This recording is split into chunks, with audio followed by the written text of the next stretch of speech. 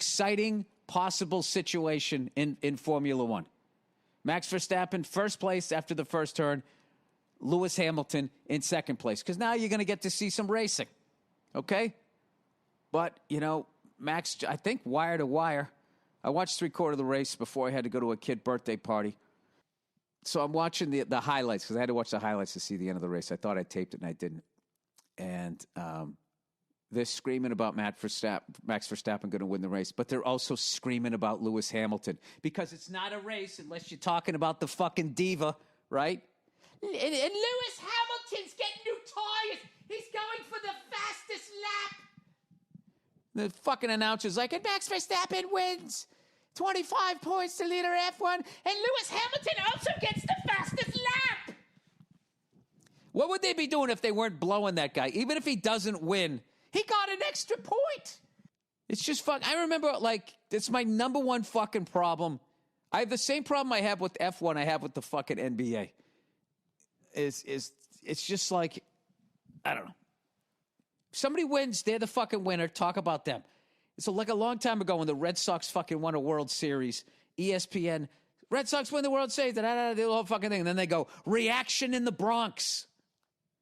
Like, why do we have to sit here and listen to their... They didn't win. They're not champions. Why are you talking about them? Why are you talking about Lewis Hamilton? He didn't fucking win. He is not the leader right now. Drives me up the fucking wall. I remember a couple years ago when I was starting to be like, you know what? Fuck Formula One. I'm not watching this shit anymore.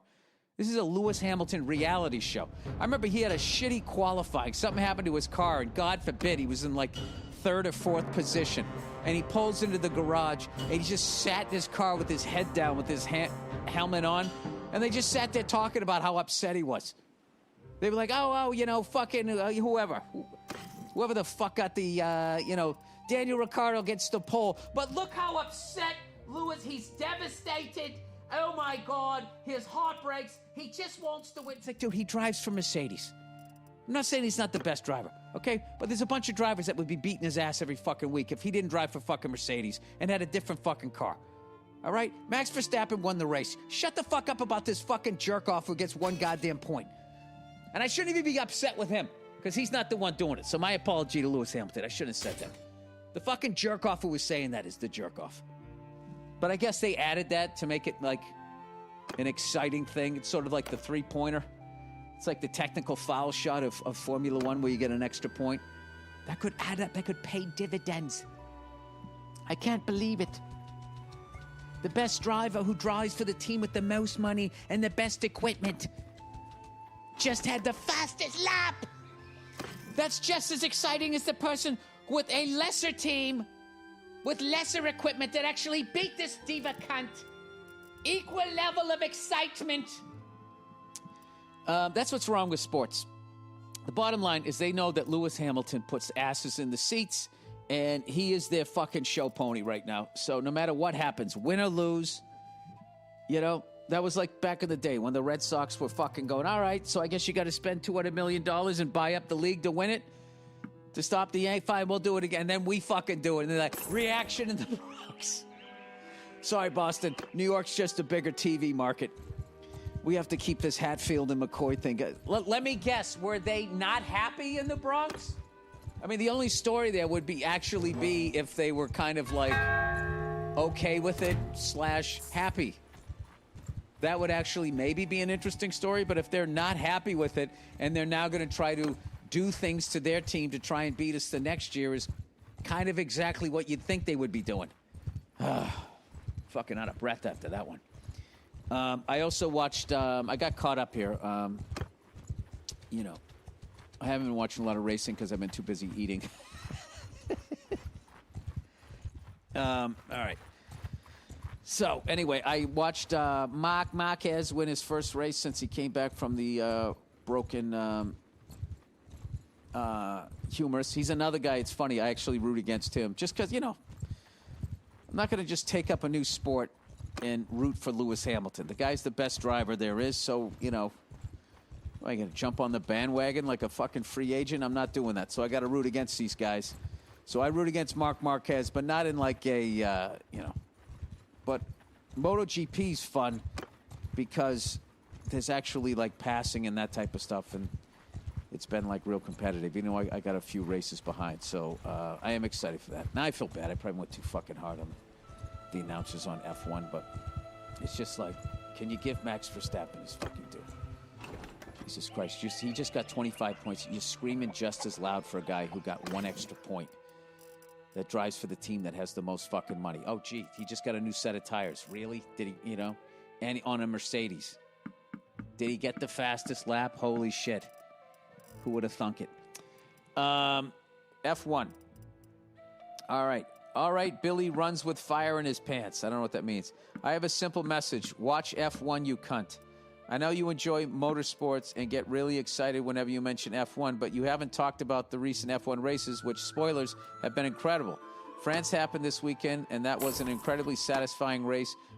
Baku happened 2 weeks ago, and that was probably one of the best races of this decade, an instant classic. Fuck, I missed. I can go back and watch them on their website. Get this. Due to new regulations, Red Bull is leading the Constructors' Championship, and Max Verstappen is leading the Drivers' Championship with Lewis Hamilton close behind. This is the season we've been waiting for. Yes, it is. Shut the fuck up about hockey and watch this shit for $10 a month. Well, the thing about hockey is every season is the fucking season you're waiting for. It's hockey. It's fucking great. Maybe F1 should run their fucking business a little more like the NHL does. Anyways, for $10 a month on F1 TV Pro, this is not an ad. I tried to get into MotoGP, but that subscription is $40 a month. Not worth it, but F1 is. No. I draw the line there.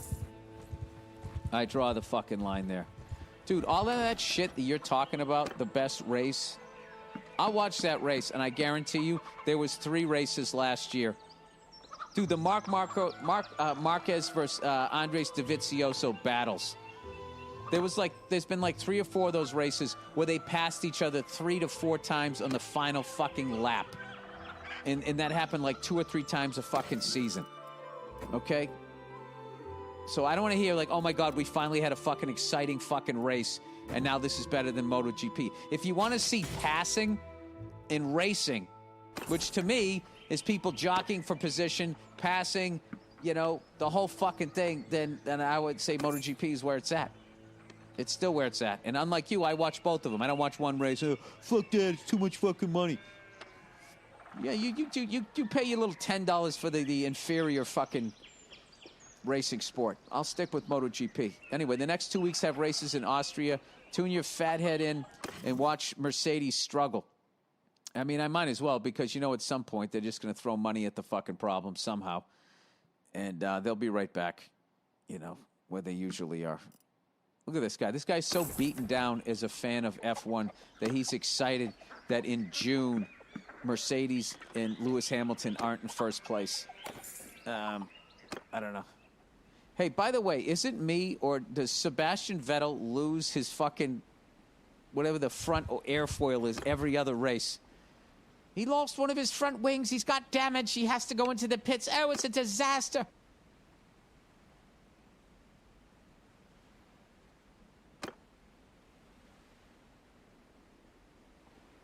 Dismiss it. But some things we can't get around. And there's about 5 or 6 of them. How did he know about those? If Jamie wants to find that video right now, what would he look under? Bob Lazar, UFO, S for Area 51, just kind of like that. So it's like the S for UFO video, Bob Lazar, and a guy does an analysis, but you're analyzing these 80s videos. Right. He from the very beginning, Bob never said, I have proof of my story and I'm going to tell the world. He said at the very beginning, I cannot prove my story. That's not why I'm telling this. George Knapp convinced him to tell people, and he lived through it, and I didn't believe it either until I talked with George. Okay, so you filmed this test flight, one test flight, and then you get Kill them all! Actually, it was, I think, the 3rd time, because we went out there the first time. Everybody saw it. Everybody was amazed because it did some radical maneuvers, and everybody had a lot to say about it. Maneuvers that I've seen the video. It doesn't. I don't think there's something we have now that does that. No. In terms of like a human piloted craft. I mean, I don't know, obviously, with the government. No, it's impossible. Nothing can move like that. And remember, we didn't start filming from the very beginning. You know, we were waiting for something, you know, to happen. The craft took off, and came flying at us, stopped, you know, turned at a right angle, flew back, and then, you know, after it did some, you know, amazing stuff, we get the camera, and then we started filming. So it doesn't have all of it on there; it just has some. The way I describe it to my friends, and they said, "What is it?" I said, "Take a laser pointer and then have a wall, and then move it around the wall. Like, you know how it moves around the wall? It doesn't seem like it has anything to do with inertia or physics, or it's not impeded in any way by the atmosphere." Yeah, that's what it looks like. You're essentially separated from reality. As crazy as that sounds, with being encased its own gravitational envelope, inertia is not going to affect it. And you know, this is how some of those recent sightings of Commander David Fravor, I'm sure you've heard of the Tic Tac UFO. I mean, he describes exactly the thing operates exactly the way I was describing. That's why he was interested to talk to me. But we saw this, and you know, on the way home, it's like, hey, we got away with it. We should try it again the next test flight date. So this became a thing to do. And I think it was on the third time that we got caught. I mean, we started becoming a little careless. I think we took a motorhome out there. And, you know, I mean, it was like the stupidest thing you could possibly imagine. Started tailgating. Yeah, it was ridiculous. And again, you're in your 20s. Yeah. And, you know, what was funny was we went out there, and my friend Gene Huff and I were leaning on the front of a vehicle. And just for some reason, we just started talking shit. Like, well, I hope they realize that, I don't remember what we were saying, but, you know, that something about attacking the base or something along those lines and stealing the craft or something like that. Something crazy. And then about 20 feet in front of us, we see a little green light fall on the ground and roll to us. And unbeknownst to us, now it's pitch black, you can't see your hand in front of your face. There were a bunch of guards standing right out there, and they had a night vision scope where they were like from here to the wall looking at us, listening to us, and the guy dropped it, and the scope rolled over to us, and you could see the green screen. You know, we turned the lights on, and all these guys are there. So it was... Whoa. Yeah. Yeah. So we did incredibly stupid stuff and got caught, as we should have. So when they catch you and they bring you in, then what happens? Well, I went in for debriefing. The following day, I went to Indian Springs Air Force Base, which is kind of a defunct base that they used to use at the nuclear test site. And this is when they brought out the transcript of the phone call with my wife. And you know, they sat me down and we said, you know, when we meant to keep the secret, we meant you can't tell your friends, right? You know, and it just being sarcastic and trying to. Mm-hmm. And then they got real serious. But this is where they, you know, took the transcript out and were reading me what my wife and, you know, our friend were talking about. And I don't know, it was a hard time. So what happens from there? What do they do with you? Why don't they arrest you? I don't know. I don't know why. I'm not sure they knew what to do, but they did let me go that night, and I went home. And this is kind of when the most stressful part started. Because you're realizing that you're being monitored. Yeah, 24/7. now I know. Not only am I being monitored, but now I know I'm in trouble. And it wasn't a short time after that I contacted, you know, at that time the only investigative reporter I had heard of in Las Vegas was George Knapp, and you know, told him some of the story because I had no idea what the hell was going to happen at that point. So George Knapp tries to dissect your story, tries to find holes in it, tells it, puts it online, and makes everybody aware of it, and that's how I found out about it. Yeah, to make a long story short. Yeah. What happens, to really make a long story short, what happens from there on? I mean, do they contact you and say, hey, Bob, it's probably a good idea if you shut up? Did they try to label you as crazy? Was there... There were a lot of things that happened at, you know, between that point. I'm leaving out a lot of stuff to fill in the story. we'd have to go back to Los Alamos and well, I really don't want to talk about that. The top secret weapons stuff that you were working on. No, I'm talking about the 115. Mm-hmm. Well, I don't know. I have to think about how I'd. What is the problem with this? I don't want to get myself into more trouble by admitting something. So I just have to dance around a couple. He was rated just during the filming of the movie. People thought it was the movie's made great, by the way. Thanks, Joe. And it's on Netflix right now if anybody wants to check it out. And if you're one of those people like me who, I've always loved the idea of UFOs. I became extremely weary talking to people who are UFO believers and UFO fanatics because there's so many of them that are full of shit. And not just full of shit, they're childishly delirious. Like the way they talk about things. I mean, there's so many people that I'm in contact. They reach me in the night and they explain to me what we're doing to the ocean is wrong. And like, you're like, okay. This is one of the reasons I didn't want to do the show. I'm sure. Well, no, it's no. Yeah, well, it's no joke. We've had people literally camp out on our front lawn, and in some ways, I can relate to some of these people. Maybe some of them did really have some kind of experience or saw something, and all their friends think they're crazy. But hey, now there's this guy I heard on the radio, and at least he knows I'm not full of shit, so I got to talk to him. Right. And so most of the correspondence I get are people trying to get a hold of me going, Bob, you got to listen to me. I'm coming to talk to you. I'm driving from Oklahoma or whatever, but some of them are just fucking batshit crazy, and they're frightening. There's a lot of schizophrenics that are involved in the conspiracy world. There's a lot of people that have real issues. Joe, it would be a disservice to your audience to not say that we have to look at what's going on now and understand. I've heard on your show a bunch of stuff about what's going on now, and to not really understand what's going on now, you can't see Bob's story in the correct light after 30 years. And at some point we should just touch upon that. The biggest being that things like the Tic Tac UFO case that came out, I've heard people, even on this show, say, oh, there's a glitch in the radar. That's a data poor perspective. You just don't know yet what's really going on. Commander Fravor, I was able to get the interview with him to talk with him way before it became public. I got that from him. He saw it. Other pilots saw it. This is a big thing that's going on right now. They had more sightings on the East Coast recently, cubes with spherical ores. These are not aerodynamic, and these are the people we trust to defend us on 9/11. Commander Fravor protected Los Angeles on 9/11. So we trust them, but they're not trained observers. Radar, individuals see these things, and the big one, just to throw down so we can consider a story a little differently, there's more depth to it. The big one is the United States government has admitted that they have been continuously studying the UFO phenomenon. That program was called ATIP, was called OSAP. That's the mother program. George Knapp got that out. They announced through the New York Times about ATIP, but OSAP, these acronyms, OSAP, Advanced Aerospace Weapon Systems Applications Program. Who cares?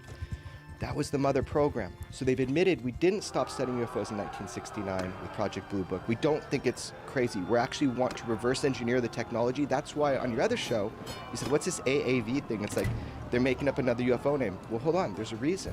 Because in the documents, the DIA documents that George Knapp released, that everybody said was fake till now they know is real, they call them AAVs, which is Advanced Aerospace Vehicles. People are getting the acronyms wrong. So the reason for the terminology change is so that we can mimic what we're reading in the DIA documents. People can look for that now.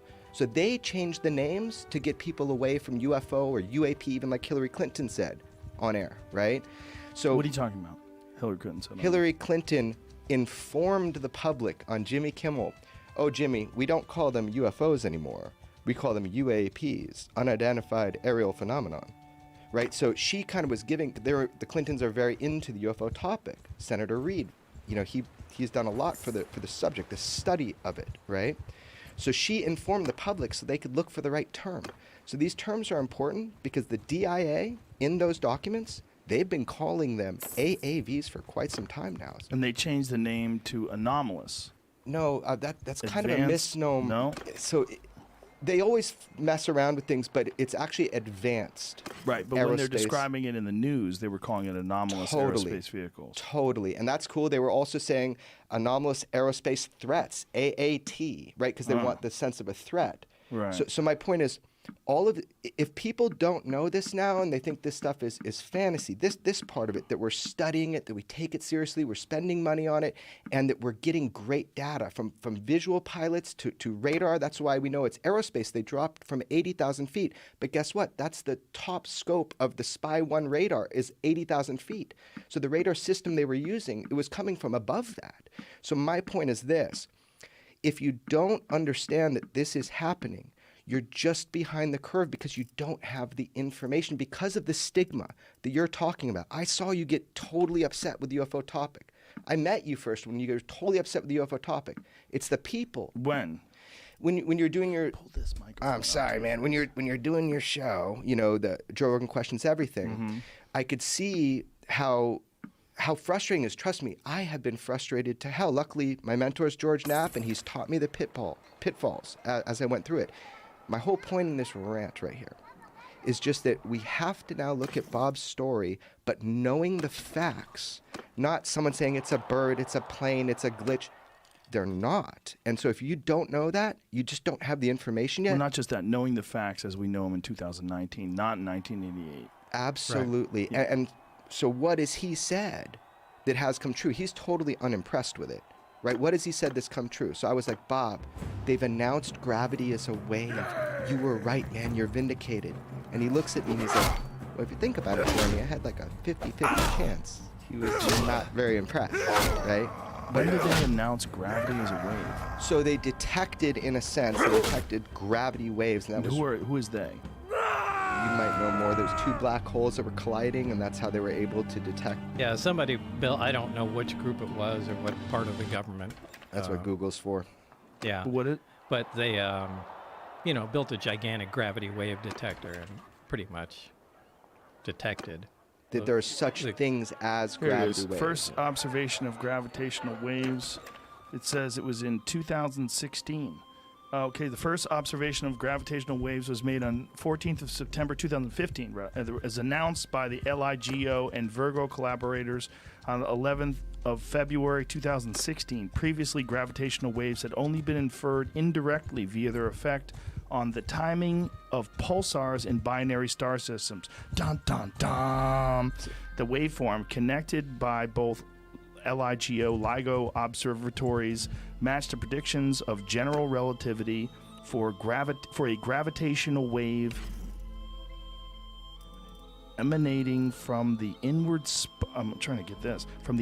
spiral and merger of a pair of black holes around 36 and 29 solar masses and the subsequent ring down of the single resulting black hole. Whoa. Well, he was in the 80s. The predominant theory was gravity is produced by gravitons.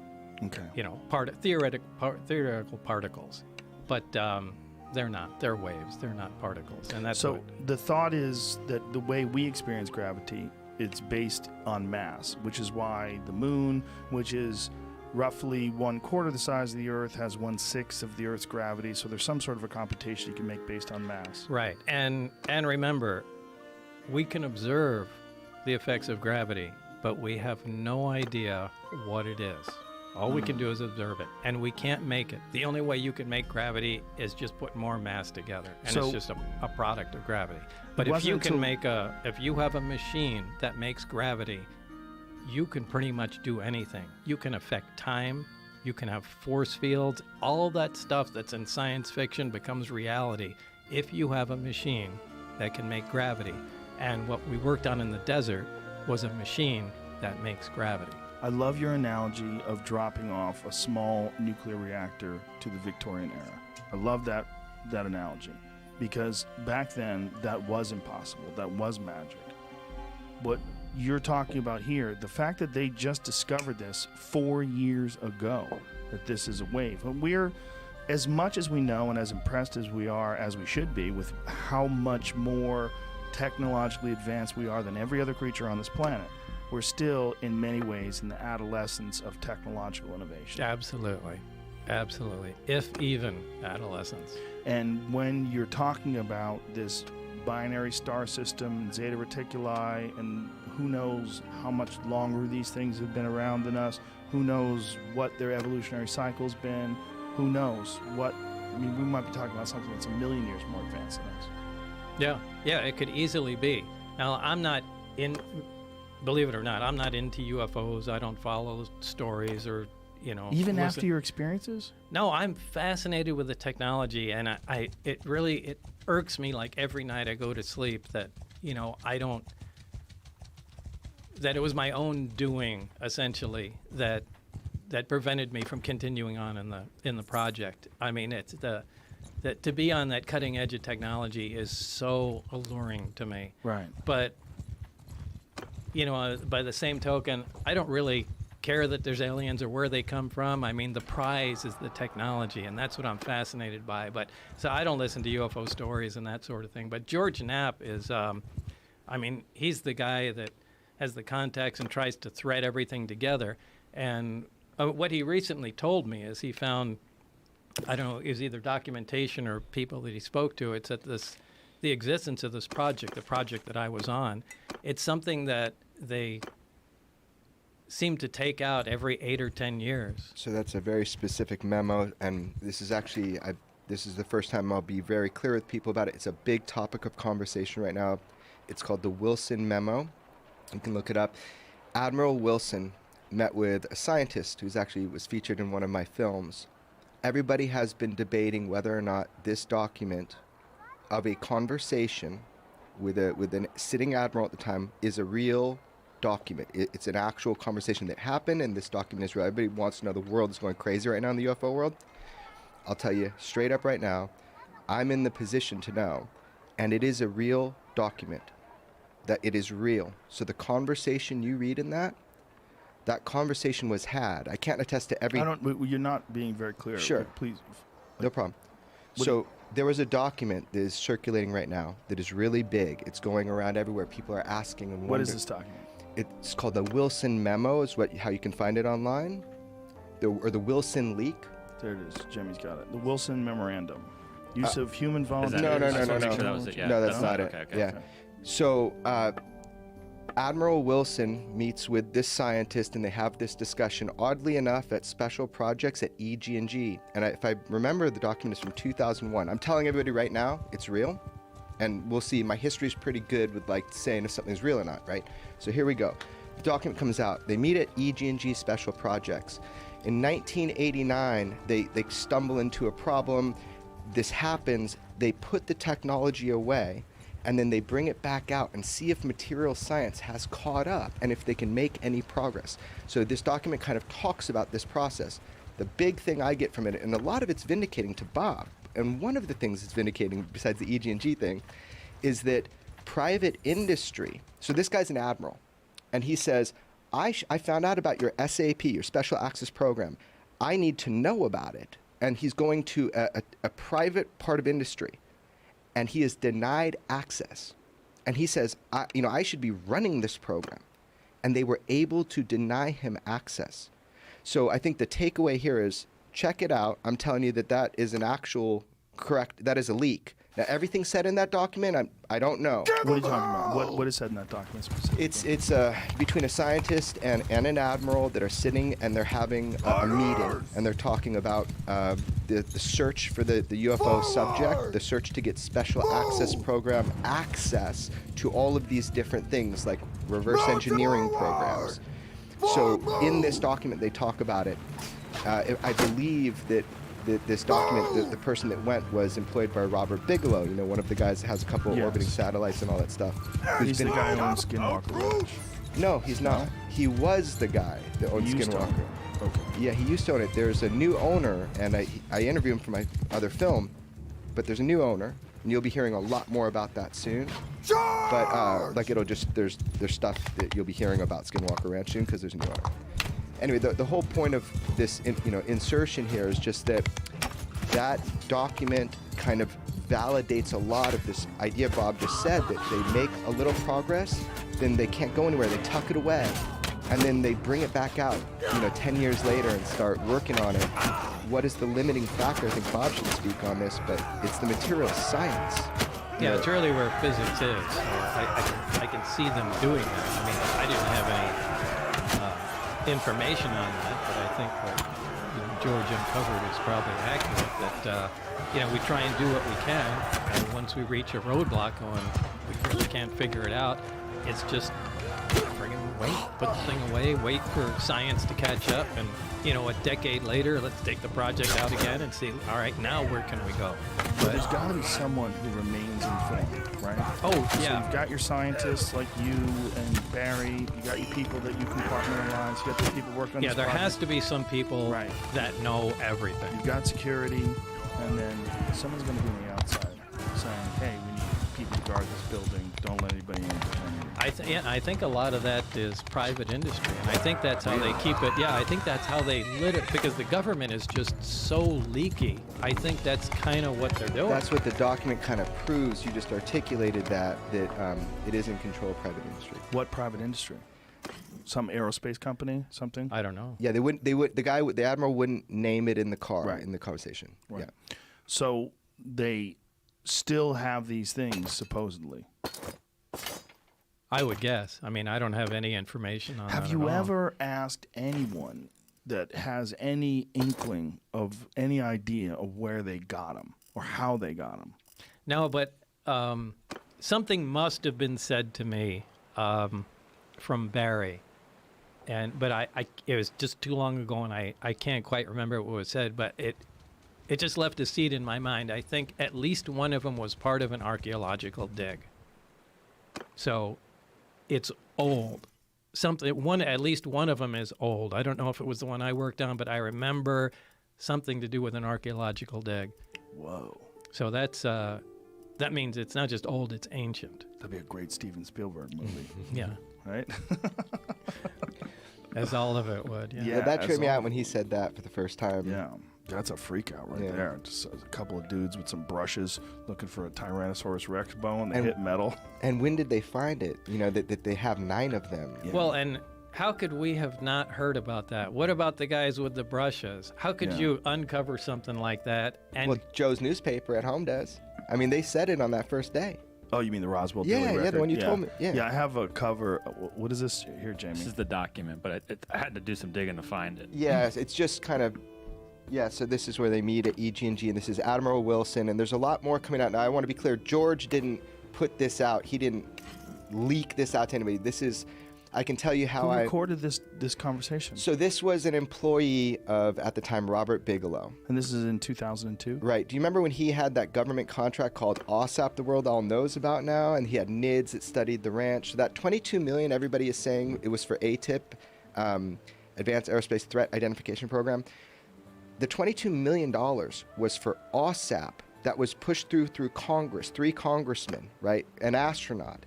It was pushed through.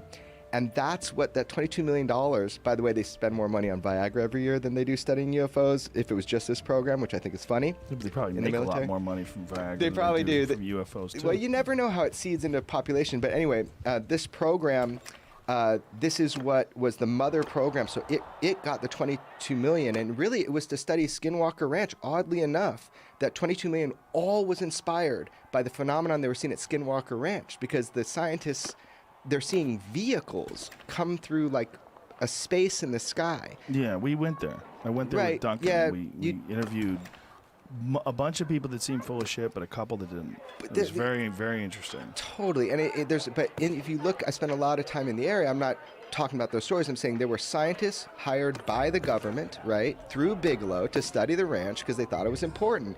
And whatever.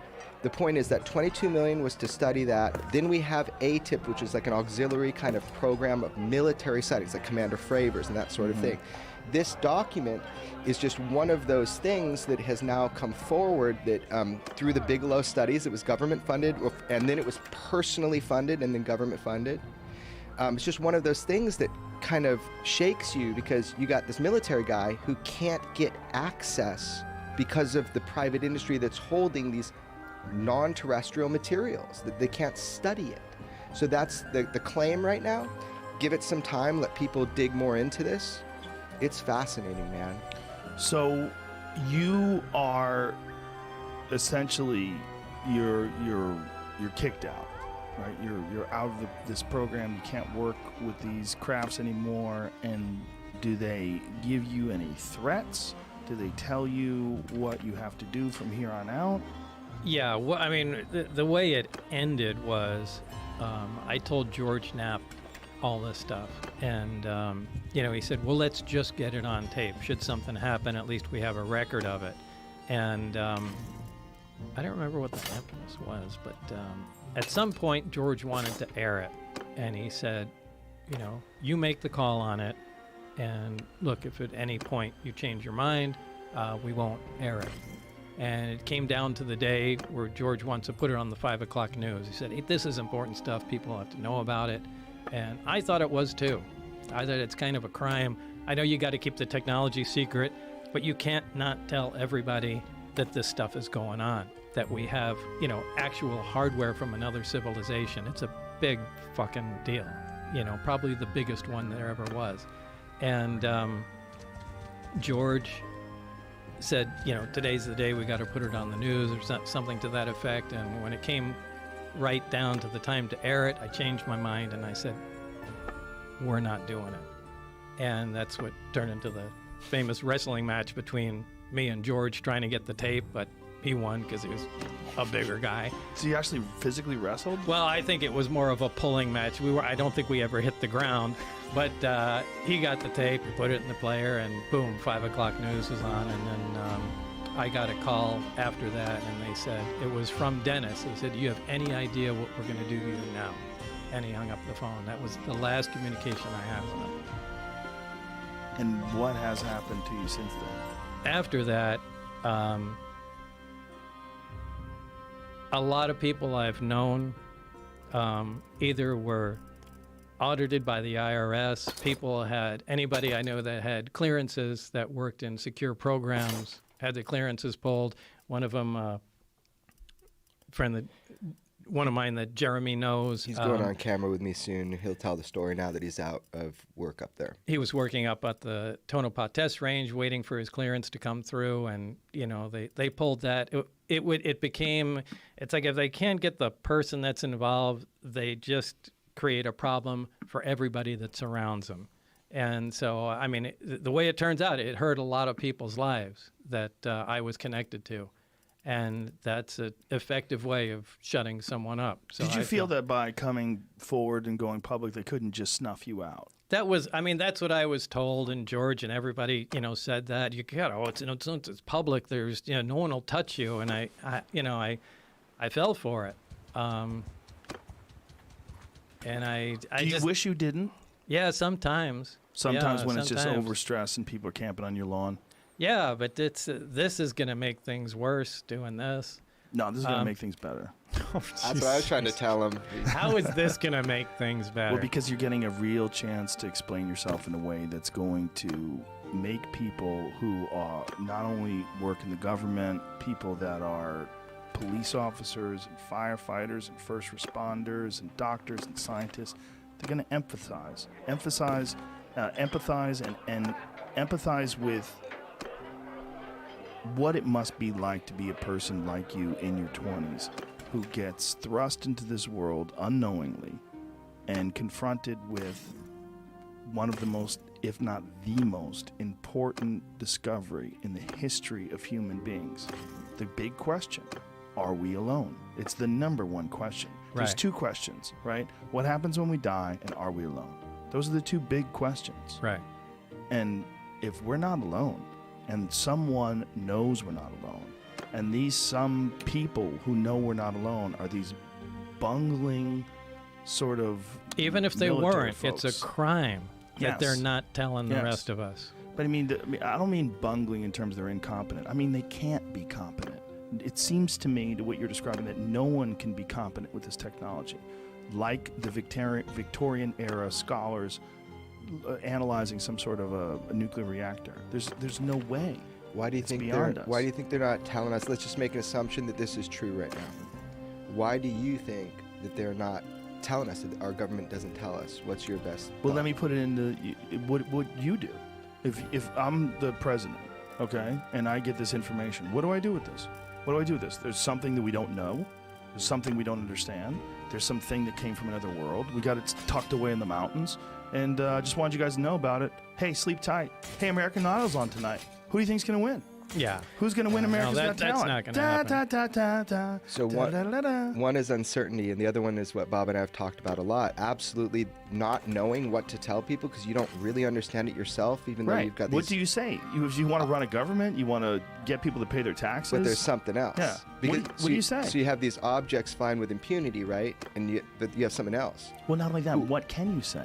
Like, how much do you really know? I think it's Exactly. mainly the technology. They just want to keep the technology secret because Military. if there's, Whoever Yeah. gets this there's wins, dude. Yeah, They win. you Right. control the where you literally become invincible once you master the technology. You cannot penetrate a field like that. So imagine I know it's all science fiction, but science fiction turns into science fact. If you have real force fields around aircraft and battleships, you win. You win. You can force your will upon anybody. And like I said, there's so much more to the story. When I was first there were Russian scientists at S4. This was early on in the project. So this was before Operation Paperclip became public as well, right? So I would imagine. that was... I don't know what the dates Yeah, were. when was that? When did that... Was that... 98, I think. 98. Yeah, I don't know the dates on that. So it's roughly 10 years later, Operation Paperclip becomes Freedom of Information Act. We're talking about Russia, not Germany. We're talking about Russian scientists. Yeah, but Yeah. I mean, Russian scientists, a lot of them came from Germany. A lot of those rocket scientists that work with NASA, they all came from Nazi scientists. Got it. So some Russians got some of them. I we just got know some of them. at some point there was intense collaboration cooperation with I mean, Russia. even exchanging some ideas on nuclear weapons and EMP tests and stuff like things we would never have discussed with them. But at the same time, it was in the late '80s. They were involved and actually in the area at S4 with us. So And you got to communicate with these guys, or you saw them? no, I knew they were there. Barry would talk about the commies that were there. The commies? Yeah, the commies. And That was back when they were the commies, right? It was the Cold they War. were real commies. Isn't that interesting? At some point, it wasn't our group, but at some point, there was a big discovery made. And this did not happen when I was there. It happened in between my trips to there. And after that, apparently, they decided it was just too cool to share with anybody, and the Russians were never allowed back on the base after that. But you don't know what that discovery was? No, like I said, it wasn't my group. So one of the other groups really found out something. But in typical American fashion, it was, all right, this is ours. You guys get the hell out of here. Was there any inkling that any other government had something similar? No, nothing that I had heard. See, that was the thing that always freaked me out, was why, if something was so superior to human beings, it's almost like visiting an ant colony. Like, why would you go to the queen? I don't give a fuck who the queen is. I'm a human. I'm so superior to you ants. I don't care who you have running your hive. I'm just going to study it. I think it's who got it. Who got it? Look at the, rocket technology in Germany. But they got 9 of them? Yeah, that doesn't make sense to me either. So they were either in the same area or, one had clues to where others were. I mean, I don't know. You have to fill that in there, but you're right. I mean, 9 of them, that's a big dig if it was archaeological. Well, one of the more recent sightings and these discussions that have been coming out recently from Air Force pilots and Navy pilots, they've been talking about things happening in the ocean, and that something literally goes into the water, or something maybe below the surface You're thinking of the about water. the 2004 Tic Tac Nimitz case. So that's when George Knapp and I broke on the radio twice before the New York Times, so I know this one really well. Commander Fravor and those pilots. There was a disturbance on the surface of the water.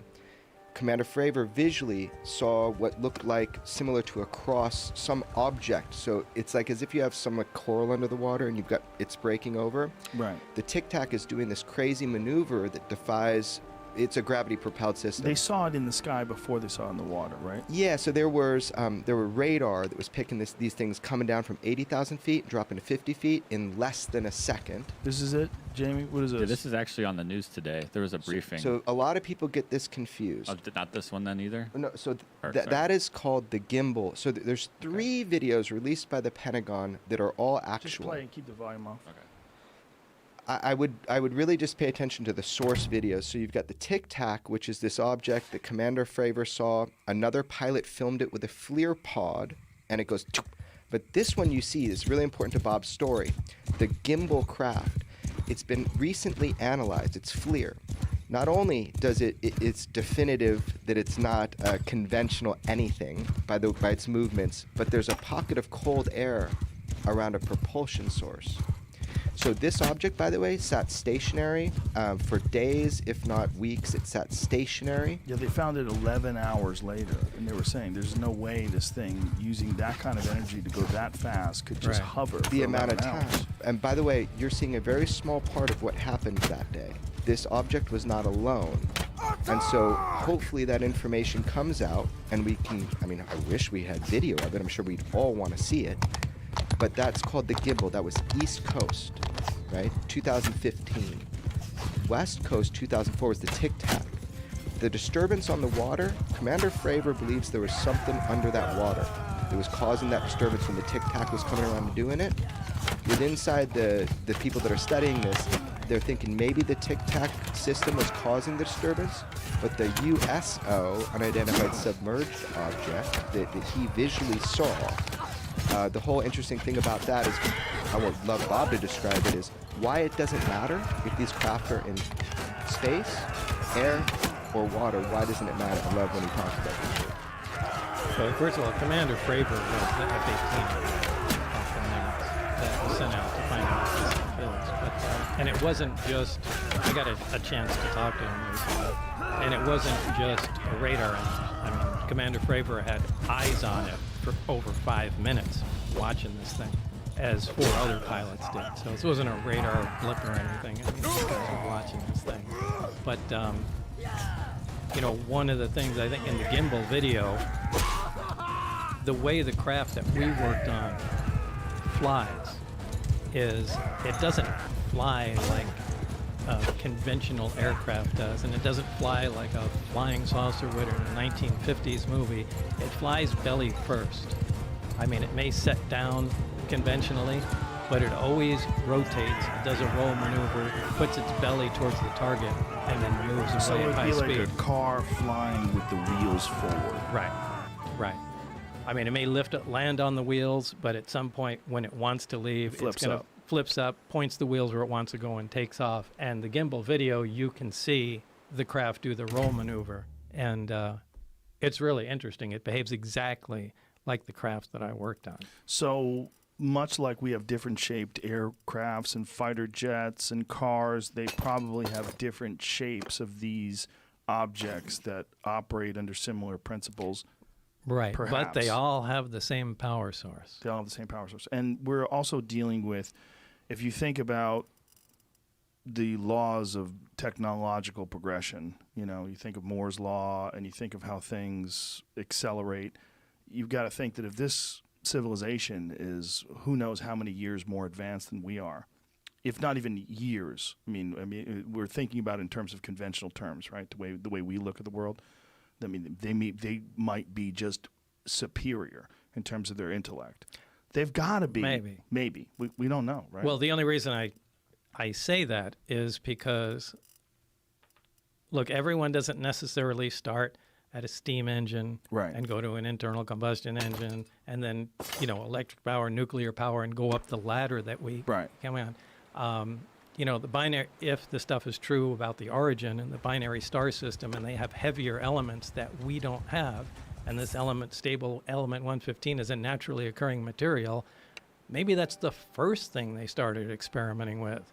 And the version of their steam engine, their first product, was something that operated like this. And actually, when they came to Earth to look around, or, you know, whatever, they were amazed at the stuff we were doing. These guys burned stuff and squirted out the back to go forward. So, you know, who says they follow any kind of normal progression like that? My thought was, if you went back to the 1400s and then you went from 1400 to 1500, you're not going to see that much of a difference technologically. Right. If you go from 2000 to 3000, I assume there's going to be a radical change. Right. Well, the delta, the rate of change is magnificently higher than it used to be.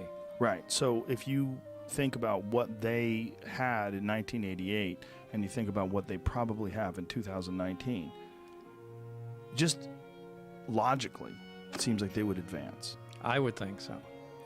The only question is, like, are they living? Is that a living thing in terms of like a biological thing? Or are they some sort of an artificially created creation like we are working on right now? I mean, we're in the middle of working on artificial reality, artificial beings, sentient beings, artificial intelligence. There's silicon-based life forms that they're essentially trying to create. Boston Dynamics, or was it Boston Dynamics at the company that's can making make those robots, crazy yeah. robots? Yeah. You can make machines out of flesh, Yeah, right? So right. a cyborg or a cybernetic organism is just that, that's what a lot of people think those like gray things are, that people call the grays. Yeah. Is like, they're machines Right. printed from flesh. So what you're saying is like not Well, they so could just far be off from- No. synthetic life. Synthetic they don't life, even need yeah. to be, Right. machines. I Right. Well, mean, they seem to have no sex organs. The way they're described by people that have had interactions with them, assuming these people aren't liars Right. or crazy or whatever. Right. That they have no sex organs and that they don't seem to have any muscle. They're just almost like a frame. Right. And they have enormous heads. I mean, if you look at Australopithecus or depictions of ancient hominids, and then you go to human beings, one of the things you see is bigger heads and weaker bodies. well, you see it's a almost clear like progression yeah. of evolution, Yes. too, where for something like that, I would lean towards a synthetic organism because it Yes. looks like it was made for a specific task. There's Right. no reproductive organs, so, I mean, that almost kind of leaves out any kind of, physical evolution. Right. Well, Yeah. that's also our bottleneck, right? Our bottleneck is our biological imperative. The need to breed, emotions, fear, anxiety, all these different things that exist in order to force us into making sure we reproduce. I mean, that's essentially what it is. There are human reward systems that aren't necessary once they can figure out a way to make some sort of sentient artificial life. Some sort of thing that doesn't have these biological limitations that we have. By the way, these craft, all these different kinds have been reported because it was confusing. I always thought of flying saucers what I heard Bob Lazar talk about, flying saucer, right? But if you look back in history, people have always reported the weirdest shapes. Like, none of them are alike. There are the saucers, but you got cigar shaped, you got, the top hat shaped, you have orbs. Why? Maybe they're serving different purposes. They're doing different things like we'd use different tools. And I want to be clear, the reason I know that memo is real is because I spent a lot of time with Dr. Edgar Mitchell, sixth man to walk on the moon. Last guy to film him before he died, right? That's how I know. I don't want any journalists thinking I got it from anywhere else. I know because of Dr. Mitchell, and he said the same thing. Maybe these things are performing different tasks, and that's Well, why. they seem, if you think about what an alien is in terms of our the sort of iconic image of an alien, like the Steven Spielberg Close Encounters of the Third Kind alien, they seem like what we'd assume a human being would eventually become. Right. And if these things are tiny, human beings are smaller than they've ever been before. They're weaker than they've ever been before, and there seems to be a trend in that direction. And this trend seems to be amplified by our technological progression, there are a lack of need for muscle strength and our lack of need for violence, and we're moving in a society to try to get away from all the things that we think are abhorrent about human beings and the terrible behaviors that we have. If we one day do give birth to some sort of an artificial being, like Marshall McLuhan's quote, "We are the sex organs of the machine world." That one day we... Okay, I'll buy this. Yeah, McLuhan was brilliant. And that quote has always been one of my favorites because, okay, what are we doing when we're constantly technologically innovating? We're constantly looking for faster cars, better computers, bigger screens, faster, more resolution, more pixels, more this, more that, higher bandwidth, 5G, 10G. Right. What are we doing? We're moving into this, if you just follow it, objectively stand back, don't attach yourself or your civilization, your culture to it, and look at what it is. We're moving 100% towards technological innovation. If you looked at this species from afar, and if you weren't a part of it, you would say, well, what does this species do? Oh, they make things. They make things better every year. Beehives are the same fucking thing that you see 10 years ago. You go by, you see a beehive. It's amazing. It's cool, but they're the same Right. fucking thing. They figured out how to do it. They make a beehive. Right. We don't do that. We make better things. What would you do- constantly? And at some point, I think that technology is going to fuse with us. Yes. And we're going to become. It's already happening. Yeah. I mean, Elon Musk talked about it on my podcast that we are cyborgs. You just carry it in your pocket. It's a phone. It answers any question you want. You can talk to it. It'll give you the answers instantaneously. It navigates you. It has all your phone numbers in it. It has all your contacts. You can get a hold of people. People are listening to you through it. It's connecting us in ways even involuntarily. Haptics, that kind of thing. Yeah. It's also getting on your wrist. How many people have iWatches, Apple Watches? They put them right, on their wrist. right, and that's only because we can't integrate them yet. But Yeah. you know that point is coming. 100%. Yeah, I didn't joke about it last night, but I have a bit about it that I do, about the integration between humans and technology. That's What would you do if you were a hyper intelligence, right?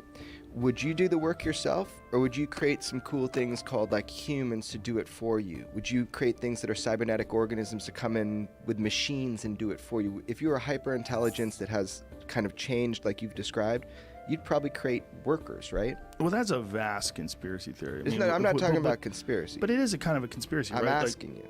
well, I mean, I don't think it's necessarily that. I mean, you could look at it that way, but that is the way a conspiracy theorist would look at it. The way I would look at it is like there's obviously a progression going on, a biological progression. There's some sort of an integration with technology. There's some sort of imperative, this need for technological innovation. It's inescapable. Everyone has it. And I think it's attached to materialism in some sort of a strange way because so many people work so hard to get new things. And like, God, that seems so illogical and preposterous, and it makes people unhappy, and depression's on the rise, but nobody seems to be able to stop it. Like, why is that? Well, maybe it's because we are the electronic caterpillars that give birth to the butterfly. Maybe that's what we're doing. That Maybe could what, very well be. what our job is to do is to make some sort of a cocoon, and we don't even know we're doing it while we're doing it. Do you think a caterpillar is aware? Like, hey, caterpillar, what are you doing? Man, I'm doing my thing. It's my job. I have to make a cocoon. Then I'm going to become like a butterfly. This could be a natural part of evolution. It could be. That we're Right, just right. supposed to do this Exactly. and make the jump to some sort of mechanized, Right. yeah, Have you ever non-biological. seen an orangutan that is fishing with a spear? No. They've figured out how to fish with spears. There's primatologists. I guess you would Wait, call them. without somebody showing them how to fish? No, they've imitated human beings doing it, and now they do it, but they do it independently. They're not trained orangutans. They're wild orangutans. Look at that. There's a wild orangutan. Okay, that's with a spear. impressive. That's That's very impressive. Well, there's these primatologists. I guess you would call them primatologists. That's the term. That's a great. Biologists that believe that monkeys and chimps and some of the great apes are moving into the Stone Age, that they've currently entered the Stone Age. Like, they're not staying what they were 100,000 years ago or 500,000 years ago, but they're actively using tools, and they're experimenting with different ways to use those tools. And then they're making tools out of stone. They're making tools out of sticks, and they're using them. Well, this might just be what happens. This might just be what Right. happens. I mean, why Right. else? Why the fuck do we work so hard? I mean, I was driving to LA this morning. I had a doctor's appointment, so I was on the 405 at 8 in the morning. But Jesus Christ, like, this is so crazy. When you're on the 405 in LA at 8 o'clock in the morning, you see literally a million cars. Yeah, red light. And it's just everywhere you go, it's people. And also, I'm in a Tesla, so I have it on autopilot. So I'm there sitting, I'm listening to a podcast. I barely have my hand on the wheel. I'm not touching shit. This car's driving me along. I'm not even doing anything. I'm just hanging out. It's so much less stress, by the way, to do it that way. Right. So it encourages you to innovate. It Yeah. encourages you to embrace this new technology. I got this giant screen. It's showing me the navigation in front of me. Oh, I'll be there 5 minutes early. Excellent.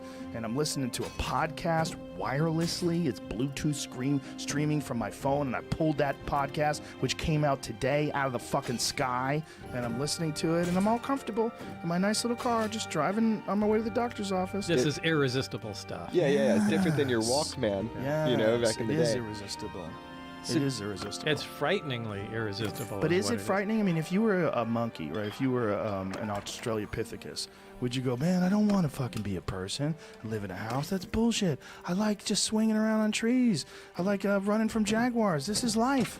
Guys, life is running from crocodiles. It's not living in a fucking suburban No, community. there's probably some that are like that. Yeah, I don't think so. I think when it comes, we're going to embrace it.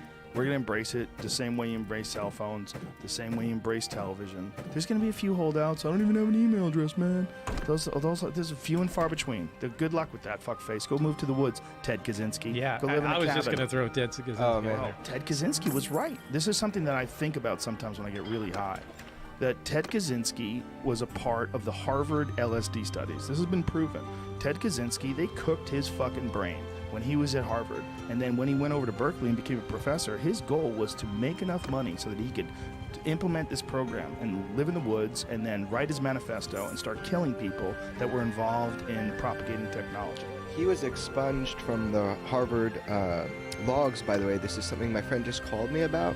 So there's like this private library, and they used to print people's names whenever they were part of a university, and he was one of a handful of people that were expunged from it. I want to jump back to the one thing, Joe. I want to be very careful with that word, conspiracy theorist. What I was saying to you was, we terraform our Earth, right? We terraform, we change the environment, we do all this innovation. What is stopping us from thinking that that's not being done? I'm not saying it is. I'm saying what's stopping us from thinking that that's being done on a much bigger level, on a cosmic level. You mean like aliens coming down doing that to humans? No, I'm telling you that there is something here. There's a fact. There's something. They're a craft. They're here. They're not ours. They're here. So the question is, what is that about? And I'm just looking at what we do with what you're describing with technology. Well, and I think it's much more likely that the same way we observe chimps and we observe that they are now in the Stone Age, that they're observing us, and that they're recognizing that there is a pattern, that there's steps that happen. I mean, Carl Sagan talked about the different levels of civilization, and that that if we don't get past certain levels, we're never going to reach this. Right. I mean, we're a in type this, 1 civilization. Yeah. We're going to stay at type 0. Well, yeah. we're in this warring, polluting, Yeah. pillaging We're awesome. civilization. Humans are awesome. I mean, we're awesome in a lot of ways, But in that way, we're not. Well, But- yeah, we're children that have immense power that we didn't really. The other thing is you're using the immense power that other people have created, right? I mean, even when you're driving a car, you're stomping on the gas like, woo! You didn't invent the fucking engine. You didn't invent tires. There's all these things that were involved in the creation of this thing that is really outside of your grasp of understanding, but yet you have the ability to use it, like a person with a gun. I'm just gonna bang, bang, bang people. You didn't invent a gun. So like you've without the intellect to craft and engineer and manifest these creations, you just have access to them because you have paper or you have Bitcoin or you have whatever the fuck you're using a credit card. Now you have almost no responsibility. You could just flippantly use these things, which is why we were very childlike in our actions. We haven't had to earn the responsibility. We haven't had to earn these things that we've been able to have, and you've only been able to have them because other people have innovated and spent ungodly amounts of time and effort and focus in the lab to create these things, and then they've all put them together. And then what's the reason to put them together? To profit. Well, what's the reason to profit? Well, why are you doing this? So you can buy more things. Well, what are we doing? What are we doing? We're making better things. That's what we do. That's all we do. That's all we do is make better things. Yeah. Why right? the fuck do we need oil? Why do we need oil? Why can't we just burn wood and stay home? Why can't we grow chickens and food in the backyard? Why can't we do it? Well, we fucking can. We certainly can. People do it. But we decide to make that almost impossible. Our preferred way of living is to stuff everyone into a very small area where no one grows anything other than weed. And this is what LA is. LA is 20 million people with hard surfaces, as many hard surfaces as you can. Boy, if you got an acre backyard in LA, holy shit, look at all that green. This is amazing. Well, no, that's the fucking earth coming through this weird sort of creation that we've put on top of the earth. But the goal is that, like New York City, there's none of it, right? You've got Central Park, and then just got human shit. Human stacked up. No one's growing anything. And then constant work. Everyone's up early. Go, go, go. Innovate, progress, make that money so you can buy more things. And every year, hey, Apple, where's this fucking new phone? As if your phone isn't good enough. Like your phone's taking pictures and videos, and people are calling you, and you got applications that tell you which way the wind's blowing. It's not good enough. A blink of an eye, it's all gone though. That, you know, like 10,000 years and the Hoover Dam goes or whatever. You know, Mount Rushmore disintegrates. So it's amazing because we have created that, and everything's trying to spring up through that. We keep it maintenance down, but we're a blink, man. Something hits. But we don't think that way. You know, you think in terms of your own life, right? You think in terms of what you want and what you need right now. You know, we are in many ways this combination of this weird, primitive, ape-like thing with the ability to calculate and manipulate our world and our environment that makes us wholly unique. On top of that, with existential angst and fear. So what do you do with that? We fucking water it down with antidepressants. Give these fucking people some shit that keeps them moving. Well, they're worried about the future. They're trying to figure out what reality is. You're on a goddamn convertible spaceship spinning 1,000 miles an hour, hurling through infinity. There's no meaning to this thing. Just keep making shit. Keep making stuff. And then one day, they're going to be able to hit that switch, and this life will be born out of innovation and thinking and progress and technology. And more than likely, it's probably going to be what we're seeing that these things are that you're observing. I'm not observing them, but yeah. Well, someone's observing. Are you implying that they're us? I don't think they are us, but I think they are what happens when things keep going. It's not us, just like we're not monkeys, right? I'm not a chimp. Oh, that'd be cool. Like. They're from here, is your idea? No, that this is what happens all over the universe. Yes, right. Yeah, totally. This is what happens. Here's the thing. You know, I went to see Brian Cox's, he has this amazing live show with Robin Ince where they have these LED screens, these huge screens with high resolution depictions of the cosmos. And one of the most mind-blowing things was he has this large-scale image of the universe, and it shows all the individual galaxies of the universe, and it just keeps moving through all these galaxies in 3 dimensions, and it's fucking incredible. But what's stunning is the relative uniformity of it, even at, you know, I mean, you're obviously looking at an incredibly small depiction of something that's immensely large, like a galaxy of hundreds of billions of stars. You're seeing this little dot that's flying through space, surrounded by other little darts at very similarly spaced distances between them. Yeah. So, like, if we see uniformity in that form, in terms of like the distance between galaxies, so many galaxies, it's so similar. They might vary slightly, and that slightly might be hundreds of millions of light years, right? But there's so much uniformity. Why would we not assume that uniformity exists pretty much everywhere, and that all these things that you're seeing that are so similar, you do see binary star systems, you do see single star systems like stars, but there's also some speculation that Earth and that our solar system one time was a binary star system, right? I mean, that's one of the speculations about that object that they find outside the Kuiper Belt, that the thing is 10 times larger than Earth. They think it might have been at one point in time a star.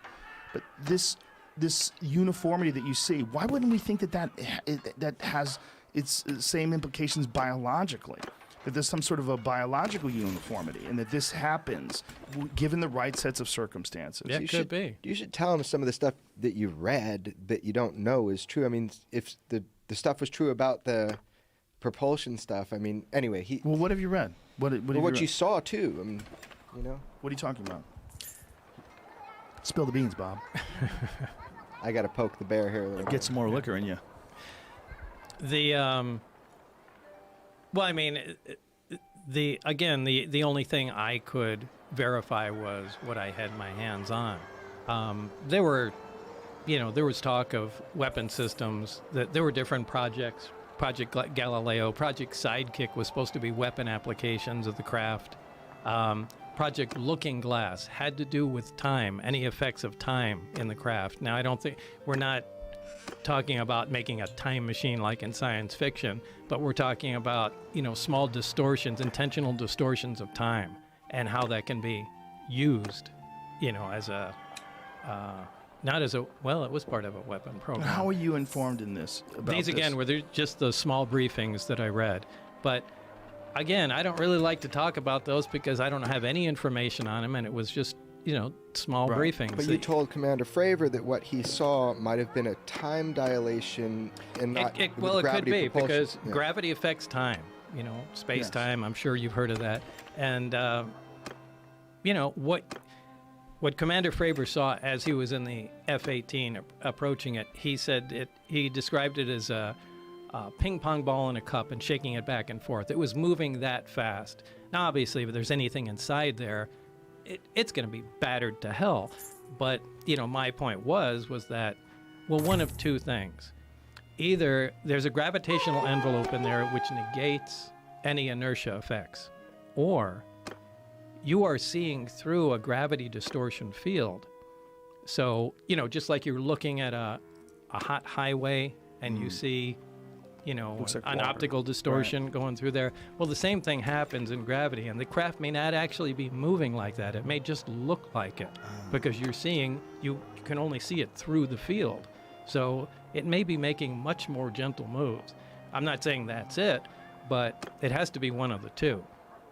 And the thing shows up 60 miles away. They noticed it on radar 60 seconds after it left Commander Fravor, but it was at his cap point, which is the next point he was destined to go to, 60 miles away. And in 60 seconds on radar, the same object ends up there. So it's going a mile a second. No, I think the radar just picked it up in 60 seconds. Yeah, it could have been there instantly, but Yeah, we don't know.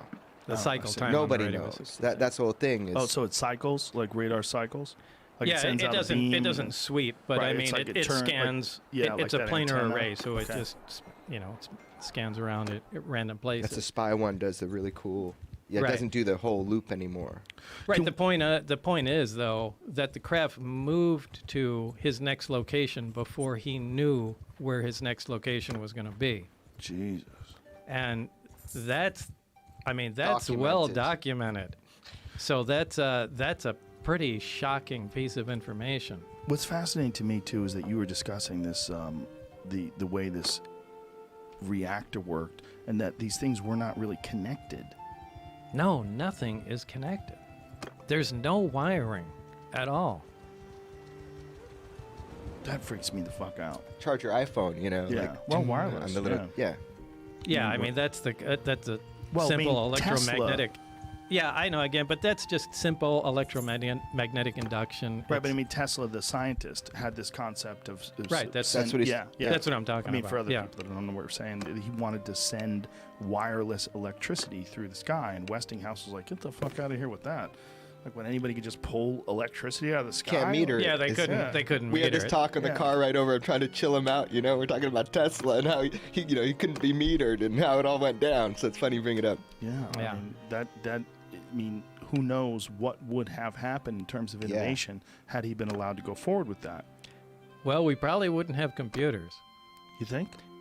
Yeah, I'm pretty positive. Why I is mean, that? forget about microelectronics. Well, this is dumping huge amounts of electromagnetic energy in the air, and yeah, we'd be able to wirelessly turn on our lights, but there'd be no radio communication. The interference would be something would be overwhelming. It would induce electric currents in anything with a small wire on it. So integrated circuits, transistors would be disintegrated before they were even, tested for operation. So it would Maybe it would destroy. have fucked us up. Yeah, it would have stopped us dead. It'd be great. You could turn lighters on and heaters from all over the place with no wires, but it would stop modern electronics. And if we became dependent on it, it would almost be like our dependence on fossil fuels. Although it's destructive, it's very difficult for us to get off the nipple. It would have changed the course of how we developed, which is so interesting when you talk about if a civilization, another star system, didn't even start with fossil fuels. They had 115 naturally on their planet, and they're like, cool, anti-gravity is pretty awesome. Well, the fact that they I didn't think have it's important that actually happened. yeah. It might have been stopped in its tracks. Whoa. And I think it's incredibly difficult for us to imagine technological progression under another timeline other than the one that we've experienced.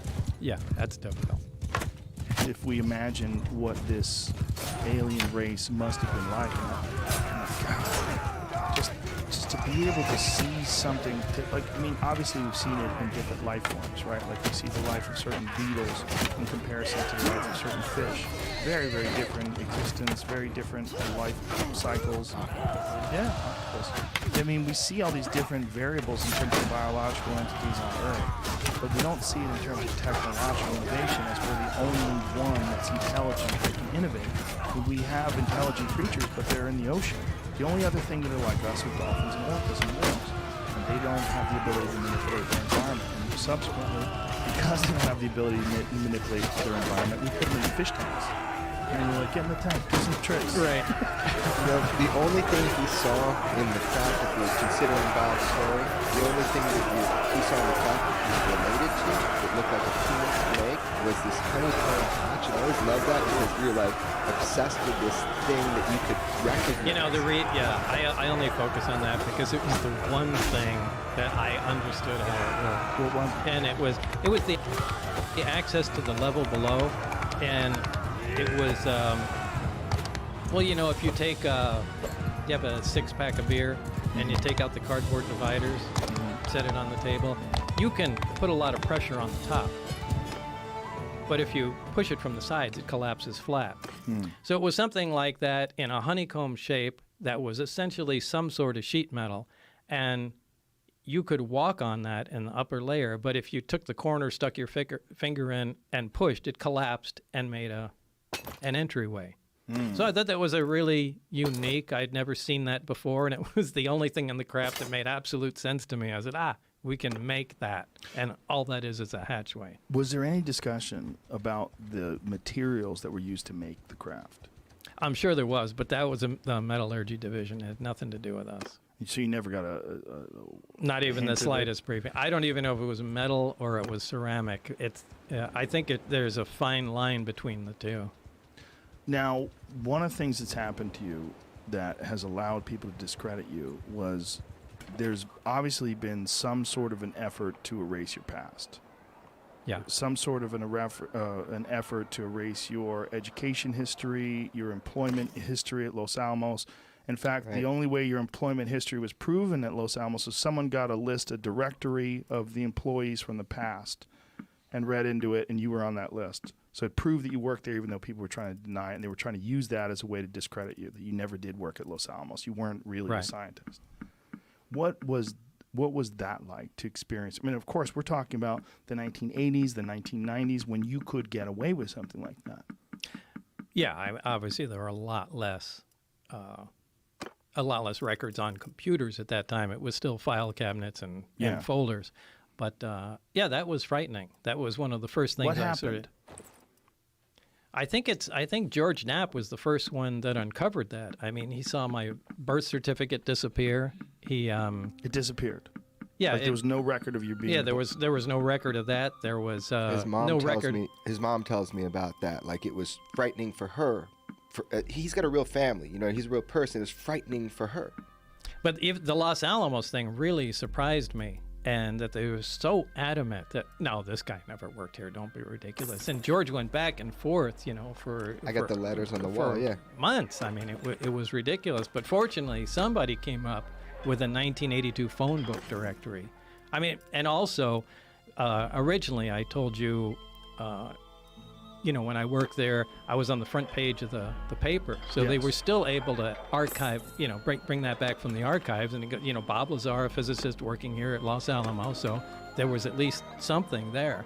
But somehow George came up with the phone directory. And then Bob took George with cameras into Los Alamos. Oh, yeah. Yeah. So we flew out there and I said, look, come on in. I'll show you where I worked. We'll go in. We'll meet people. And George went with me and... and filmed you knew inside how to there. navigate the place. So you'd and met people, and and Los so Alamos no was also the place where they had the machine that was able to read the size of your digits. No, that was That in Los wasn't? Alamos. That was S4. That was S4. And explain that. So now this was back in the 80s. And this is back in the 80s where when you discuss this, people are like, this doesn't even exist. Yeah. Okay. What was it? It was a way, this is before fingerprint scanners and, and any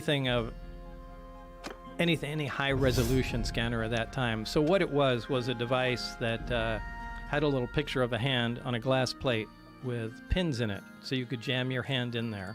And there was a bright light above it and a sensor underneath. And when you put your hand in there, the light would turn on, and it would measure the bones in your finger because the light shone through your bones. And apparently, the length of the bones in your fingers are extremely unique and easy to measure. And they use that. When you put your hands on there, the light would turn on and your badge would pop out. There's it right there. Oh, there it is. That's it. And I tried to describe this to people, and they said, that is the most ridiculous thing we've ever heard. And I said, hey, my badge came out of that thing. I put my hand on it, badge popped out, and that's how I could open the doors and get into S4. And, And everybody discredited that. They said it was bullshit, it was science fiction. And Jeremy, you found this. I found it through a good friend of mine named Tyler Rogaway, and he had some good sources inside of Area 52 where they also used these for the stealth program right around that time. So now I've got all these people that worked within who, said only if you're in certain programs would we use this technology. It was kind of shit, actually. They didn't keep it for very long, the beginning of biometrics. So I was able to reveal it in my film. I kept my mouth shut until I showed it to Bob. In the movie, the first time he saw it was how you see it in the documentary. That's his genuine reaction. I'm getting goosebumps. That was a great idea, the way you did it. Thank you, man, because you know what? Guess what? I'm actually trying to see if he's telling the truth. That's how I started. That's how he started. So it was really cool to see that, and that you get to see it, his actual reaction. Has that been verified by other people? Yeah, so to me it has. Personally, I get emails every day, and people are telling me where these are used and how they're used, and send me photos. I got a lot of photos of identity mats now. Well, how they were used, right? They're not how they were used, but I don't. The most recent one was way more recent than I thought in another country, but yeah, that technology was used. So what's so funny is that this technology, even in the Area 52 where they'd use them for Tonopah, one of the guys who will go on camera with me, he will do an interview with me. He was a technician for one of these, and he hated them because they were really bad. They always broke down and he was a technician for him. Now, he won't tell me where. If he worked at Area 52, so it was probably Tonopah.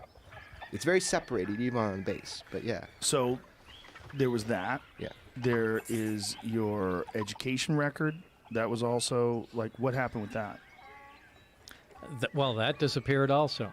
That I've never gone anywhere for education. I never attended any classes at Caltech. I never attended anything at MIT. You did attend classes in those places, though. I did attend classes in those places. Do you know anybody that you went to school with? Yes, I do. And have they verified that they went to school with you? Well, I gave Jeremy some names, but the reason I don't say these names publicly is because every single time I mention a name, somebody gets in trouble. They don't want to be. Of course. Yeah. Yeah, of course. But what is that experience like, seeing your birth certificate erased, seeing your employment Well, it's history? frightening. It's absolutely frightening. But it's also the fuel that the debunkers use, the so-called air quote skeptics. I don't like the term skeptics. I'm going to say this publicly because I really have only said this privately. I think it's a sloppy, lazy way to look at things, to just be a skeptic. Look, I want people to be objective. And I think there's a lot of things you should be skeptical of. I think you should look at things from a hardline science perspective. You should be objective. But the idea of skeptics, the problem with that is you're always looking for things to be bullshit. Yeah. And I think that's dangerous because I think some things aren't bullshit. It's confirmation bias on the other end. You're just deciding to take a square thing and put it in a round hole no matter what. And I find a lot of them to be lazy. Yeah. A lot of them to be lazy thinkers. Sure. Because they're always putting it into that box instead of going, Instead of just separating their ego, they're playing a game. And the game is calling bullshit. I want to call bullshit, and I'm going to line up all these reasons why it's bullshit, and I'm going to ignore anything that might be contrary to that definition. Yeah, that does happen. Every time I'm thinking I'm going to catch him in something, all along this process, I found Dr. Krangle. He came forward and said, I was in security briefings with Bob Lazar, the physicist at Los Alamos. He went on the record with me. Now, the other people I talked with, why won't they go on the record with me? Because they're still working there. So that's the difference, right? What can the public have, right? Or even if they're not working there, they want to live their lives. Why? I mean, obviously, people have seen what's happened to you. Mike Thigpen, after 30 years. Yeah, really, I found him. if you look at all the information on, concerning my accounts, that's verifiable. It can't possibly be a bullshit story anymore. It's really way past that point. Yeah. I mean, That was Mike Thigpen is. I mean, how could I who is this possibly know? So Mike Thigpen was the guy that did the security clearances to go to the base. One of the guys that was And this used. is the guy that you work with. He said he did. Right. And George Knapp, George didn't believe him. George put him through 4 polygraph tests, right? He tried to see, man, this is a big risk. It sounds interesting, but let's see if he's telling the truth. One of the things was, Bob said there's a guy named Mike Thigpen. He did security clearances for the base, and that's a weird name. It's very specific. For 30 years, George found this guy in this weird department that he didn't even know it was Mike Thigpen. The guy wouldn't talk to me, ghosted him, totally ghosted him for 30 years. Used Facebook and Google Image Match through his children. I was able to find him after 30 years, and I talked to him 3 times on the phone. He lives on the East Coast. He almost went on camera with me, confirmed that he did security clearances for the base in 1989, confirmed he remembers Bob Lazar, and what you don't know is there's a handwritten note that a friend of yours has from Mike. What? I know, I'm going to give it to you later. But that is real. That is actual. So A handwritten note that says what? like This is new to me. So when you're When they do security clearances, they go through all your friends and family. and they go to your friends, yeah. Yeah, So this is and, to Bob, wow. and I had people come to me for a friend of mine that's serving, and they're doing a security clearance for him. And even though I'm like the UFO guy, they did, the FBI come and visit my house and make sure that they talk about my friend, and they lift a little card. And when my wife told them to get away, because she didn't know who they were, they left a little card. It's super cute now. Back then, it was a handwritten note, and his friend has it for him that you haven't seen in Oh my God. 2 Holy decades. shit. So if you're listening, How friend, come you're telling me this hold I now? don't know why I'm telling What this is to you. this card? It's just a little handwritten note with Mike Thigpen's I signature. mean, a card like a postcard. Like a piece of paper that he Okay. left on the door saying when Bob gets back or whatever it says on it. So it's just another little funny thing. I found the guy, he does the security clearances. He admitted to me he did it, and he admitted to me he was dodging George Knapp because when George said his name on the news, he dropped his fork into his steak or into his potatoes or whatever, and he's looking at his wife. He was in trouble. His name's never supposed to be out there like this. Just a security clearance guy. But you don't want national attention associated with anything Bob has to say. But anyway, this unique name, Bob said, for 30 years, and the guy ghosted George Knapp. George could prove he existed. He actually talked to me, man. He talked to me 3 times. He almost went on camera with me. It's just crazy. What happens after 30 years? You just get more info. Well, that's one of the reasons why when you and me and Jeremy and George Knapp had that conversation on the phone, Yeah. I said, I think what we can do with this podcast is important. I really do. I think it's important for people to hear this from you in a very clear, just very concise way. And if you examine all the information that you've said today, if you look at all the things that the detractors have said, if you look at all of the new recent evidence that's coming out, and all these really high-level people in the military and the government that are discussing this, it gives you far more credibility than you would have had in the 1980s Sure. when this came out. Fuck yes. You can't It's a different ignore his world. story just because you don't like it anymore. That's why I thought it was important that you come out and refresh the world's memory and let people know. And like I said, I don't want to say I'm a fan of yours, but I guess I'm a fan of yours. As a human being, I'm a fan of yours. But I've been following you for decades. I've been following the story for decades. I mean, No kidding. I have VHS tapes. Bob, at like home. a lot of the world has. Yeah. It's crazy. Well, anybody get that it. has any sort of a vested interest or just a fascination with UFOs has followed your story because there's no one else. There's no one else that comes forward. There's some guy who said, I worked underground with the aliens, they shot my hand off. Like, there's a bunch of like wacky dudes. They're underground, there's bases, they're shooting lasers through the Earth's crust, and they move them at light speed. There's a lot of those guys. They seem schizophrenic, they seem crazy. They might even be disinformation agents. They might be people that are designed to muddy the waters, which for sure has happened. People are coming forward though now. It's amazing. And by doing this, what you're doing, you're providing an opportunity for Bob to tell his story. Believe it or not, he can tell his story. It's amazing because more people will come forward now that are involved with these projects. They'll come forward to you, to me, they're coming forward. And so what you've done here is provide that opportunity if they need it. And it's amazing. I just want to say, Bob, Just don't come forward to me. no, don't come Leave forward him to alone. Bob. Leave him Why alone, you were you? freaks. Why were you freaking nauseous at the beginning of this? Like so upset. Why'd you have a migraine? Because that started off so hard. My God, I was sitting here like, did this? Well, why are you asking him why? It's because obvious. Anxiety. The guy's gone through 30 fucking years of being persecuted. I just They've wanna erased hear- his birth certificate. I just want to What hear do you him. want to hear from I him? want to hear him say. I want them to Why hear do I him. have to say that? You don't. Joe just said we it. get yeah. it. I step out. Okay. Settle down. Yeah, I get it. You were. It was hard for you to get him here, you know, and I It was appreciate. hard for us. Yeah. You Well, you did a lot more what than me. what really annoys me are the people that think, you know, you guys just came up with the story to make a bunch of money or get a bunch of, you know, attention. And That's look, a good point. So look, please explain that. You've First never of all, made any I money don't off get of this. any money out of this at all, and I didn't even let you guys buy plane tickets for me to come out here or anything. I mean, anytime like when Jeremy previewed, I guess, the movie up in Michigan. I mean, it brought in like a couple $1,000s. I made sure that $2,000 went to science programs at the local high schools there. It's like dirty money. He I don't doesn't want take- to touch it. I don't take any money from this stuff. And as far as attention, I hate fucking attention. I don't like being on shows. I just want to kind of hide in the corner and do my own thing. So I got enough hugs when I was a kid. Okay, I don't need any attention. So, no, if you think somehow we came up with this thing, then you got to tell me why we did it. Well, you've done a great job of making sure you have your bases covered in that regard, that you haven't profited off of this, and like you said, that you have donated whatever money that came your way to science programs. It doesn't make any sense any other way. I mean, what I've gotten out of here is what I thought I was going to get out of here when I watched the documentary. That what you're saying makes sense. It doesn't make sense that it's bullshit. That happened exactly like I said it did, Joe. I believe you. In closing, is there anything else you'd like to say? No, I can't think of anything other than really don't come and try to visit me.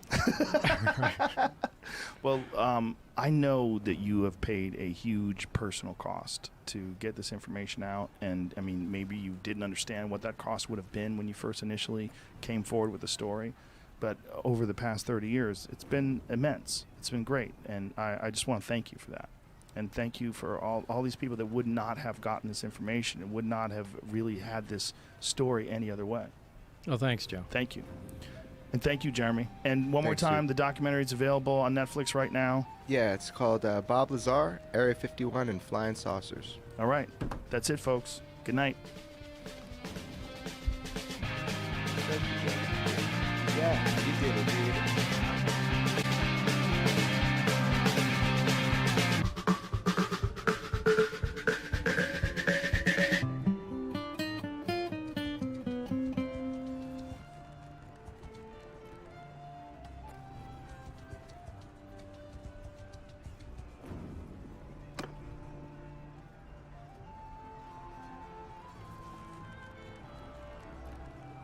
Former captain of the Bronx High School of Science wrestling team, and is the author of the book that we're honoring tonight, Death by Black Hole and Other Cosmic Quandaries, now in paperback by Northern Press. So if you're wondering what a cosmic quandary is, before Neil comes in, I'll pose you three pseudo-cosmic quandaries. What is the highest spot on Earth? And the answer is not Mount Everest. A scoop of which planet, if you scoop a piece of it, will float into in your bathtub. Why is the statue of Atlas carrying the world on Fifth Avenue across from St. Patrick's Cathedral at Rockefeller Center, that Atlas, why is that statue suddenly more accurate than it used to be? To answer these quandaries, as well as other more profound questions, let's welcome Bronx boy, Dr. Neil deGrasse Tyson.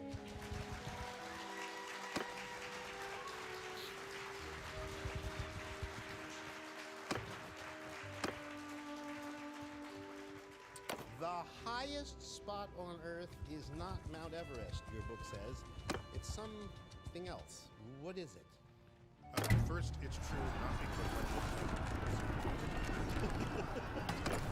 clarify.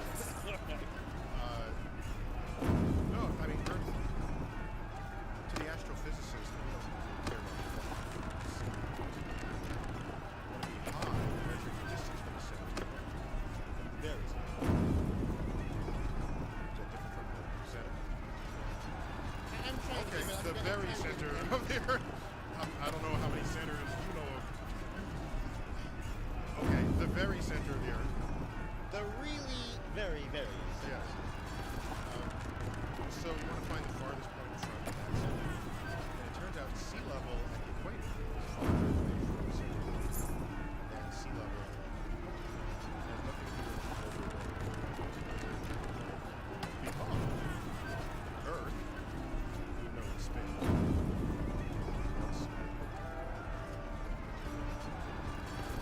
Three people know. Good for row number 2. They're off to a great start.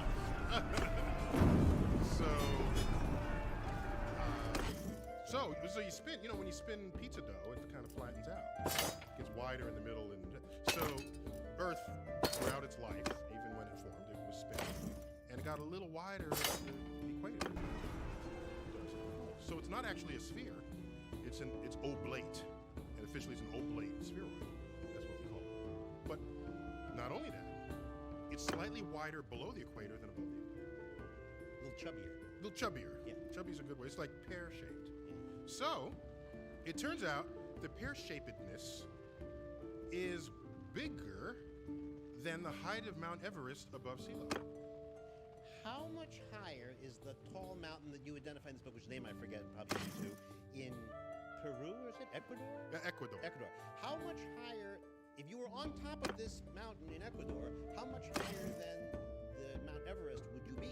There's a 20,000-foot mountain in Ecuador, which is right. Ecuador is like near the equator, hence Ecuador. Oh, you're just not giving up. And that mountain is actually, the summit of that mountain is 1 1/3 miles higher away from Earth's center than the summit of Mount Everest. Okay. Question number 2. But wait, but you got to know. Let me just so you understand. We've been fed a lie our entire. I want to call it a lie. We've been fed. It's a point of view thing, I think. We've been fed a. Earth has been misrepresented to us by geologists, because the globes that you buy, that you rub your fingers over, and you feel the Himalayas and you feel the Rocky Mountains. No, okay. These mountains are puny compared to the size of the Earth. You would not know they were there. If you were truly that size, some big cosmic giant lumbering through space, coming upon the Earth, rubbing your hand on it, the depth of your what do you call these things? Your finger. The fingerprint mark. Mark. The depth of that would be greater than the entire range of distance from the Marianas Trench in the bottom of the Pacific to the top of Mount Everest. Therefore, you would close your eyes, rub your finger, you would not know whether you are on ocean, valley, mountain, or hill. Well, you might be wet or dry. You might be Well, by how much wet? a little. How? No. Yes. You wouldn't even notice it. You're not going to say, oh, I got to dry my hand. The depth of the ocean doesn't measure up to the depth of your fingerprint. That's my point. Oh. So we've been fed this misrepresentation of our own planet on the belief that, in fact, we have real surface features. But cosmically speaking, we're practically a perfect sphere. Riddle I number. sound disappointed people there. I'm just letting you know. Well, I don't know. This is like the planet you live on. Just so you know. Oh, by the way, how pear-shaped are? It's like, a dozen, 20 miles. It's in the teens. So it's not that much. But Mount Everest is only 6 miles above sea level, and Marianas Trench is 5 miles down. So the distance from the bottom of the lowest point on Earth's crust to the highest point is less than the length of Manhattan. Less. You can drive that. It's what? The height of Mount Everest is 6 miles. That's 10 kilometers. People just run that. The problem is that's straight up. It's up, of course, but it's not as far as you think. Just put that in perspective. A scoop of which. Is that the biggest quandary you could get? Well, out of no, the book? it's one We of got the people getting quandaries. ripped apart. You're asking me about. Okay, Well, I'll go. get to the rip apart. I thought I'd start low. We'd kind of scale up. A scoop of which planet, if you scooped up a piece of it, would float in your bathtub? This is a quiz. In case you didn't know, we happen to live on a dense planet, Earth. Okay? I was referring to the material, not the brain power of who. Except for row 2. Except for row 2. We live on Earth. It's dense, and so too is Venus and Mars and Mercury. We're rocky planets. Then you go beyond the asteroid belt, you get the big bulbous gas giants. They're all very low density, beach ball-like. Jupiter, Saturn, Uranus, and Neptune. Among them, Saturn is by far the least dense. In fact, it is less dense than water. And anytime you have those conditions going for you, you will float in a bathtub. In fact, when I was a kid, I knew this, like when I was 10 years old, and I wanted, instead of a rubber ducky, I wanted a rubber Saturn that I could play with. And people just thought I was weird. Why is the statue of Atlas carrying the world on Fifth Avenue suddenly up to date? Ooh, that's a good one. Atlas, Atlas. Plus, I think he's carrying the universe, not just the world. Okay. And in the old days, it was the known universe. I mean, he was carrying not just Earth. It was the whole world. World, capital W, right? That statue was designed in the 1920s. It actually wasn't put together until the 30s, but it was designed in the 1920s. And the way the sculptor represented the universe was on the yoke of Atlas's back. He put the symbols of the planets. And so he's got Mercury, and this is a symbol for Mercury, Venus, Earth, a little symbol for the moon sitting next to it, it's kind of cute. Mars, Jupiter, Saturn, Uranus, and Neptune. Okay? Atlas is Pluto-less. He's Pluto-free because he was designed before 1930 when Pluto was discovered. And then Pluto got discovered, but he's already kind of put together. And so he was missing a planet for 65 years until we came along and asserted that he's right on cue again. I hear some Pluto lords out there. Look, I was just in Disney World, and I told Pluto, I got VIP to come in the back, and Pluto's there, and I whispered in his ear like that I had something to do with this, and he looked real sad afterward. We should have brought the picture. Was there a relationship, by the way? Did Pluto get the name in part? Because I think probably the cartoon character came to be roughly around the same time. No, exactly the same time. Pluto the dog, which in case this is the Upper East Side, I don't know how much Disney you know, but Pluto the dog is... Row 2, actually. They're all there. The dog, it's Mickey's dog. Mickey Mouse's dog is named Pluto. And I've always wondered, of course, what does that mean? Why is Pluto Mickey's dog and Mickey is not Pluto's mouse? I've always been troubled by that. But then I had to get to the bottom of it, and then I learned. There's an answer to this? I called top people at Disney. Yeah. Okay? Yeah. Here's how you can become the pet of another animal. The rule is, if you don't wear clothes, you can be a pet. And Pluto runs around butt naked, whereas Mickey wears the bow tie. So Mickey talks, Pluto barks. That's how that works, in case you didn't know. There is also this thing, Mickey never seems to, he has always wearing gloves. I mean, apparently, if Mickey has nails, we're never allowed to see them.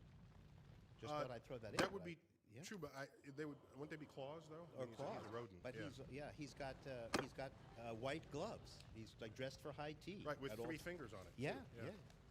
All right, well, now that we've cleared that the big up. ones.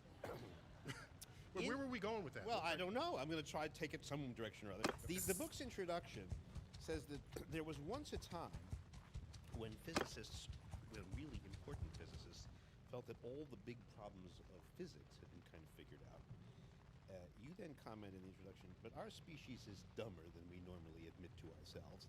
And you list a bunch of what you consider really interesting unanswered questions. So let me just take you through some of these. They're your questions, or they're everybody's questions. The first one is, how did the universe begin? What started it? You have nothing, and then you have something.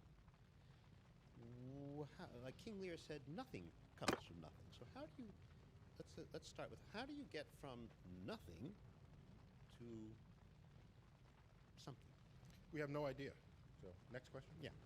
Oh. We got top people working on that one, okay? And they all have pets, butt-naked pets. Actually, it's not that we have no idea. We have some rather interesting ideas, and they're all traceable to the concept of the multiverse. Where we, in our friendly universe, are just one bubble of many bubbles that would come in and out of existence in this sort of meta system of multiverses. And if that's the case, then we can definitely point to a beginning of our universe because there's some other structure that's there pumping them out and pulling them back. But that just simply shifts the question to how did the multiverse get here? Yeah, We that have no doesn't seem like a very. That's sort of a turtles all the way down. Yeah, in principle it could be, unless the multiverse was always there. And I know that's philosophically unpleasant, but if you're exploring open-minded to what is possible in the universe, quantum mechanics look really weird to us in the 1900s, early 1900s. Just because it looks weird doesn't mean it can't be true. So does that mean that what we think of as nothing is actually more than nothing? So Yeah, there are levels of nothing. For example, if you go out into space, where there's no air, you call that nothing. But now sort of leave the universe where there's not even space. That would not even be nothing.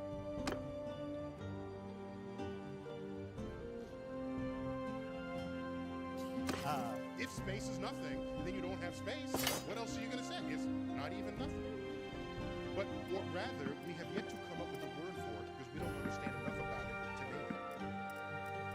what about the idea somehow that something pops into existence? Okay, so we'll call it But Riley, he's going to ask those questions about which we have no answer. Yes, that's part of the book, but there's a lot of other kind of known stuff in the book too. Right. Yeah. You don't have to just be depressed that we don't know what's going on. I wanted to clarify. This is a subset of that question. We'll skip over the part we don't know. We now look at the stuff that pops up. So it's something called. But you do describe that for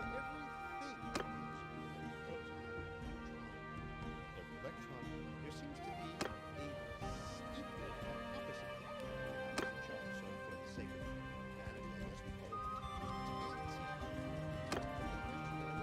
They essentially annihilate. They're not even essentially. It's just an island. So how? No modifier necessary. But still we're here. So if every electron,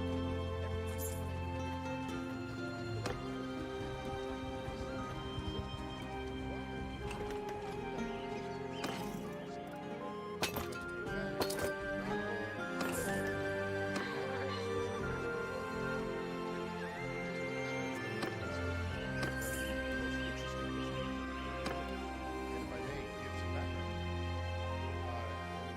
14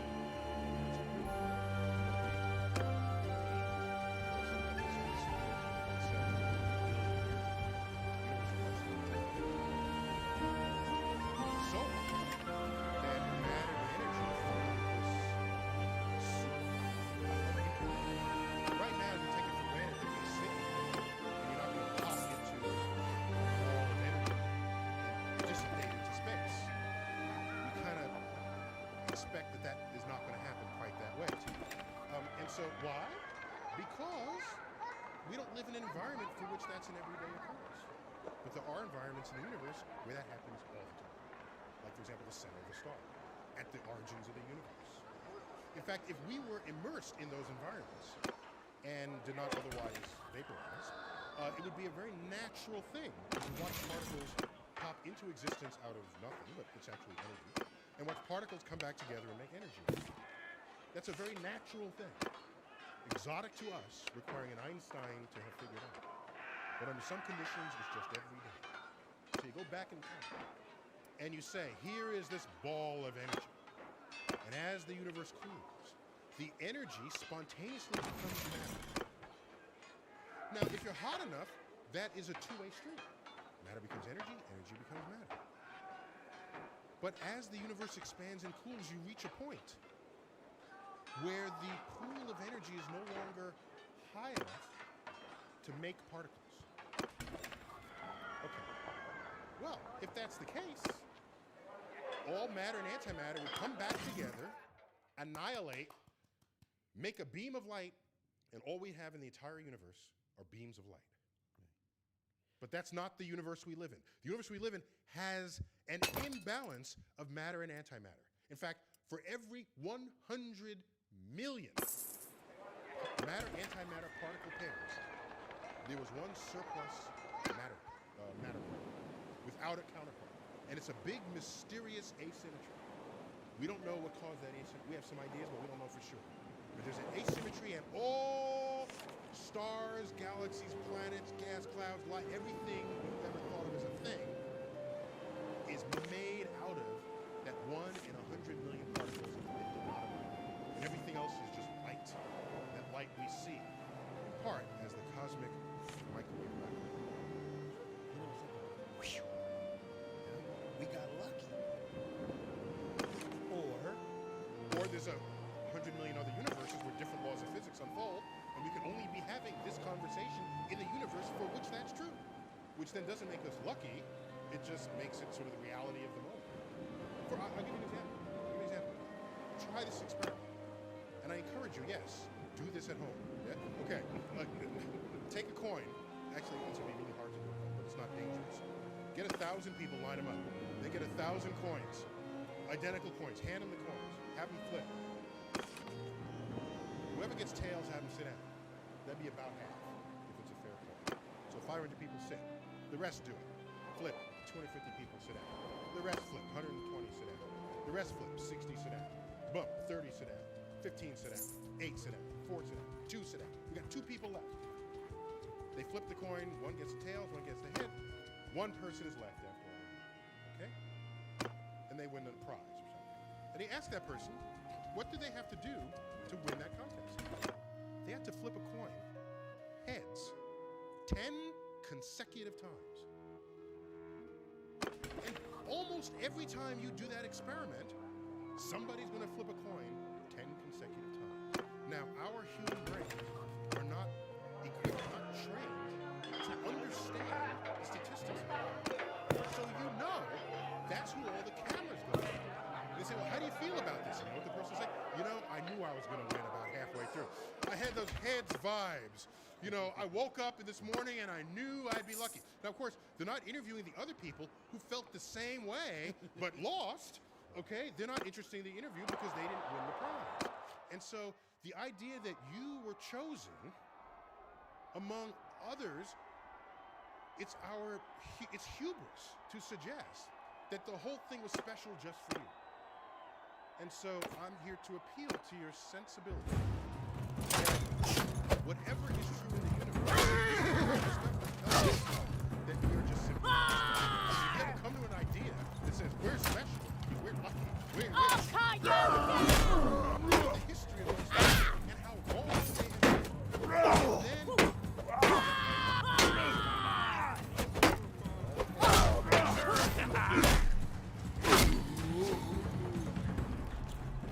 So any journalists out there, the next time a person wins the lottery, go interview the people who didn't and find out what lucky numbers they played, okay?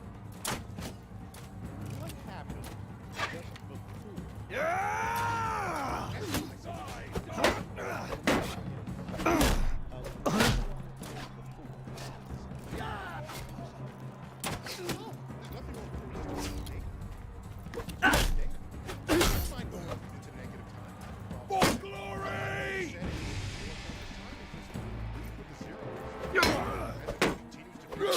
With calendar.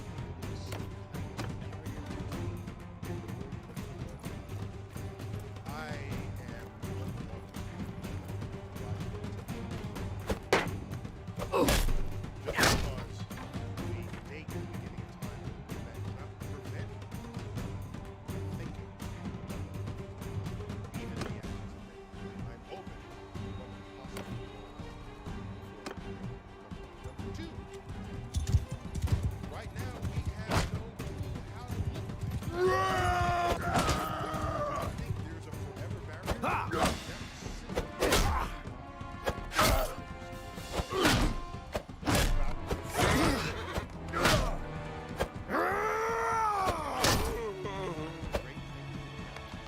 Some of whom believe they had hit a mountain. Believe the end was right there in front of you. And then sure enough, a clever person in the day comes along and says, "You idiot, just sit down and get out of my way. There's a problem I'm solving." And they don't call them idiots, but it's a lesson in the belief that you happen to be alive at a time where we've reached the end of knowledge. That itself is hubris.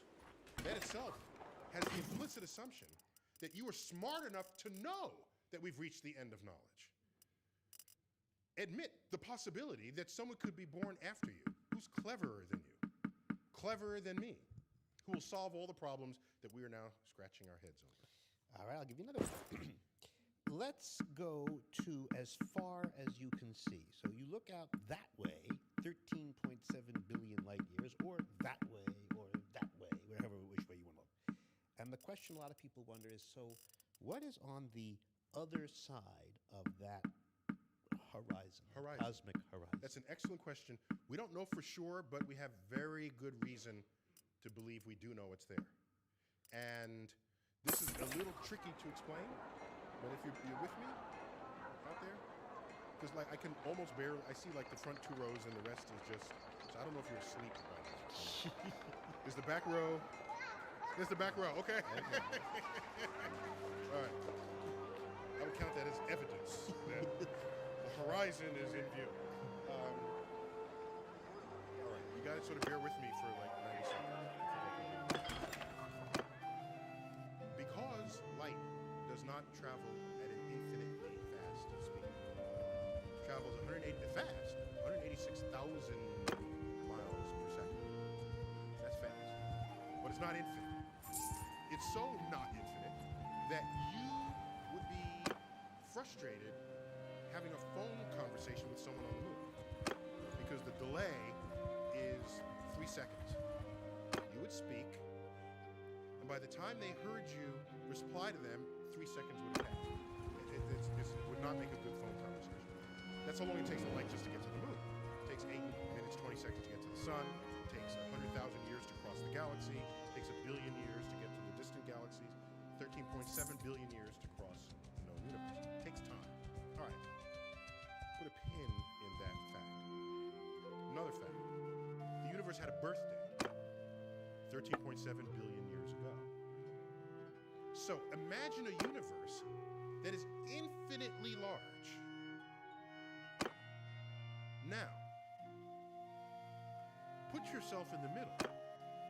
And I tell you, this universe was born 13.7 billion years ago. So, let's go out to the circle, to the sphere around us. Go to the spot that's 13.7 billion light years away.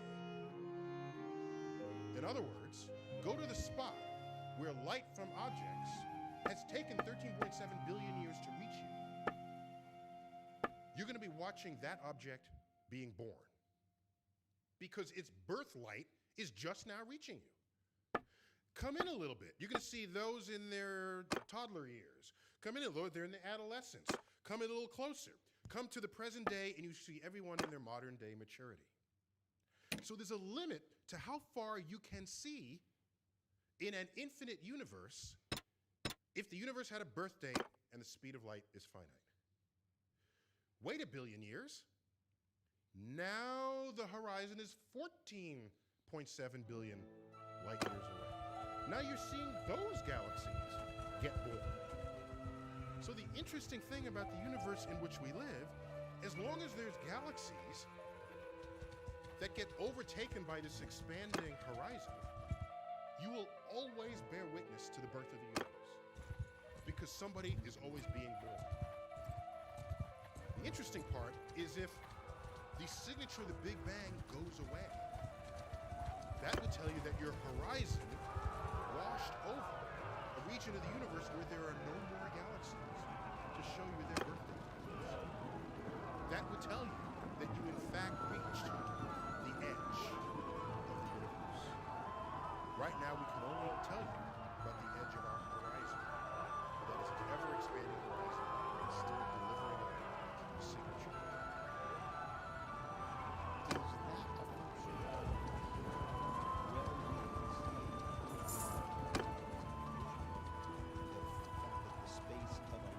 physics of the universe. It's just the physics of the universe. While it's different physics, it's the same notion. If you're a ship at sea, your horizon is the same distance in every direction. You can't see it. But you know the ocean continues. So in fact, if you moved a little closer to the direction, more of the ocean comes into view.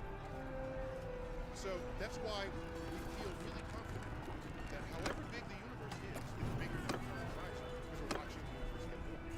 Are we also 5 billion years ago, we could have watched the universe still being born. Who would have been being born 5 billion years ago? The galaxy 5 billion light years ago. what happens when the galaxies over there are really, really far away from the galaxies over there? So if you Everybody's got their own horizon. So we are on the edge of a galaxy's horizon 13.7 billion light years in that direction. They see us, our light, from 13.7 billion years ago is only just now reaching them. So they see us through the birth of the Big Bang. We are their Big Bang signature right now. So everybody's got their, just like every ship at sea has its own horizon around it. I do get the sense, though, that physicists have now I'm developed a screaming at kind you. I'm of sorry. Is that I'm screaming at the microphone? No, what, it's okay. What happened here? that physicists. There's a kind of neighborly thing in Phil I wanted to ask you about. If I were on a galaxy, Say a galaxy far away in that direction, I would have no information about a galaxy equally far in the out from Earth in the other direction because it would be too great a distance from there to here. Yeah, another way to say what I just said is go to the 13.7 billion year galaxy. We come to us. We are being born to them. The galaxy 1 billion light years there. Its birth light has not yet reached that galaxy. So it doesn't know anything about the stuff to my right. Yeah. But wait another billion years, enough time has passed so that that galaxy's information has reached. So I used to think that the word universe meant the whole thing. And that We have to specify, there's the observable universe, and then there's the universe, the observable universe is the light is expanding. Yeah, so often when we say, how big is the universe, we're giving you the observable universe. How many stars in the universe? 10 to the 21 stars, a sextillion stars. That's the observable universe. there is When in doubt, assume the first. but my used to word universe used to mean everything that there is, which seems to be different from everything that we is certainly the folks all over the world can't know. That's correct. So why physicists are they saying that the folks who cannot know about the folks over there are living a categorically different place because there is no information from there going on? Are they I'm talking about a whole other zone where it is likely that the laws of physics themselves are different, however slightly, from the laws of physics in this universe. The multiverse prescribes the fact that you have variations in the laws of physics among the universes. That's the example with the coin. We are speaking from a universe where the laws of physics allow life. Let me ask you this. More So are we precisely. special, or are we just the person who flipped heads 10 When times? you use the word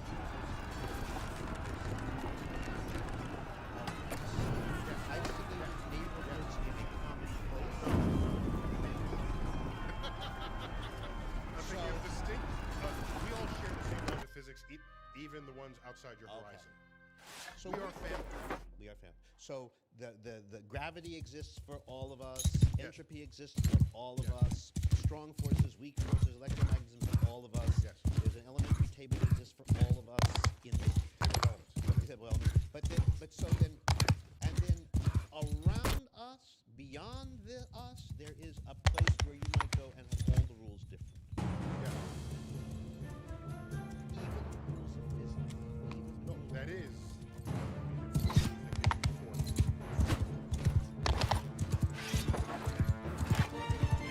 Now, what that means is. Wait, what that means is.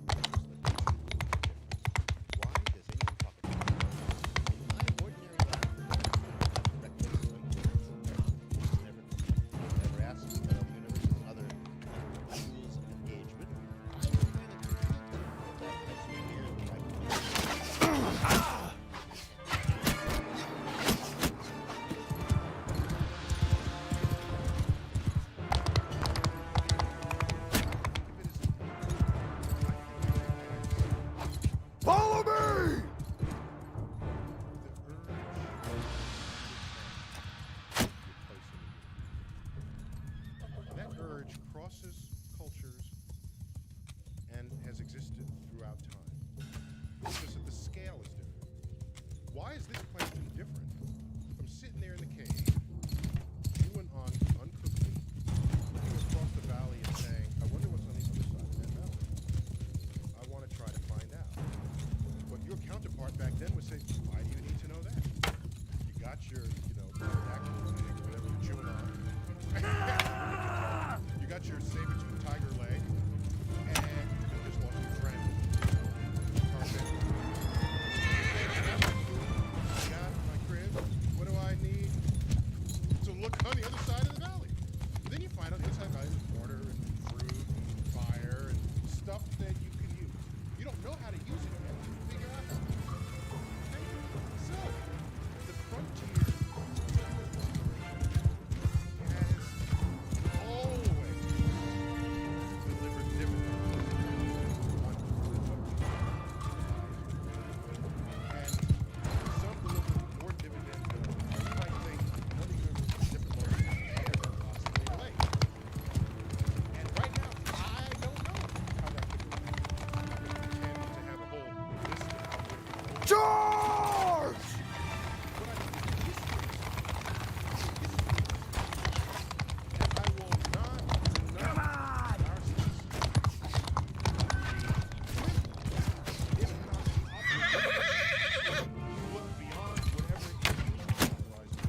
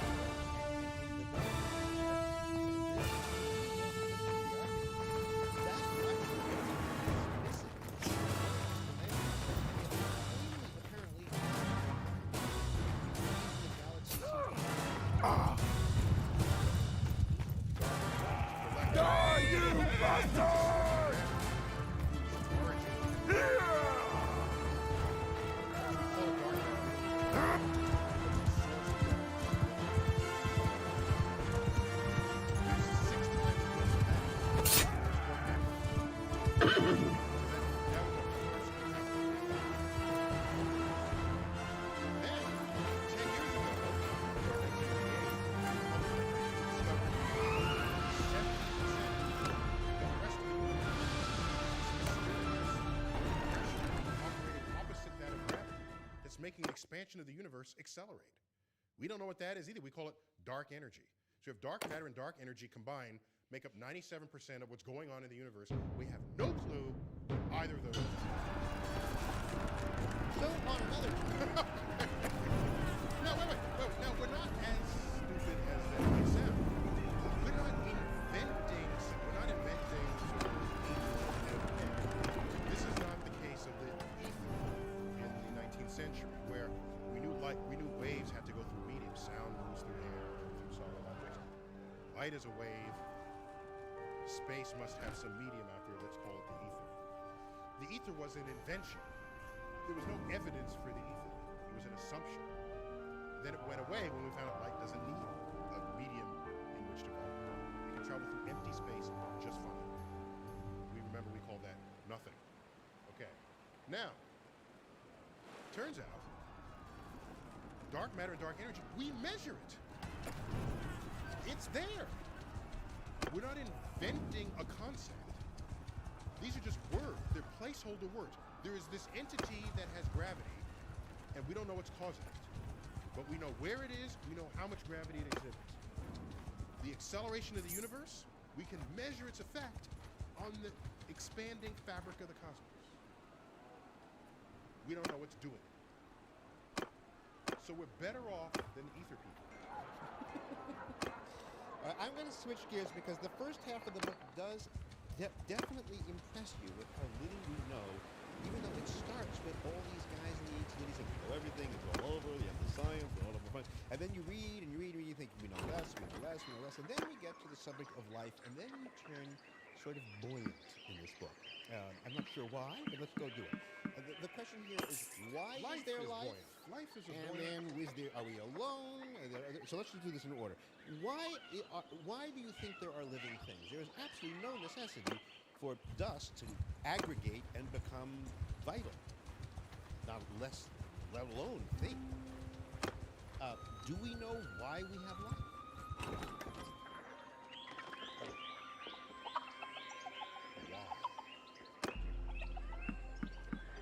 Allow me to address you. If you look at the chemical ingredients of life itself, you remember from biology class for most of the war. And good old war was H2O, two hydrogen bonds. And if you could look at the sort of the element budget of life, hydrogen is number one.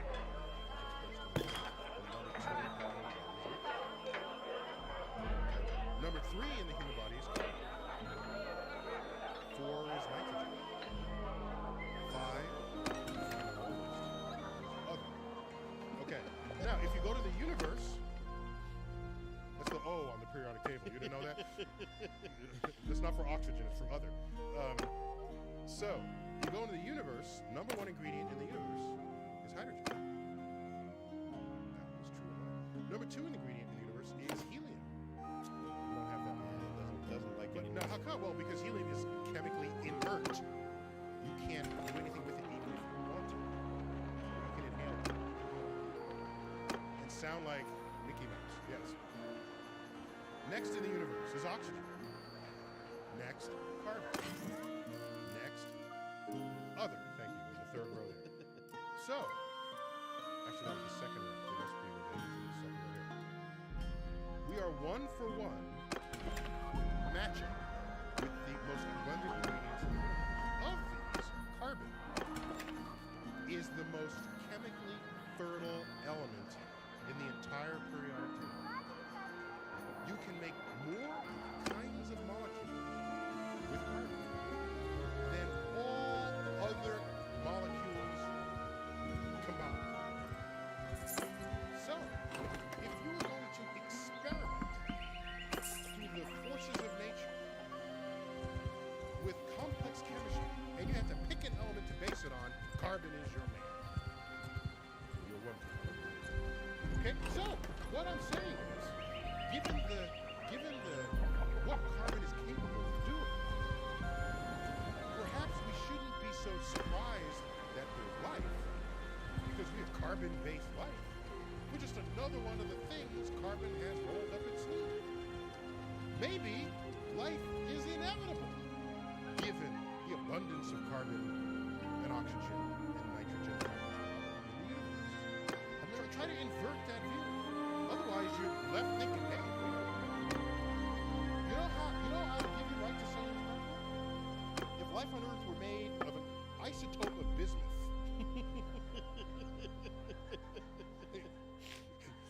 that stuff is nowhere in the cosmos, and then we're made of it. We're special, okay? But if we're the most common ingredients of the matter that we know and love, you don't have an argument.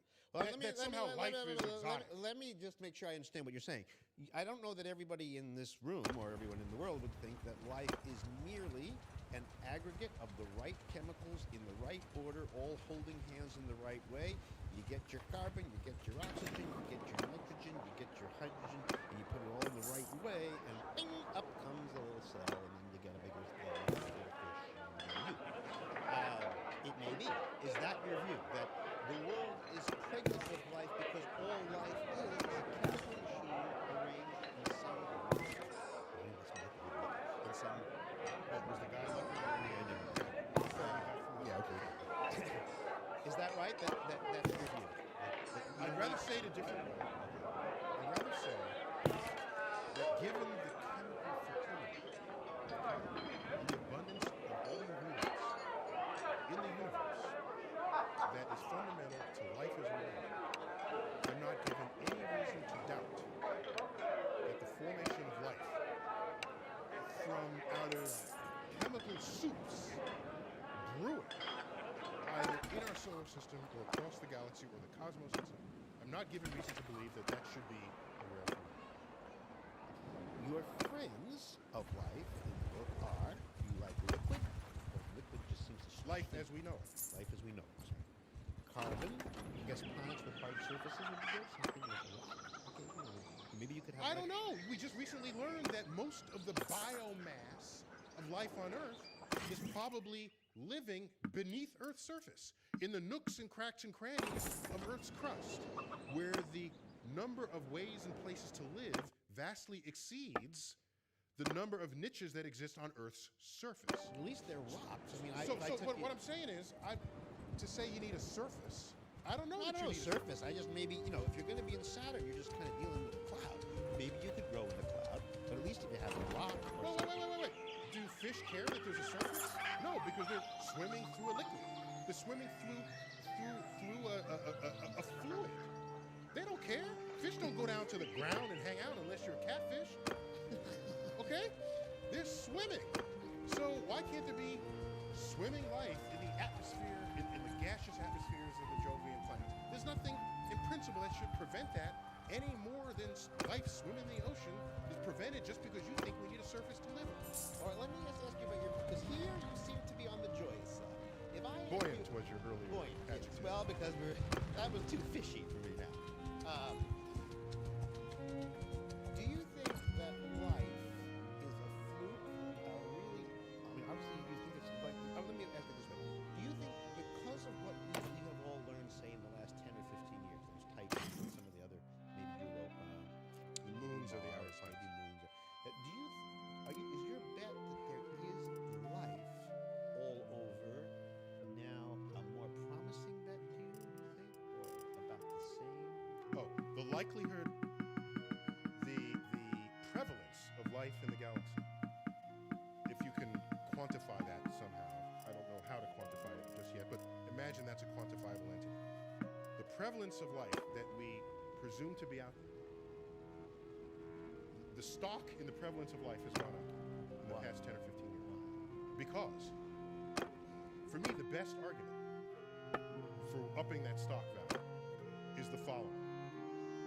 I don't know the age of everyone in the audience, but I would bet that when you took biology class, you learned the age of the Earth 4.5 billion years ago. That's if you took biology in a school where that's taught. Okay, 4.5 billion years. And then you look at the earliest evidence for life, fossil evidence of life on Earth. Then you get about 3.5 billion years. Subtract those two numbers, get the difference between those two numbers, and that's the time clock from beginning to the first evidence for life. Okay? So the first. So that was about 1 billion years out of the 4.5 billion years that Earth has been here. So that's pretty quick. It happened in like the first 20% of the life of the planet. And the first 20% was pretty rough. There was Wait, no, hold on. Now, since the time we all took biology, we have found fossil evidence of life farther back in time than 3.5 billion years. It now goes back to 3.8. There's some evidence it might even reach 3.9. So we have shrunken the time available for life to have formed on this Earth. That makes it more likely. If faster life kicks in from a pool of just random chemicals, not random, they're the chemicals of the universe, the faster that happens, the more confidence I have that life is something that would happen just given the right soup starter. Okay? Now, we then learned when computers got good, better than they once were when we were in school as kids, that the early universe, the early solar system didn't just simply make the sun and the planets. There was debris all scattered interplanetary space. And that debris slowly got vacuumed up by the gravity of the respective planets. It would not have been a pleasant occasion on the surface of those planets, because to vacuum it up simply means you're getting slammed by the kind of asteroid that took out the dinosaurs, except you're getting that monthly. And you can calculate what the temperature of Earth's surface would have been. And it would have been higher than what would allow complex molecules to form. Because at high temperatures, you break apart molecules. So, what our computer models show is that this period of bombardment, period of heavy bombardment is the official phrasing, lasted 600 million years. So it's not fair to start the life clock at 4.5 billion years ago, because life had no chance of forming when the surface of the Earth is molten. Wait for things to cool down. When there's a chance that carbon can run its magic, then you start the clock. Now you're going from 4 billion years ago into 3.8 billion, and you have pinched the time it takes to start life down to 200 million years, down from a billion years that was imagined just a generation ago. And that is further evidence that practically the earliest life could have formed, it did. So just because we find it hard to do in the laboratory doesn't mean nature found it hard to do as well. And the idea that it's hard for nature to do because we can't figure out how to do it yet, that itself is an inexcusable expression of human ego. All right, let me finish the thought.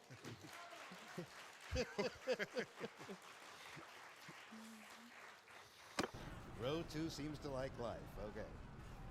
What about, just to finish it off, intelligence? Finish it off. No. I know. I'm just coming to the last page. Intelligence. Now, it's one thing to say, okay, meteors coming in, much too hot to do anything. I didn't know what that was. That was the. You said intelligence. I say, where's he going with that? I don't know what that is. That was the soundscape of early Earth. Okay. So you have this meteor bombardment, which you just got in stereo, and then, as soon as possible, life starts. Now comes the amazing thing. Somehow, these atoms come, and the molecules come, and the molecules gather, and then they somehow get a window around them or something, and they start compounding, and then they make one of these life forms. So, the hello, that's an interesting moment. Do you think that there has been one hello in the history of all things? This is a gut question. On Earth or in the universe? In the universe. Or, in other words, that this is an unbelievably unusual action, that atoms would start thinking about themselves. Or do you think it could happen, has happened?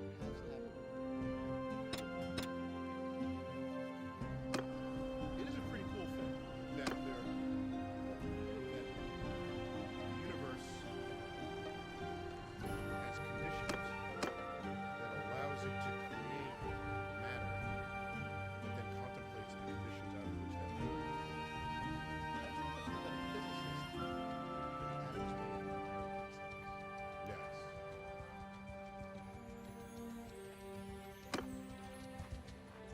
So,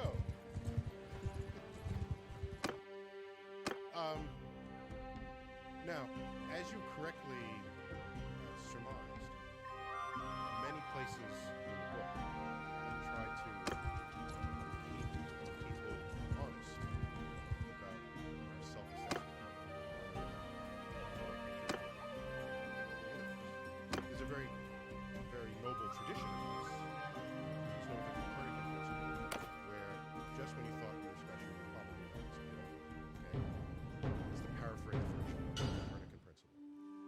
So, you asked me about intelligence, presupposing that we, as human beings, are intelligent. Well, of course, we define the word that way. So, we assert that we are intelligent. But let me offer you a perspective that might force you to take pause on that assumption. What I'm about to say is, in fact, not what will appear in an essay I just finished in Natural History magazine, which is the source of essentially all the material for this book. I've been writing a column for the past 10 years. But the April essay, for me, will be my 100th essay for Natural History magazine. And the editor granted me free reign to just say whatever the hell I want. And so in there, the title of that essay is called The Cosmic Perspective. And it is an assessment of our place in the cosmos. And let me offer you one of those perspectives. Let us for the moment assert that we are the only intelligent species that Earth has ever seen. That's not much of a stretch. Yes, whales are probably smart, but they don't have opposable thumbs, so they can't build stuff, right? So we can do things with our intelligence that others possibly can't. So we can construct a list of what it takes to be intelligent for which we are the only satisfiers in those conditions. So let's assume we've just done it. Now, here's that keeps me awake.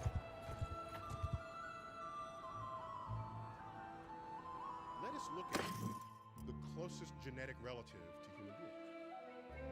That would be the chimpanzee. Is that right? Orangutan? Is it the orangutan? The second row will answer. No, I'm almost. I think it's the orangutan, but maybe it's. Anyway, let's make it a chimpanzee. Well, what's kind of interesting there is that we and the other great apes, the chimpanzee, the orangutan, and the gorilla, are closer to each other genetically than any one of us is to the monkeys, those with tails. All the great apes have no tail. Last time I checked, confirm this. But be careful as you ask the gorilla to show his rear end to you. But you can just believe it. The gorilla has no tail. So it won't, what I'm about to say, it won't matter which of these you choose. I'm choosing the chimpanzee because it's traditionally considered the closest relative. And if you look at the genetic code, it's nearly all identical, except for maybe 1.5%. And that's even been debated. It might be 5%. But that actual number doesn't matter for what I'm about to say. All that we care about is that that's our closest genetic relative. Okay? Can you imagine teaching trigonometry to a chimpanzee? No. Okay. Can you imagine teaching the multiplication table to a chimpanzee? I can imagine trying, but I don't Trying. expect, yeah. They're not going to get it. Long division. No. Okay. Now, I had. you what? Never mind. Okay.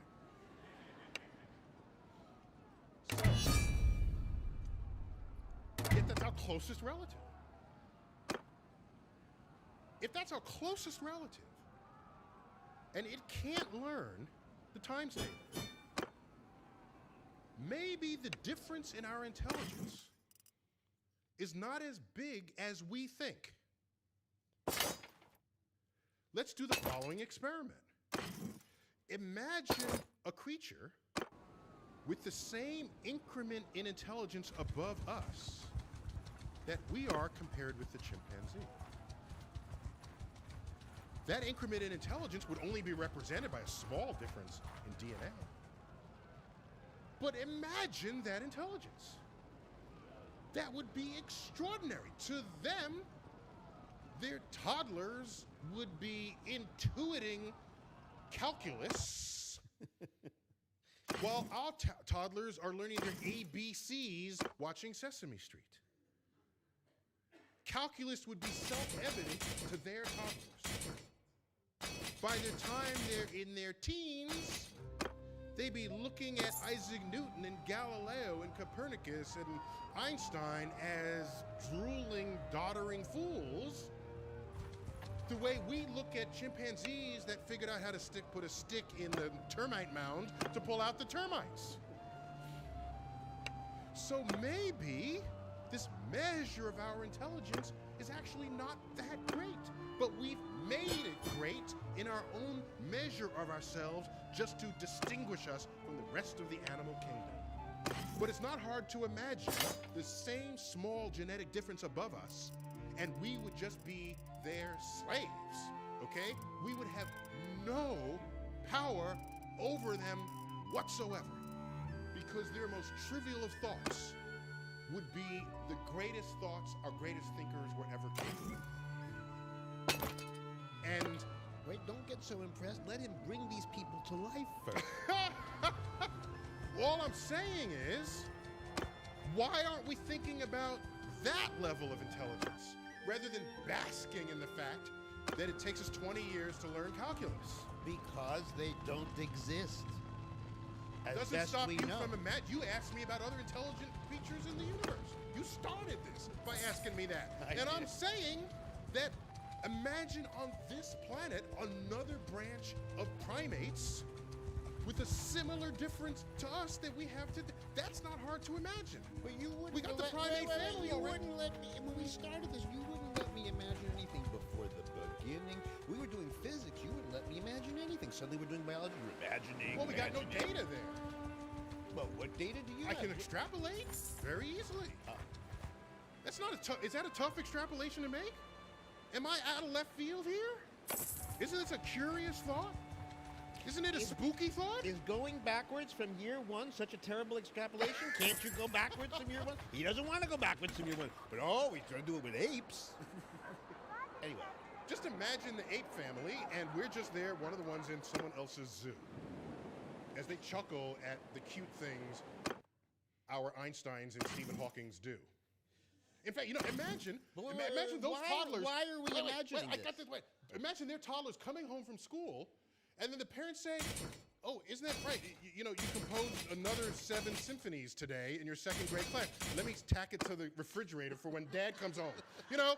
And oh, is this? Oh, how quaint! You just solved the unified field theorem.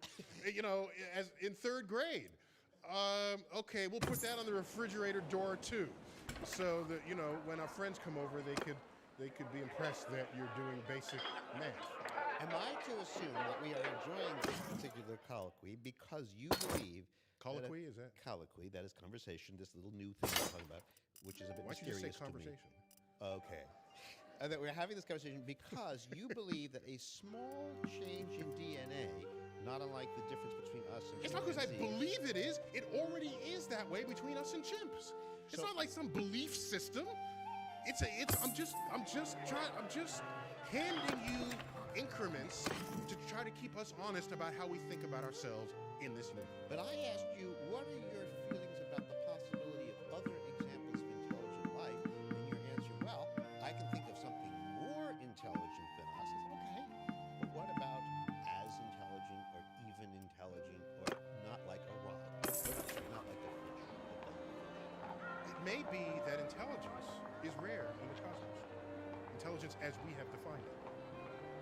Because if you look at the fossil record, look at the portfolio of life that has lived and thrived on Earth, there are a lot of features of life that many different species have in common. For example, locomotion is a pretty common talent. In fact, we have creatures on Earth with no arms and no legs, and they still manage to move. We call them snakes. Okay? So locomotion, they figured out how to move even though they don't have arms and legs. Trees haven't yet figured out how to move, except in the Wizard of Oz. But what we have is evidence of features in life that apparently are really good for survival. The capacity to receive information at a distance. That would be the smell, hearing, sight. Sight is a very common feature in animals. In fact, there are certain expressions of sight that happen independently of each other. That's how valuable this was as a tool for survival. The fly eye has nothing whatever in common with the vertebrate eye.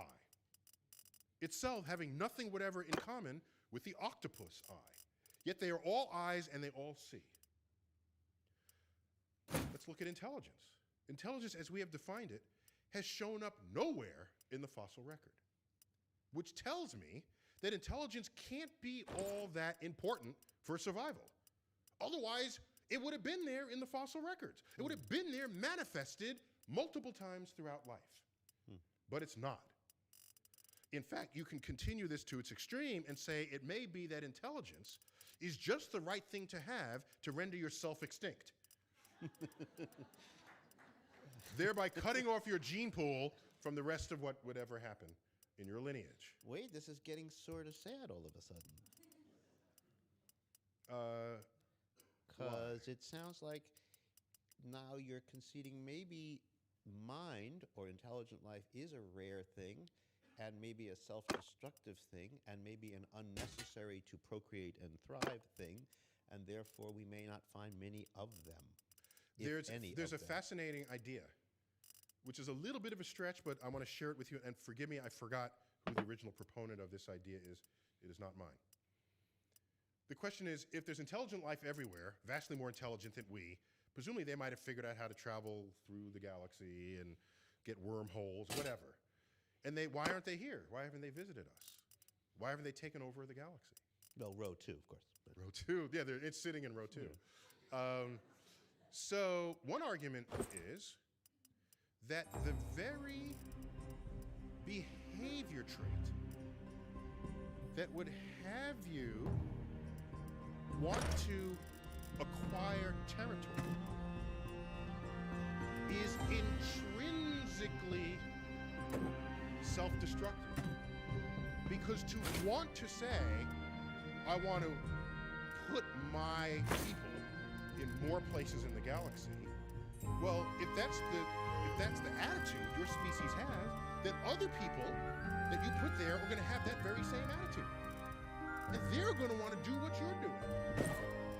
Everybody's going to want to do what you're doing. And you know what happens? You're going to end up fighting about it. Well, it's a big place. No, you're going to end up fighting about it. That's what they said about the Earth. It's a big place. They said that 600 years ago. It's a big place. No, it's a small place. If you've got ways to get there quickly and efficiently, it's a small place. And so it may be that the very character trait that would have you take over the galaxy and visit every planet is the one that would prevent you from getting there, because you would have killed each other in the act of trying to make that happen. So that trait is self-limiting. That's a fascinating bit of sociology, I think. Hey, you were the pro-life people, now you're there. I guess we're all going to be dead people. Now, why did only this half of the room applaud? I don't know. I don't know. No. All right, let me ask one last question. There are a group of people, there are two groups really. There's one group of people that strike me as kind of poetic and I find them interesting. These are people in the physicist who say that there's something so special about the universe and us beings, they can't quite escape it at the same time. The universe, the fundamental of the universe would be to have the rules of physics, gravity, properties of quarks, text out form,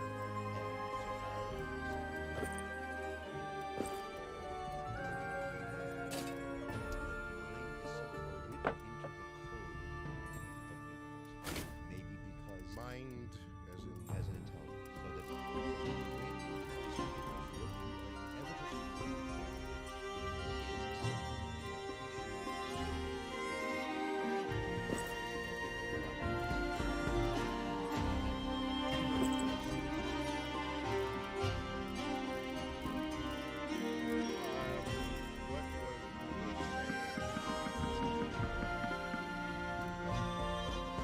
back when dinosaurs were born, what would this philosophy have said?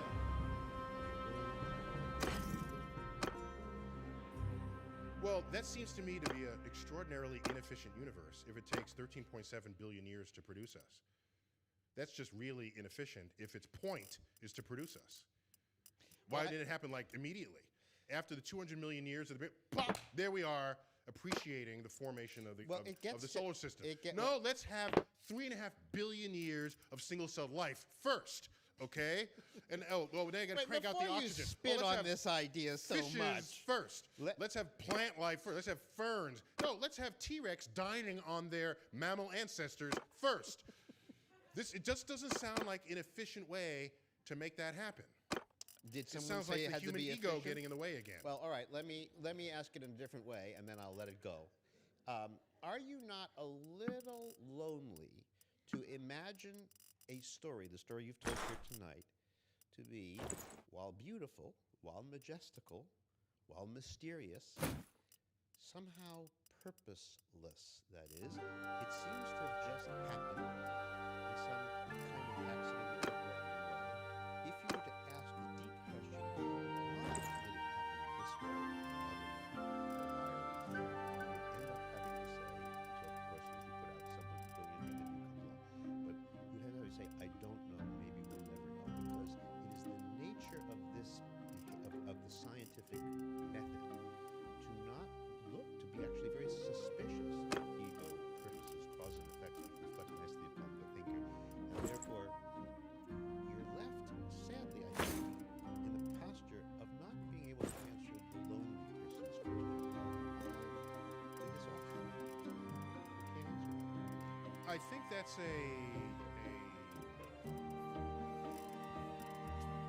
you've constructed it in a way that makes it sound like a lonely question. But let's go back and talk. Okay? Why did the lightning bolt strike the temple? Okay. Well, because that was the highest region of the thing, and it conducts electricity. We later learned. Okay, there are a lot of why questions that used to be mysterious. And someone back then would have asked it in the same way you just asked the why questions then. Why do some people take milk? Well, we will never know. No, there's germ. They just like drank a vial of E. coli. You know, I mean, there are causes and effects of things that have been revealed over time that were previously left mysteries. And so I am not quick to chalk up modern day mysteries to just simply we may never know.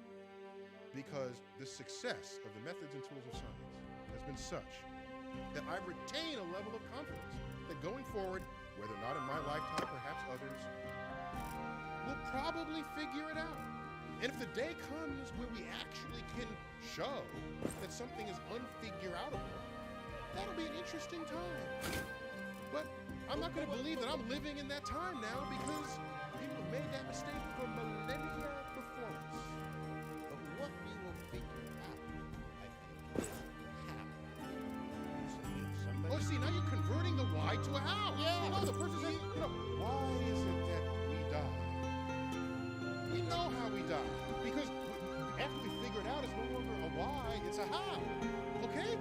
Because now we know how it is, and you're denying the word why from that answer. And that's not fair. Just because we figured it out, you can still call it a why. Why did we die? Because the cell gave up the ghost. They did this. They got infected with a bacterium. We have answers that used to sound like the questions that used to sound like the questions you're answering. So now, why don't you, in front of this witness audience, come up with the why? And we'll wait 1,000 years. Come back and we'll find out who's right. My very last book has to do with the gang of scientists who say that scientists who ask people why questions or who turn to God for the answers to those questions are really bad guys and should be watched closely, if not chased around the block. So you get, say, Professor Richard Dawkins. Well, let's see. You get. Let me see here. You get Nobel laureate Steven Weinberg. Anything that we scientists can do to weaken the hold of religion should be done, and maybe in the end, our greatest contribution to civilization. Richard Dawkins in The God Delusion says, anyone who believes in an Old Testament God is believing in, and this is, I'm quoting, is believing in a petty, unjust, unforgiving control freak, a vindictive, bloodthirsty, ethnic cleanser, misogynist, homophobic, racist, infanticidal, genocidal, filicidal, pestilential, megalomaniacal, sadomasochist, capriciously malevolent bully.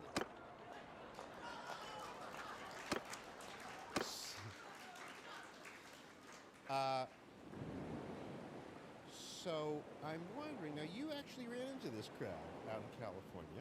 I spent a couple of days with them, yes. Yeah. And now I know that you share many of the feelings they have, but their mood is somewhat new. They worry that in the Middle East and all over the world, these people who are these godful people, with their view, are very, very sure of themselves and often very fanatical, and sometimes come armed with either suicide abilities to blow themselves up, or worse, some of them now in Iran may have terrible weapons.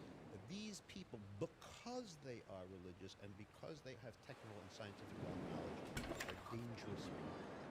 And they act like they're dangerous people, and they get scared, and they say these terrible things about them. I'm wondering, why do you think this is happening, and do you agree with it? In 30 words or less? Yeah. Yeah, I think I understood the question, I think. I think the issue here is not specifically with regard to religion. One could abstract the problem away from religion and address the problems that come about when a person or any group of people are certain that they have access to the unassailable truth that others do not. And this can happen with or without religion. It can happen with scientists, as it did in the Nazi regime, for example, where they have a belief system, a eugenical belief system, that in their judgment was unassailable.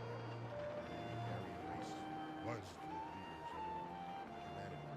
And so when you are a part of a system that has a dogmatic belief, it is not subject to comment, to criticism, to revision.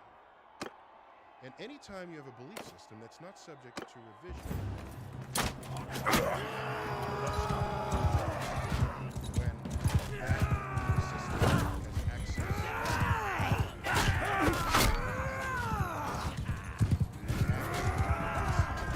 as what is true in religious states that have otherwise an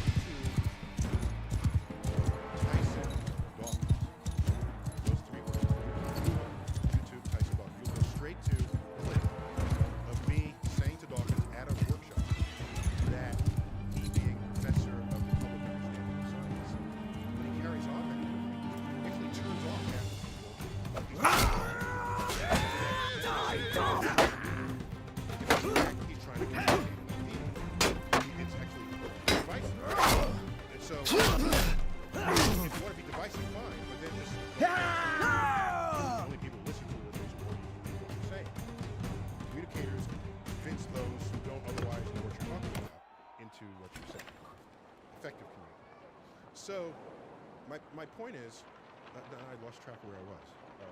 Well, what I'm wondering is, do you condemn Richard Dawkins for using these words? Or you just sort of say, well, right. So I'm saying it's you're not making your point. So all I'm saying is it's the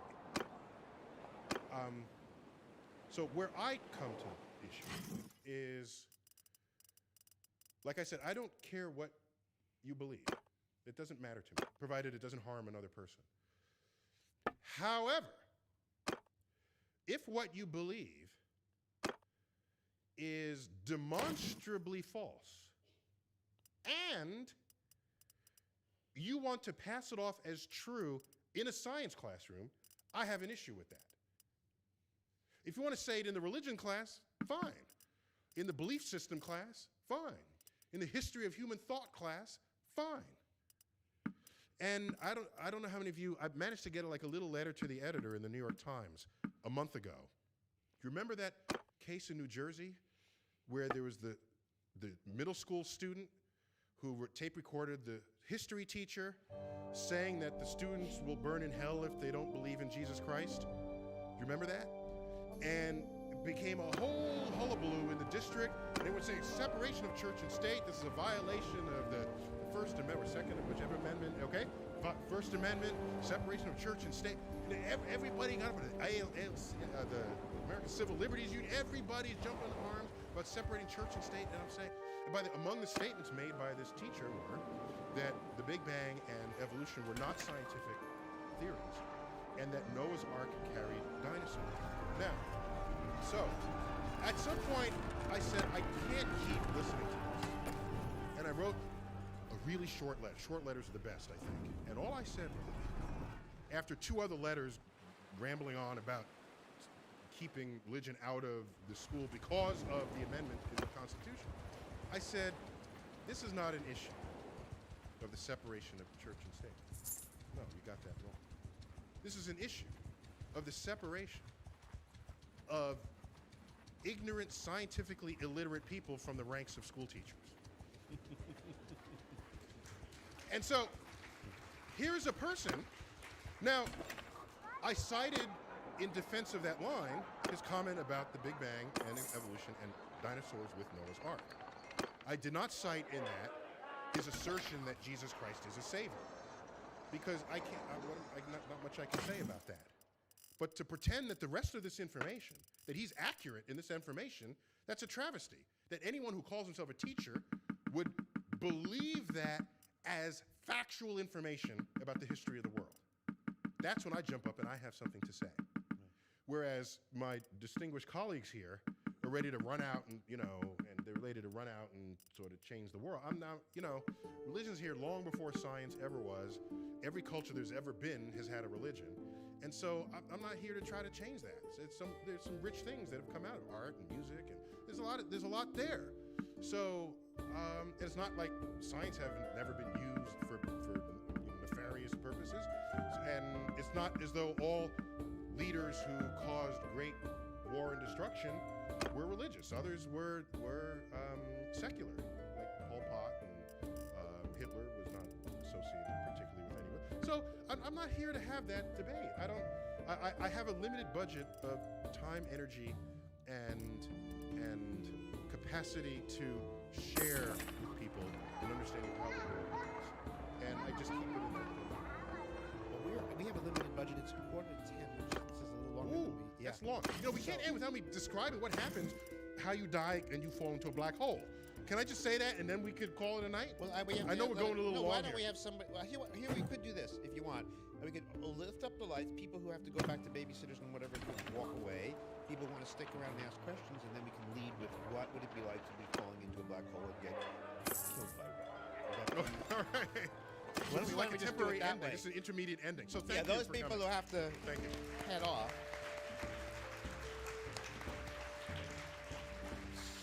So we will understand for those of you who have to go. For others of you, so people who are in the middle who want to get out, they could just head out, and people on the sides could. Meanwhile, just during this warm-up period, could you describe if, for example, the woman leaving there in the back were to instead go to the event horizon of a black hole and fall in, what would happen to her? That would be bad.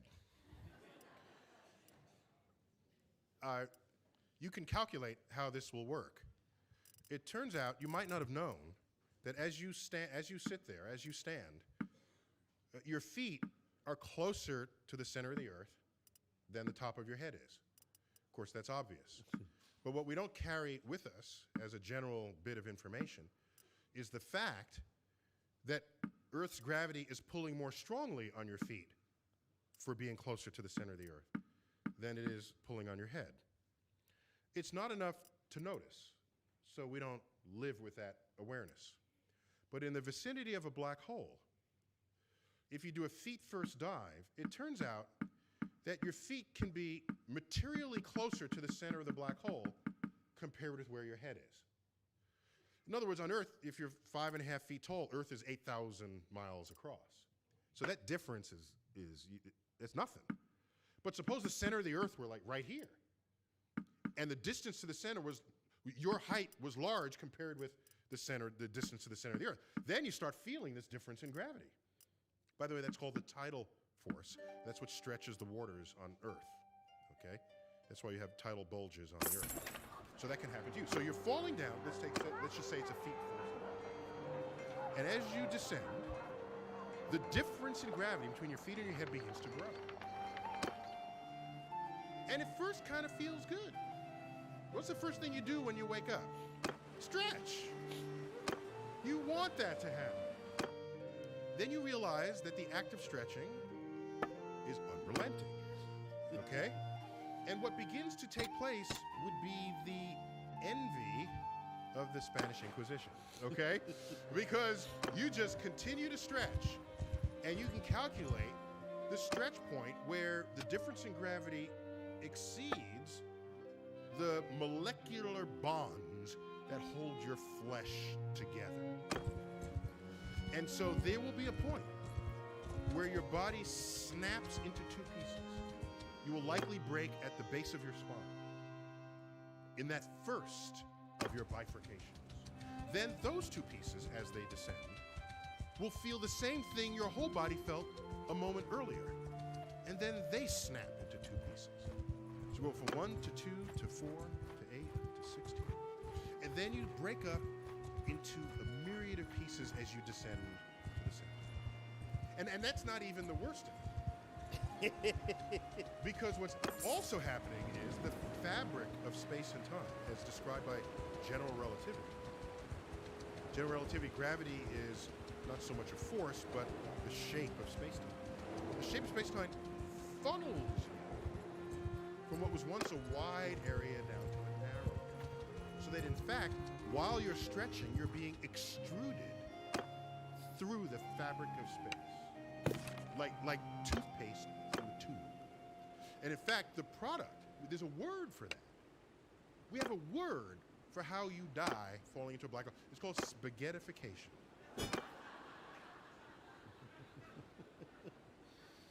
And so the title chapter of Death by Black Hole, the chapter's called, in there is a chapter called Death by Black Hole. And it's much broader than that because black holes wreak havoc on their environments. They're scary things. Because they can eat you. Mm-hmm. And humans tend to be scared of things that can eat them. That's why kids love T-Rex more than they love the Brachiosaurus, which just chews on leaves. Okay? They like T-Rex because it can eat a kid, the way a black hole can eat an adult. So there's a whole section there on ways the universe turns bad. And so so it's an introduction to that not being the only way you can die in the cosmos. Well, now you know. I have to announce before, because now that the lights on, I can see like who's here and who isn't. I'd like to publicly recognize my longtime editor at Natural History Magazine. I see her there. Avis Lang, would you please stand up? Avis Lang, stand up, please. Stand up. She's right there. Okay. Avis Lang. It's editors that make writers look better than they ever deserve to look in the final product of what makes it to the page. I want to publicly thank you for your efforts, proving all that I say, making sure that I mean what I say, and say what I mean. Well, I don't know how much time you'll let us have. Let's try a few questions. All right, over here. Yes, me?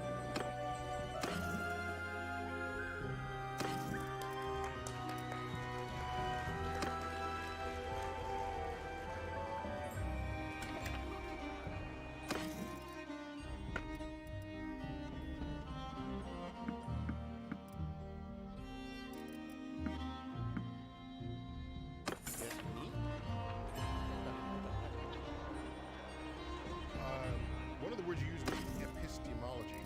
I try to avoid words like that. You heard me complain about this other word here. Do you think just the nature, just what is the future of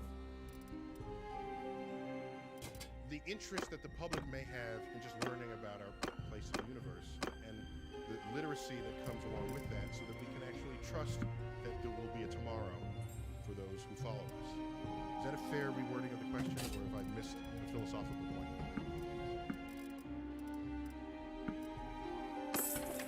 Okay.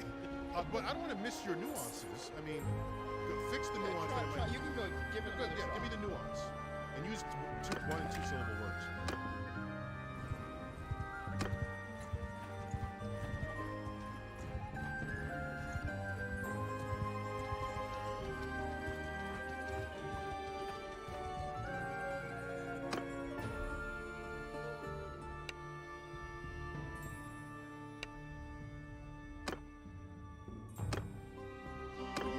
Yes, it turns out that in life and in school, you don't always have the luxury of time to learn how everything that we know came to be known. We just don't have the time. So you want to pick and choose those that are kind of most significant. How do we learn? How do we learn? So you pick and choose. And in this book, I spent like a disgusting amount of time sharing with the reader how we came to know what we know, so that you can look at what we now say about the universe either with joy and with the healthy dose of skepticism. So that is an important dimension of moving forward. But what I think is more important than the epistemology of things is simply, if I had to choose that you knew one thing about science, I would care more that you just simply had a healthy dose of science literacy, more than I would care that you knew how we came to know everything that we know. And there's some overlap in those two, of course. But science literacy is just kind of knowing not so much how your microwave oven works. That's an aspect of science literacy. But the biggest part of science literacy is knowing how to think. Yes. What is the wiring of your brain? When someone says something to you and claims that it's true, do you have the capacity to judge it and assess the likelihood of that statement being true? Do you have the capacity to ask a question? Because I can say extraordinary things, that particles pop in and out of existence at an atomic level. And then I don't expect you to believe it, but I do expect you to ask me questions. Why do you say that? How do you know? Then I start citing experiments, and then I agree with you. It's freaking weird, but that's how nature reveals itself to us as we investigate it. So, now let me get back to your larger societal, cultural point. I don't believe we can expect broad-based science literacy in this culture unless there are funded big dreams laid before us, so that the next generation of students can look to it and say, I want to land there. That's something we took for granted in the Apollo era. We were going to the moon. This was a mission statement that the nation took seriously. And you had to beat people back at the door who wanted to become scientists. There wasn't, how do we get people interested in science? That was not the problem in the 1960s. There was a flame under our rear. Sputnik had been launched. We were losing the space race. There were these drivers, much larger than just the inspiration factor in the classroom. There were drivers outside of the classroom, and there's no greater driver than just such vision statements. So, I serve on the board of NASA. It's an advisory board, not a control board. We can just kind of suggest what to do. NASA has some of the greatest power there ever was to stimulate human curiosity, just by laying out a vision. And the budget that NASA occupies in the full accounting of the federal budget is minuscule. Most people complain that NASA's spending too much money, don't actually know how much money NASA is spending. On your tax dollar that you pay the government, NASA spends 0.7 of 1 cent of that dollar. That's the entire space station, space shuttle, all the space missions, all the Hubble pictures, all of that is 0.7 of 1 cent. Like I said earlier, we're a wealthy country. You can, that's cheap. For the universe, you're buying the universe here, thank you. So, if one of my goals is to make sure that there are big, grand vision statements that the nation can lay down so that we can stimulate the whole next generation curiosity about the frontiers of space exploration. And space exploration today is the search for life, search for the chemistry of life. So you get the chemist, the biologist, the geologist, the astrophysicist, the physicist. There's a cross-pollination of disciplines that is without precedent, simply because certain scientific questions that have gotten asked requires that cross-pollination to answer. So I am hopeful, but struggles remain, and I'm working on it. Okay, thanks. Way in the back, so you're wearing a purple, you have dark, long black hair. You just put down your hand because you wondered whether I found you. That's you, yeah. If you stand up, I'm having a little trouble. Oh, I heard it. She said, "Can you travel through time in a black hole?" Was that the question? Yep. Okay. That would not be your biggest concern as you're becoming spaghettified. I don't think that's going to be your priority. But let me answer quickly. As you accelerate and as you find yourself in the presence of high sources of gravity, your time actually slows down as viewed by others. Okay, this is part of the relativity of time. And so you basically slow down. And then you come back, you will be younger than your twin sister that you left back here on Earth. And that's just true. We've known that since 1905, that this is the kind of thing that would happen. That, in a way, allows you to travel into the future. But the question is, can you travel into the past? That gets a little risky because suppose you prevent your parents from meeting each other. Then how would you be born and then become the person who goes back to prevent them from meeting each other? See, so you get some internal contradictions there. There are people who are working on exotic solutions to Einstein's equations that allow backwards time travel, but they're exotic beyond measure at this point, and not something that is an ordinary consideration. We used to think, not because it was proven, but because it was fun to believe, that you might go through a black hole and come out the other side in another place in the universe. Hawking, a year and a half ago, demonstrated that that's not the case. That all the information that you contain that falls into a black hole actually stays there, and later on evaporates out in the form of Hawking radiation. What a coincidence. Hawking radiation, and we can account for all the atoms that went in by the evaporation of the black hole that comes out later. So you didn't go anywhere. You just simply got spaghettified. So no, don't look to black holes as your as some hope for your next science fiction story. And you can do that. Plus, I told you to avoid them. That was my first line here today. Go ahead.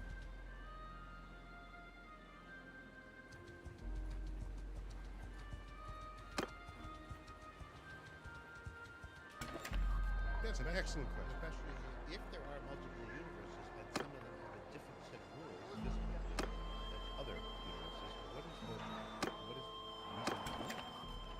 Okay, let me first back up for a quick moment. When I say different laws of physics, I don't mean some other list. I mean, look at our laws of physics and then make small adjustments to them. Okay, so that's what I mean by a different laws of physics. The multiverse, it turns out. Let me back up. In the 1920s, quantum mechanics was invented, discovered, however you want to think the scientific advances take place. Quantum mechanics is the study of the small, how particles behave. And we learned that if you get to a small enough scale, you lose the ability to predict with precision the behavior of the system. You can only describe it statistically. And there are ranges of things it can do, and all you can describe is the range of properties that it may have. Well, here's this big grand universe we have described by Einstein's general theory of relativity. But at the Big Bang, the entire universe was the size of an atom. And so you have the need to have the physics of the small, quantum mechanics, marry the physics of the large, general relativity, because they're occupying the same space. Now, when you take quantum mechanics and apply it to aspects of the fabric of space on that scale, what you have is a gurgling of the fabric of space-time. In fact, it's been called a quantum foam. This gurgling is because quantum mechanics prevents you from knowing anything with precision about the system. So you can't say, here's a spot on that grid. That spot is this undulating, pulsing foam. And so now, when you look at this foam, applying the laws of quantum mechanics to it, you realize that this fabric is not limited to one zone or another. In fact, there's a region of the fabric that could hatch out an entire universe with the variations in the laws of physics simply because the conditions that would spawn the laws of physics had variation. And so the multiverse is not just some invention out of the ether. It flows out of an application of quantum mechanics to general relativity. We're not completely there yet with the full solution, but it's why the idea is taken seriously. It's not just an invention. It flows out of this application, and it has philosophical precedent, because we thought we were the only planet. No, there's other planets. Thought we were the only star. No, there's plenty of stars. Thought we were the only galaxy. No, there's a billion. Are we the only universe? Maybe there are multiple universes. So there's historical precedent as well as theoretical foundations for it. Although one could, in conclusion, really wonder why there would have to be Neil and Robert here, Neil and Robert without hair, Neil and Robert without your tie, Neil and Robert without this mic, Neil and Robert without that water, Neil and Robert without your question, Neil and Robert with you, Neil and Robert without you, Neil and Robert with you and him. If there's an with him and you. infinitude of universes, that's a trivial extension of this moment. It seems awfully ornate, but since you're all here or not here, we thank you all for coming or not coming, and for listening or not listening as you are. Thank you very much. Thank you.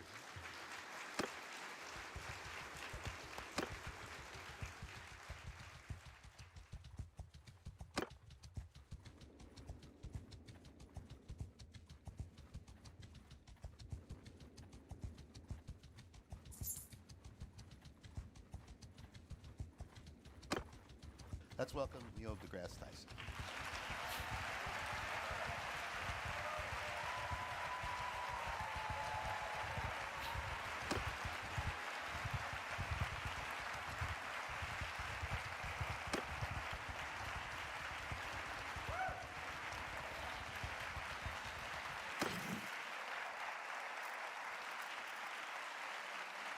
All right.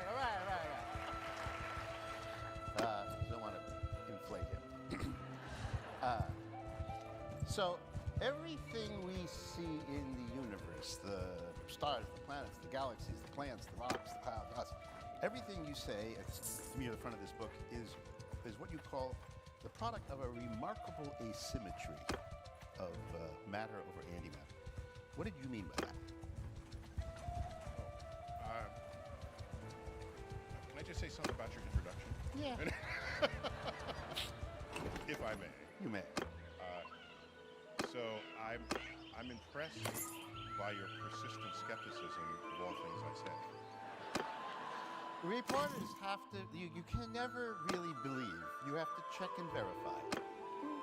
Like, Okay, I had to. You just get, you're right every time. So far.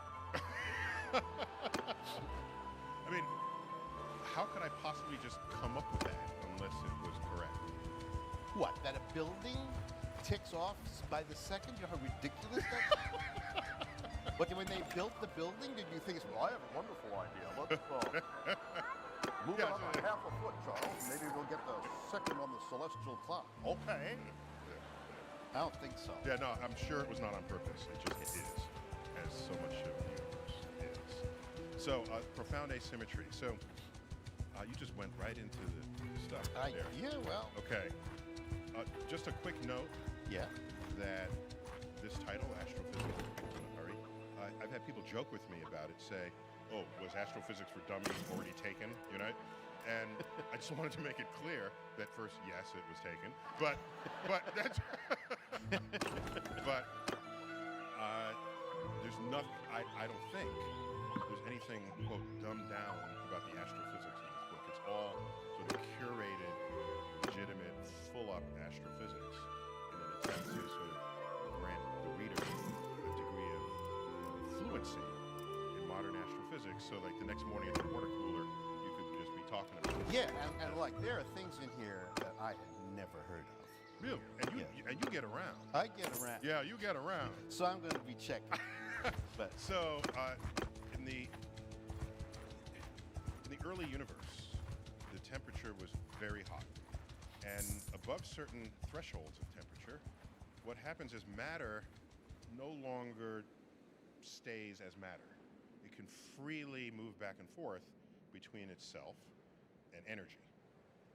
And we have the recipe for this. It comes from E equals mc squared. We all know that equation. It's the formal conversion recipe for matter and energy. And the c squared is the speed of light squared. It's a huge number. A little bit of mass times that huge number gives you a lot of energy. We don't experience in our lives E equals mc squared because the energy in which we're immersed is not high enough to enable matter to go back and forth between energy and itself. That's why it took so long to discover E equals mc squared and to come to terms and to come to understand it. But it is a profound equation that manifests from the beginning of time all the way to the future of the universe, but not in our life experience. Right, so, and also let me preface it by saying, in one of the opening pages of the book is, what do you call it, the rubric? No, what's the beginning, I call it. No. No, I know what you mean. no, the publishers have a word for the Yeah. page that has a thing on it. Yeah. Well, it says That's the here, dedication. for all those who, That's the dedication. Oh, you want to read it? Okay. I mean, for all those who are too busy to read fat books, yet nonetheless seek a conduit to the cosmos. Yeah. But that's not what I'm looking for. No, it's 2 pages beyond. 2 pages beyond. Yeah. Contents. Yeah. Preface. Preface? Okay. Oh. Yes. The universe is under no obligation to make sense to you. Yeah, that's it. Signed by you. I just wanted to make that clear. So the universe is under no obligation to make sense to any of us. So I will be saying things and you'll say, that doesn't make sense. Just remember what I just said. Okay? Okay. What we've learned is that the universe is what we measure it to be. Not what we want it to be, not what feels good, not what only has to make sense with our 5 senses.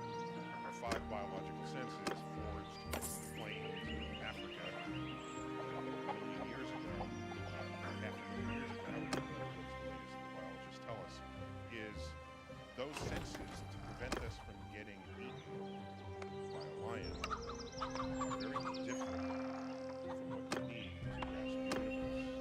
And so this is why mathematics is so potent. It takes us out of our senses and enables us to see the reality of what this is. So here's what goes on. Matter and energy can go back and forth. This is how that works. I have a blob of energy that decides that it wants to become matter. It does. All this energy becomes matter. When it decides. And then it thinks, what would I like to be today? It happens spontaneously, and it depends on what the temperature is. Okay? It gets hot when it gets cold. Yeah, so if the temperature drops too low, then it's not going to happen.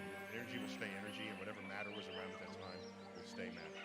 So watch what happens. We now have high enough energy that if you converted this pocket of energy into mass, E equals mc squared, you get enough mass to create particles out of it. Okay? So, get a very low, take an electron, for example.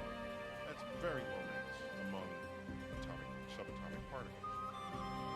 So you can ask, how much energy does it take to make an electron?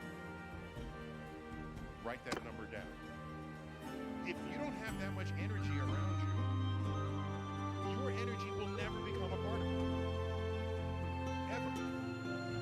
Okay, so in the early universe, there was so much energy, every particle could be made.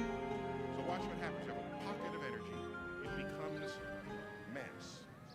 The only way we know that can happen is if it becomes a particle and an antiparticle pair. Matter and antimatter. Antimatter is the opposite of the first thing? Yes. Oh. In every measurable way. Huh. Okay, so the opposite of an electron is a positron.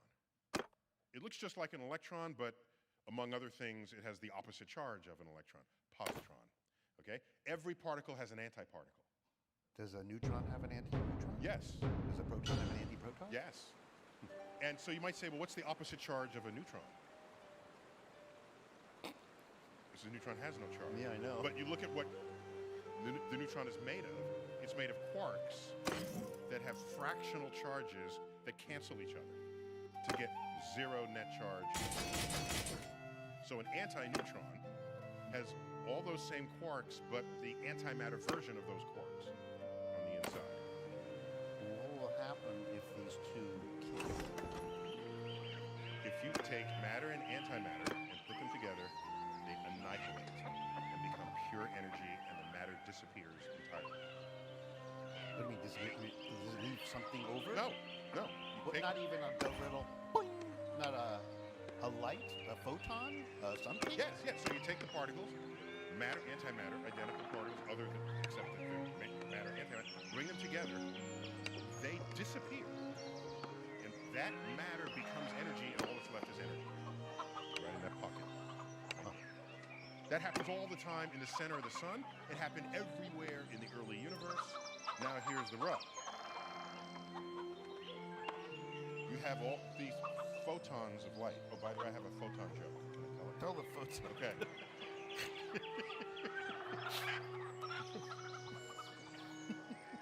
Photon checks into a hotel. Not a bar. Oh, Not a bar. No, this has to be it a can't hotel. be racy because this is a family. I got this. I got this. Photon checks into a hotel. The bellhop comes up and says, do you have any luggage?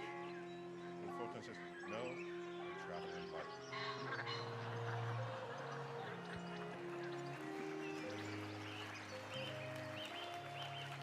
And if the bellhop were here tonight, he'd laugh a big fat laugh. Yes, He'd get it. indeed.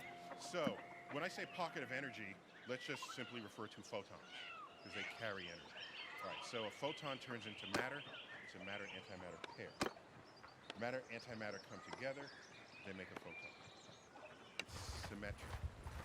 Okay? So, Wait a second, does that mean that if every matter part met every antimatter part, they all would go and you'd be left with just light? yes, there would be no matter in the universe. Only light. Oh. Okay, so now, As in, let there be light. yes. Except there's nothing else after that. So sort of a very short story. Let there be light, and we're done. Yeah. Yes. Yeah. Yeah, So- I'd take that right out of Genesis and start over. Yeah. That would be a very short Genesis Yes, right yeah. there.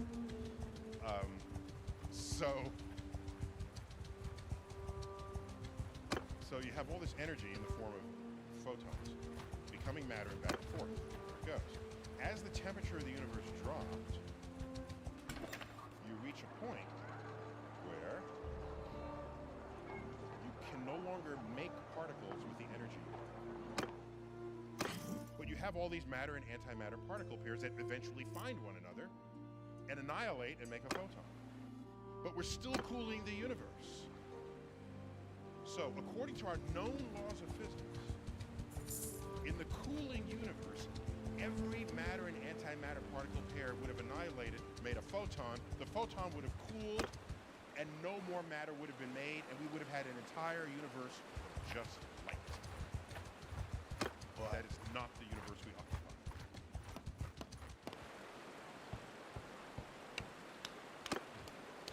We can start like a band here. No.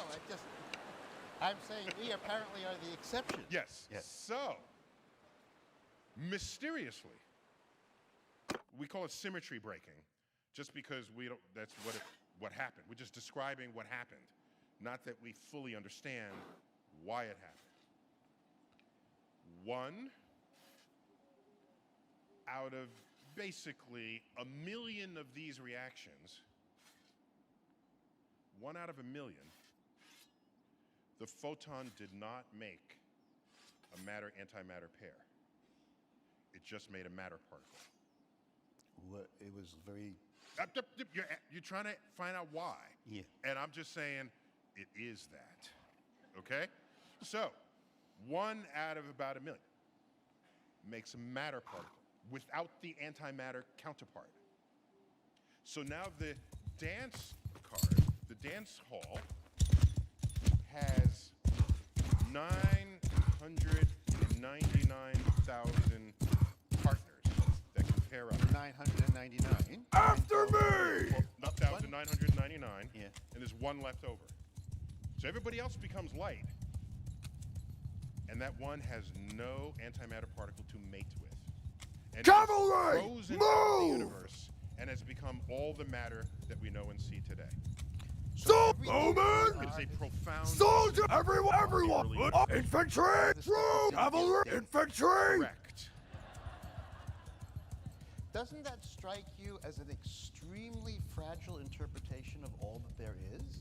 I mean, it's like being around by the skinny skin of your chinny, whatever that thing is. Except in the concept Move! of multiverse, we would have many, many universes. Charge! All the Horsemen! universes don't have to be the same in each universe. So Close There could in! be plenty of universes where the dance card was full and they just Horsemen! decided, and you are not in that universe. Follow saying me! That it was just a chance occurrence. All right. You are in the universe I where don't care it about happened. the other ones. I'm just interested that our universe, the one that we know and live in, is such a fragile arrangement. No, it's not. Well, it doesn't have to be. It may be, but it doesn't have to be. And it's unlikely. And can I give an obscure example that will settle this? Yeah. Okay. Okay. Line up 1,000 people. Give them a coin. And everybody has to flip the coin. Footmen! And about half will get tails, half will get heads. If you got tails, sit down. Sergeants! Take command! Approximately. Have them split. Half get heads, half 250 people. Kill them all! Do it again. Go for 250 or 100. Hold this fire! Everyone! 60, 30. Dismount! Mount horses!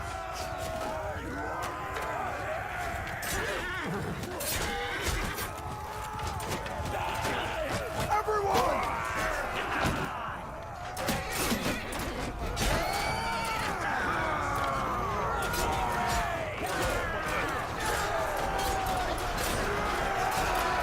Come forward! Dismount!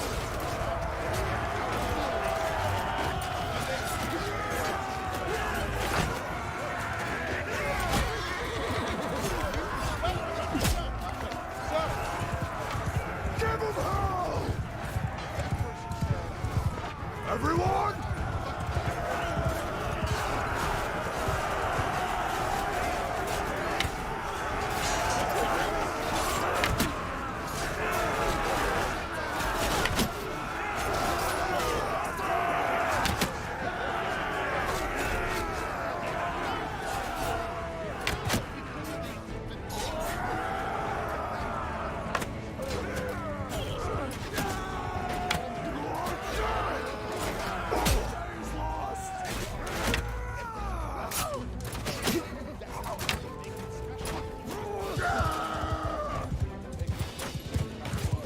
You're in a universe where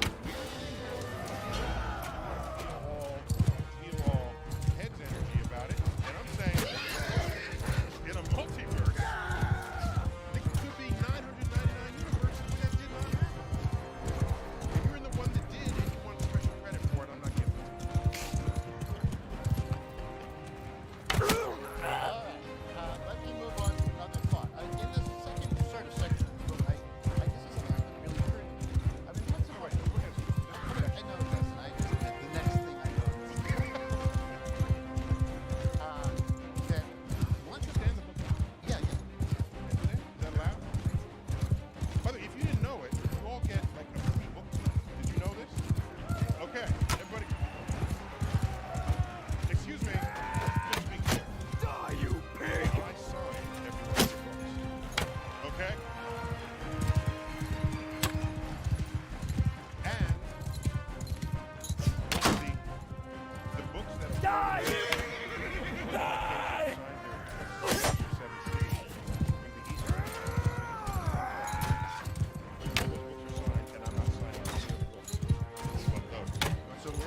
definition. Yeah, basically, that's right. And if you open your book and your signature, your finger's not in there, you're the only one who go off and study. Speaking of universes, there was a time when people believed that the heavens up there were the problem of God, and whatever was going on there was unknowable and we couldn't find out. Point out that that's what happened.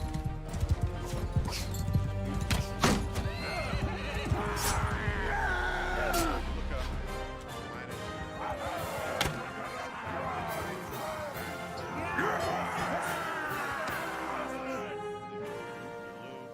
And nobody understands it.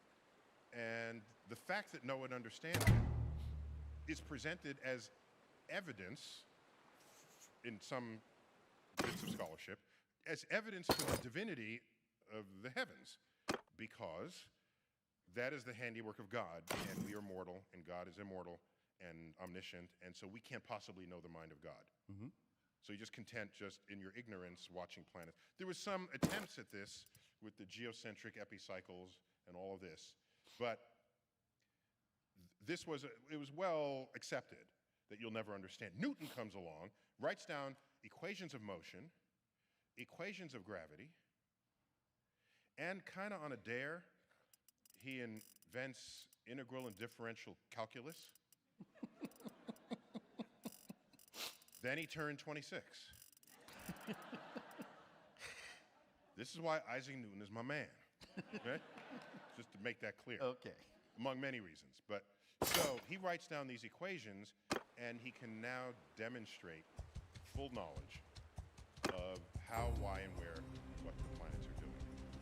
And so potent was his new theory of gravity that it worked for moons of Jupiter orbiting Jupiter, not just planets orbiting the sun. And this was the first indication maybe this is not just a local truth, that maybe it applies across the universe. And this was a little bit of heresy, thought by some. That, in fact, Newton was accused by some say, Isaac, you left nothing for God to do. And that's simultaneously a dig at him, but also quite a compliment, that he can actually understand the mind of God. Well, this is where it got interesting. Then you went off. I mean, everybody knows that gravity is ridiculous in the universe. But then you went and asked about chemistry and physics and distance. And I really thought about that. Is the chemistry of the sun, the chemistry of the earth, and the chemistry of the furthest thing you can think of, are the laws about bonds and pairings and so are they the same everywhere without exception? It was not obvious. There's no tablet in the sky that required that the laws of physics we discover on Earth's surface would apply elsewhere. If they were different on Earth than on the moon and on the sun, I suppose we could deal with that. But what a remarkable fact that it is the same. Well, wait a second. Like, you've seen that thing on Jupiter, that storm that never quits? The big red thing, the big... Yeah, we call it the red spot of Jupiter. We call it Jupiter's red spot. Okay. Because that's how we roll. That thing is... Spots on the sun, sunspots. See how... Any geologist or chemist in the audience, biologist, but should be jealous of this fact. Because you guys name stuff that nobody knows what the hell you're talking about. Okay, and you know what we're talking Isn't it suspicious to you that a storm there can go on for 350 years without a break? And we never have storms that go on for 350 years without a break. We don't even have storms that go on for like 6 weeks without a break. So, first of all, these storms are, when we have storms, it's in our atmosphere. Gas. We rotate once a day. And so that rotation creates a, Coriolis, which moving air that moves in one latitude actually has its direction reflected. Why? Storms rotate in one direction.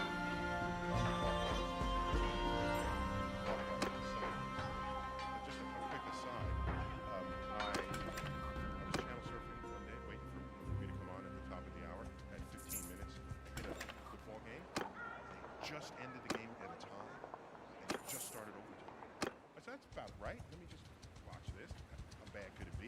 after the necessary exchange of possession, it became sudden death overtime.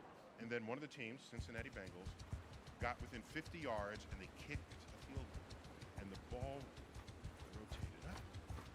It hit the left upright of the goalpost and went in. And I said, ooh, wait. And I said, which stadium is this? What's the latitude? And I looked at the orientation of the stadium, I did a calculation, and then I tweeted. And I said, the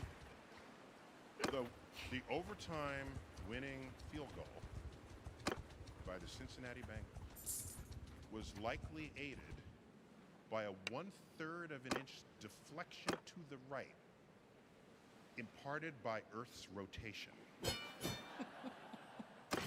Which People lost their minds. People, oh my, the local sports channels, and so the point is, if you are going north-south at all in the northern hemisphere, you will deflect to the right, no matter what you're doing.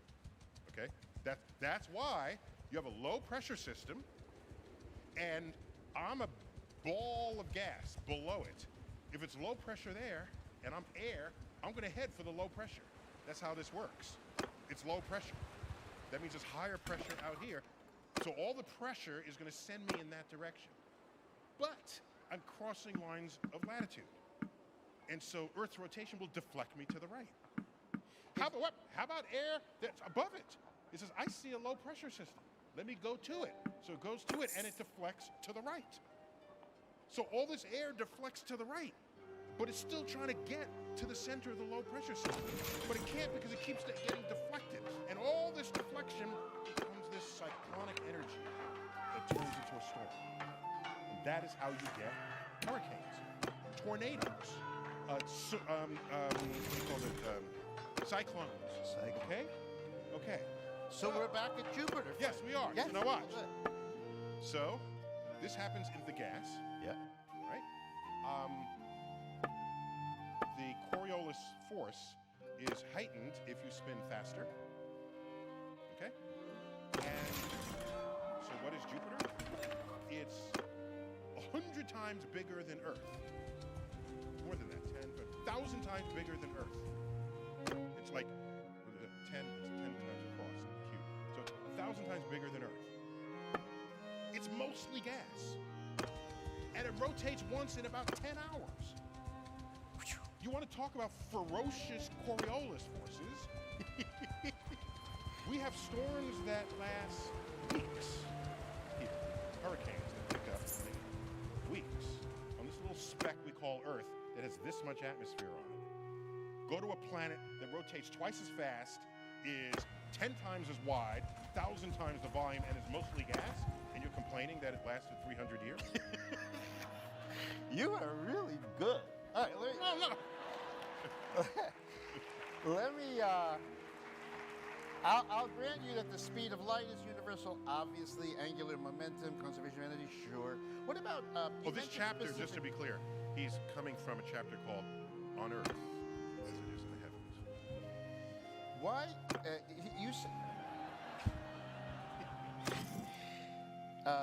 can you spontaneously levitate and hover above the ground in a lotus position like Michael Keaton in Birdman? In the the beginning of Birdman with his underpants. You get the underpants, just the levitation. This for some. Is that your first thought when you think of someone in a lotus position? Is Michael Keaton in that movie? Yes. Okay. Yeah. So it's just there's certain things you just can't do because they're prevented by all known laws of physics. You cannot spontaneously set yourself into motion unless you push off of something else or you lose some kind of mass that was within you. So rockets, when they take off, are ejecting the mass out the other side. Okay? Wow. So you saw Birdman? Did you just leap up from your seat and say, can't do that, can't do that? No, there are movies where I'm prepared to suspend my disbelief. Yes. Like, just for as an example, I was asked about the movie Guardians of the Galaxy. And they asked me, well, the ships that are going through space, they make noise. ways, and clearly, does that upset you? Because in space, where there is no air, no one can hear you scream. But no one can hear you explode either, nor will you hear engines or anything. And so they said, does that upset you? And I said, I bought into the idea that this movie has a talking raccoon that shoots artillery from heavy weaponry off its shoulder. If I can accept that, I'm good with whatever else they deliver in the film. So I have the capacity to accept movie magic. Yes. What would happen if someone served you a hot cocoa with whipped cream and you see no whipped cream evidence? Oh, don't get me started. Okay. Oh, wait. Let me finish about levitating. Right. So all the people are levitating. It's some kind of an illusion that they're not telling you about. Okay. Period. Okay. Now, but if you really want to levitate, if this is really important to you, I tried to calculate how many cans of beans this would require. Then you got to kind of hold it in. Yeah. All right. Then let loose. Suddenly. Yes. And in principle, for the duration of the thrust, you can levitate briefly. But this would argue against the lotus position, because there would be an opening so suddenly that there'd be too much, too soon, too fast, and therefore no rise. Oh yeah, you wouldn't, well, you could stay there if it just kept coming in. Right. So it's not impossible to hold a lotus position. It's just unlikely you're doing it for these other ways that are described. I see. Yes. The cocoa? Cocoa. Oh yeah. So there was an incident in Pasadena, California. I was there. I don't drink much coffee. I don't have a relationship with caffeine, but every now and then I'll be delighted to have a nice cup of hot cocoa. And I went to one of these coffee houses, the chalkboard out front, and so I had, the kind of, they're all over Brooklyn. You trip on the chalkboards in Brooklyn. So I'm in there. I order hot chocolate, and I order it with whipped cream, of course, right? And it comes to the table, and there's no whipped cream. And I said, I ordered this with whipped cream. They said, oh, we put it on. And I said, well, where is it? Oh, he said, it's sunk to the bottom. I then said,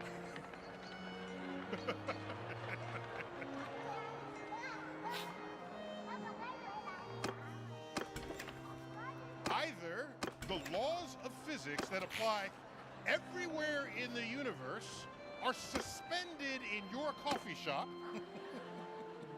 or you didn't put whipped cream on my hot cocoa.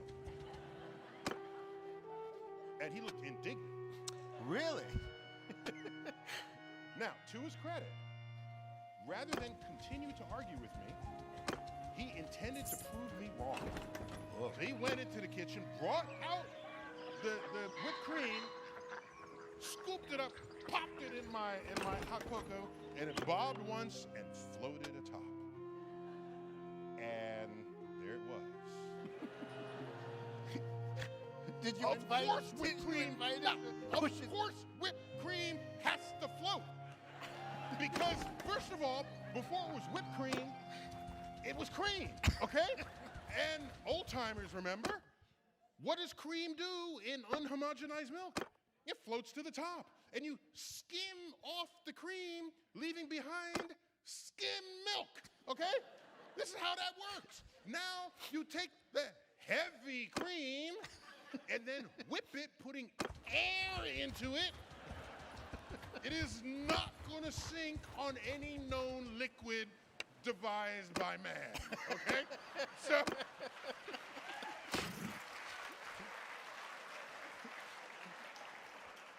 all right. So here's my point. The lesson there is, Yes. I'm a fan of the edict. If an argument lasts more than 5 minutes, then both sides are wrong. I think that applies maybe 85% of the time, but it's a good rule. It's a good tenet to carry with you. Now watch. This is how science works. One researcher comes up with a result, and that is not the truth. No.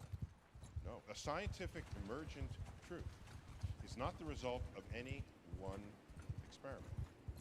What has to happen is somebody else has to verify it. Preferably a competitor. Preferably someone who doesn't want you to be correct. Such as my waiter.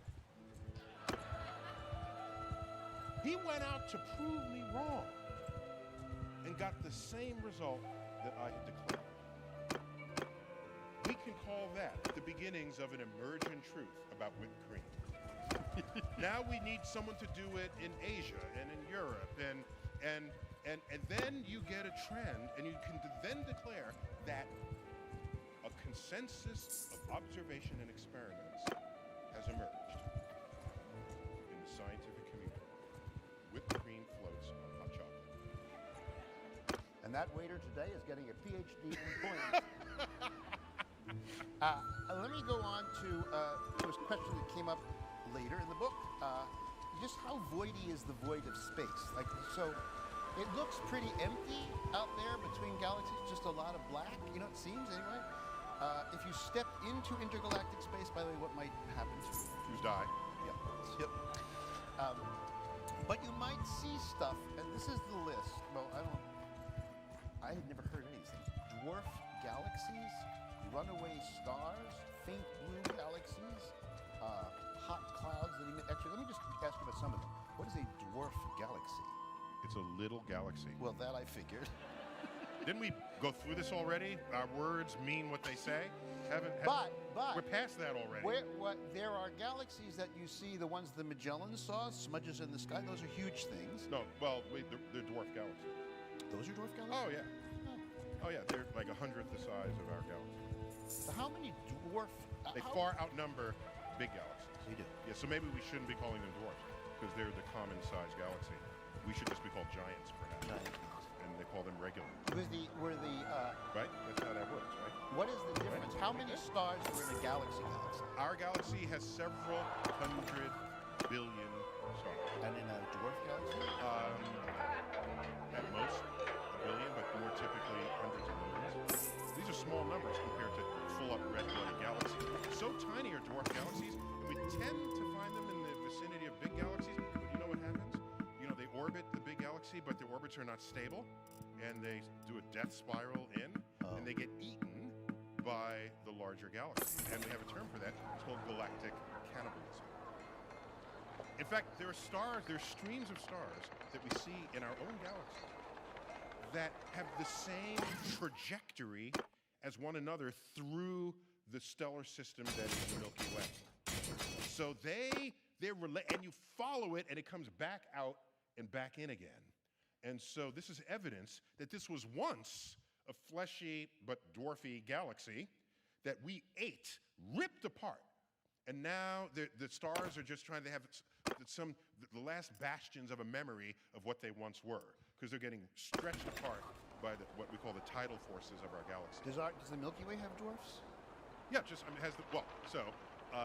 the first science essay I ever wrote was called The Galaxy of the Seven Dwarfs.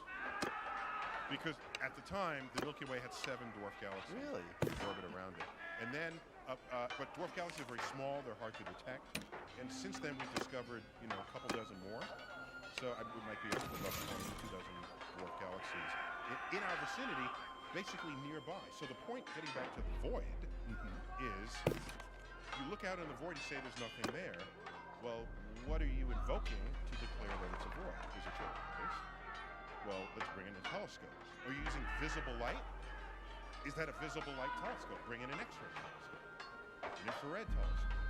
Bring in the spate of senses that science has developed that transcend the 5 native senses we have through our human physiology. That power enables us to decode the universe not as our senses receive them, but as our detectors. There is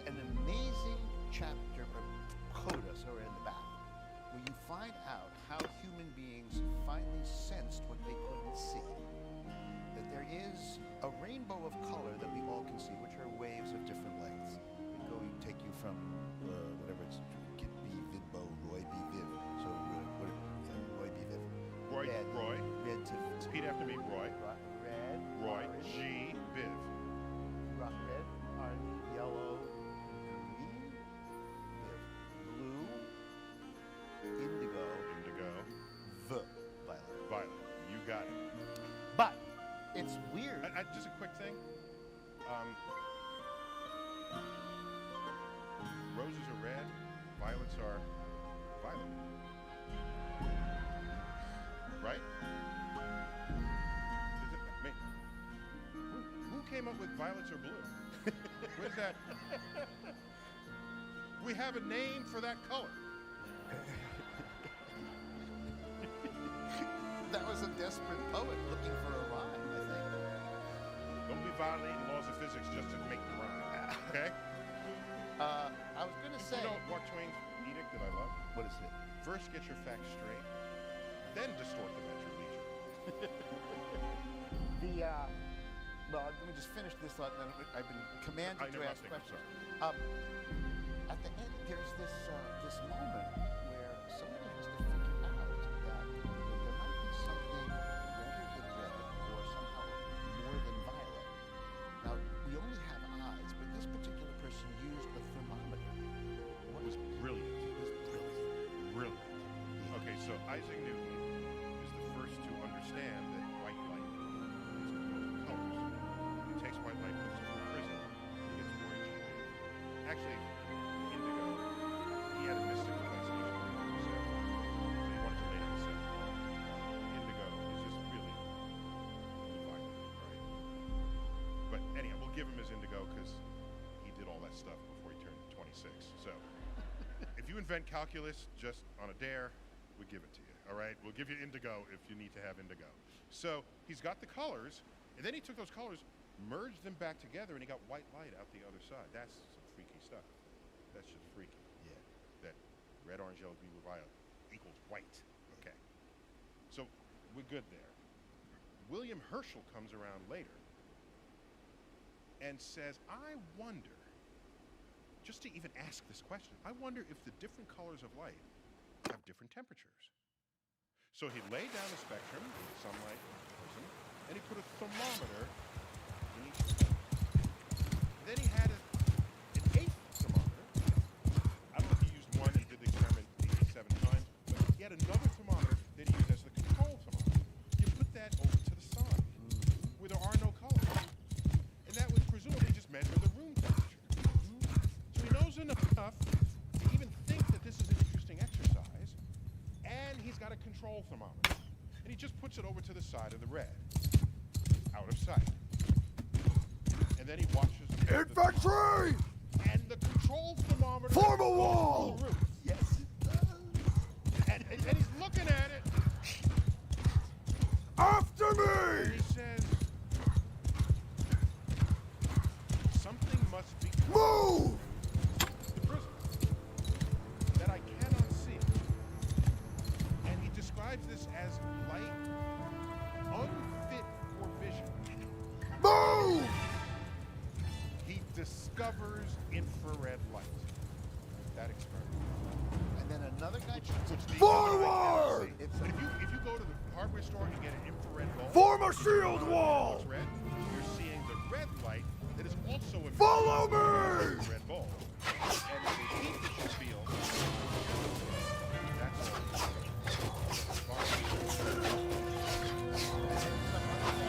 Move!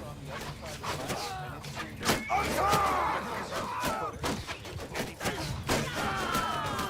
Soldiers!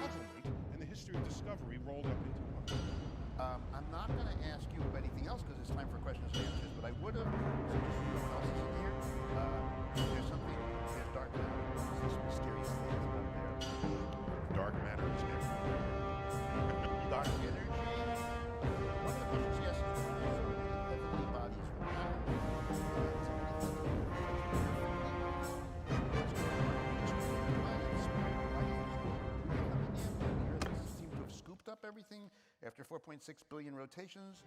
Copernican doesn't really, but never mind. You just, we'll turn on the lights, and here's what, we're going to ask you if you can to just raise a hand. I'll choose you, and then, wow, you are an impetuous man. I'll choose you, and then you just stand up and ask, and I'll repeat the question so people in the streaming part of the world can hear. Okay.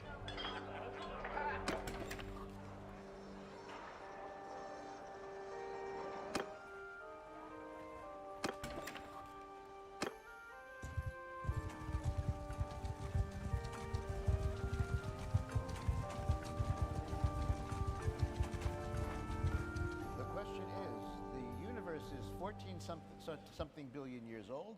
We've now seen galaxies that are 13 billion years old, and somehow that might suggest that the universe is expanding and that there is more and more universe all the time. Well, first of all, the universe is expanding, and there is more and more observable universe all the time. The universe at its edge is expanding at 1 light year per year. That's how that works. And so, in a billion years, the edge is not going to be 14 billion light years away. It'll be 15 billion light years away. So we got that. Okay. So now, galaxies 13 billion light years away, we are seeing light emitted by that galaxy, and that light has been traveling for 13 billion years. Okay.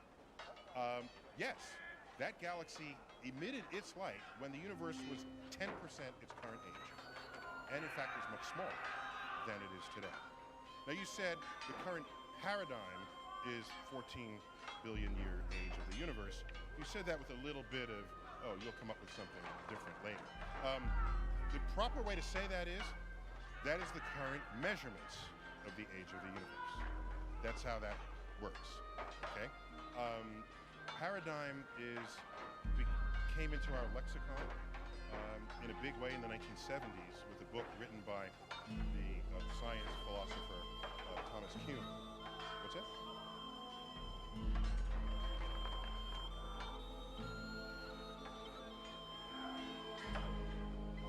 There's a dangerous woman in here. Who is this Joe Barker of whom you speak so dangerously? Remember what happened to the guy who didn't put the cream in the coffee?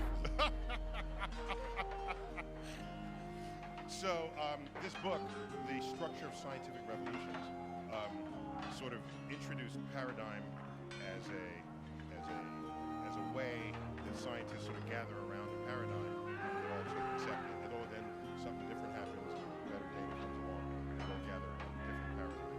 That happened basically until the dawn of the age of modern science, which I date from Galileo and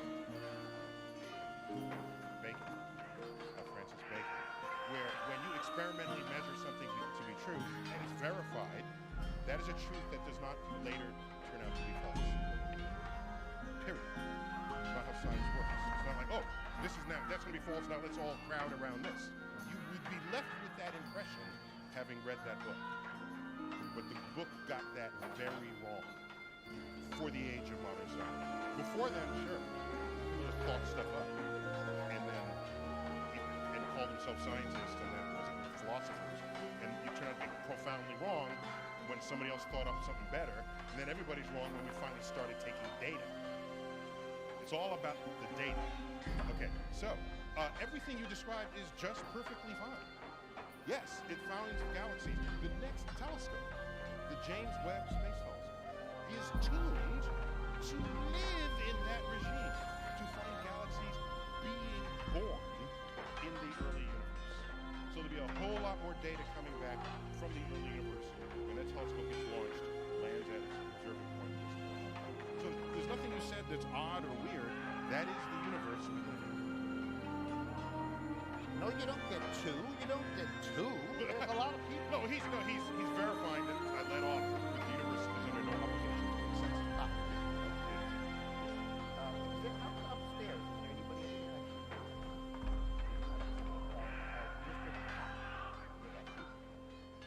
Okay, well, in a second, just yell next time. Green cap first, yes. I think you have a green cap. A plaid cap? Whatever.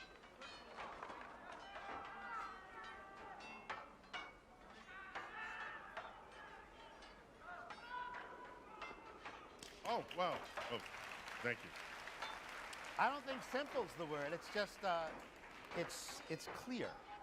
That's maybe the word.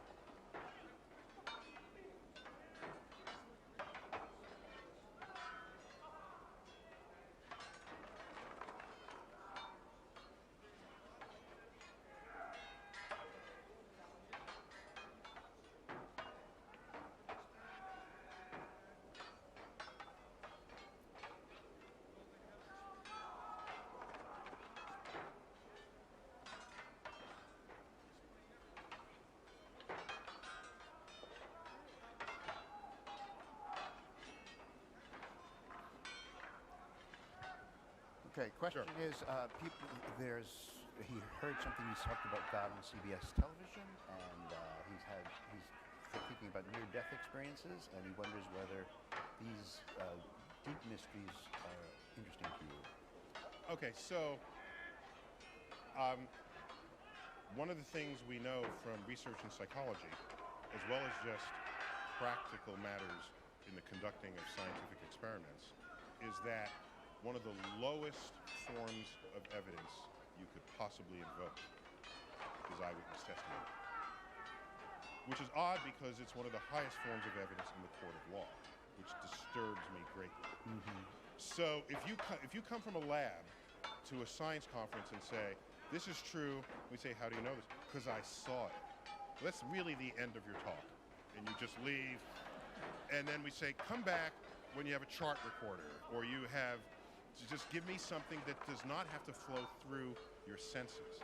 Because your senses is some of the worst data-taking devices that exist. And science did not achieve maturity. Modern science did not achieve maturity until we had instruments that either extended our senses or replaced them. And Galileo, it's not an accident that we have modern science as I've described it, experiment, verification, these tactics, these methods and tools. Began with Galileo and Francis Bacon, and Galileo was around 1600. That was the invention in that period of the microscope and the telescope. So it's not an accident that all this sort of came together at that time. So now we have people who are in the act of dying, and they come back from life, and they report on mental experiences. And that's intriguing. It's intriguing. But because it is in the realm of eyewitness testimony, you can establish it perhaps as a personal truth. But it will take more than that to establish it as an objective truth. And an objective truth is the kind of truths that science discovers. And it's the kind of truth that is true whether or not you believe in it. Okay? It exists outside of your culture, your religion, your political affiliation. Personal truths, if I may consider that, would be, okay, Jesus is your savior. That's your personal truth. You cannot convince someone else that Jesus is their savior in an objective way. You have to persuade them.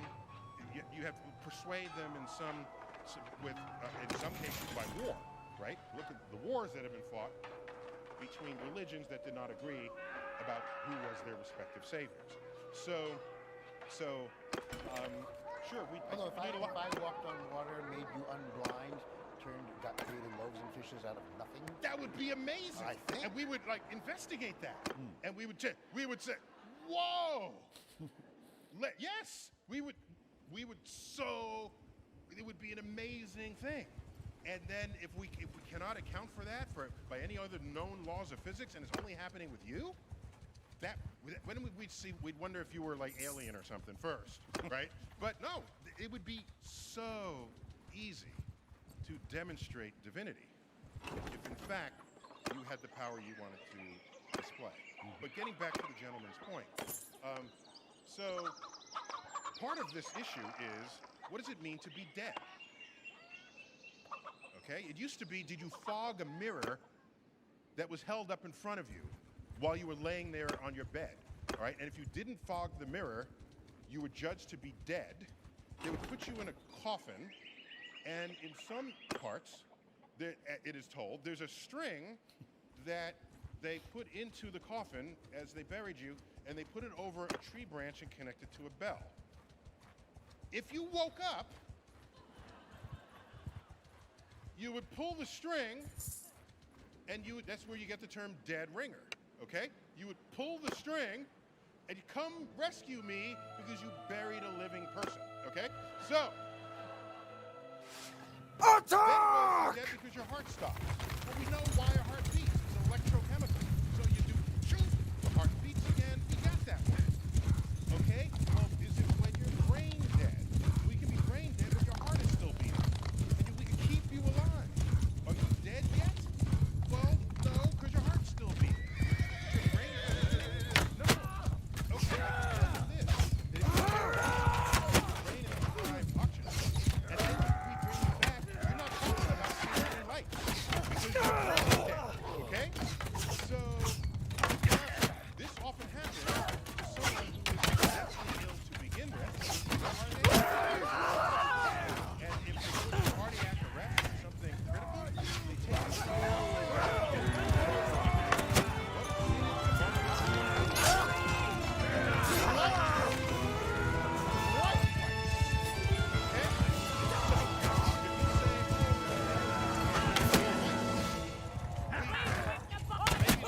Cases, but many of the cases. Okay? Now, there was tried to do an experiment. The people who say they left their body, and they saw we got some of those. Montesquieu. So here's what when was Montesquieu? He got rear-ended by some guy on a horse, fell off, flew up into the air, looked down, pat himself, They have rear-end collisions in the era of Montaigne.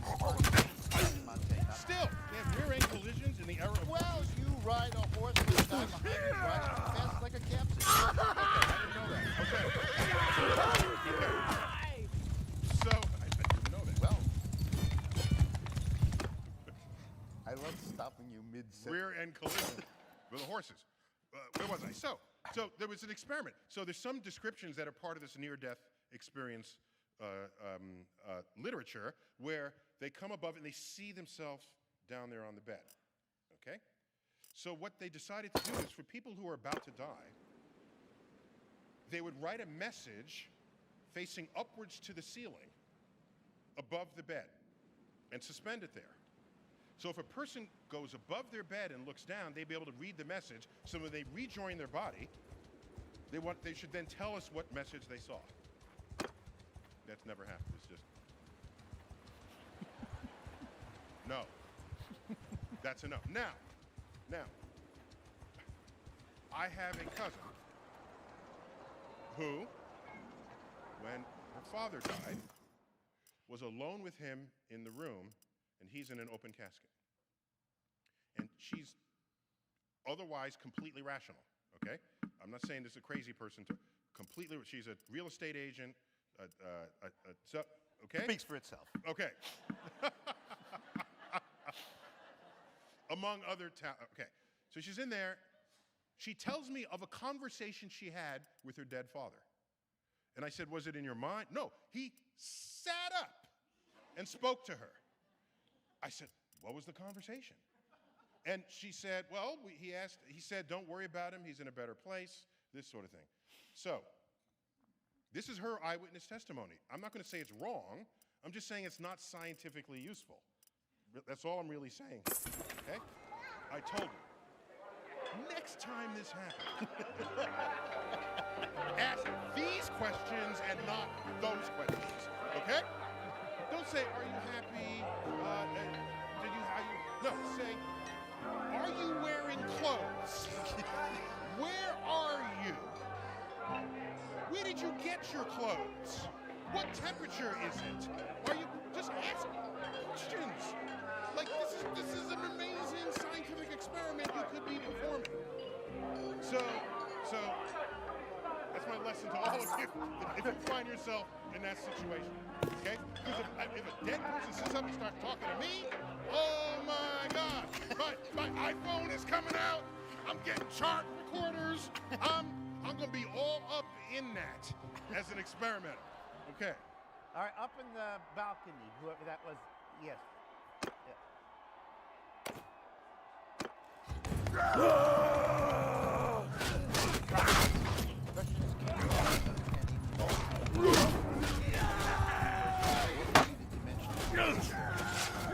higher than the actual 4 that we said it is. We live in a 4-dimensional world. It might sound a little flaky, but consider you have never met someone.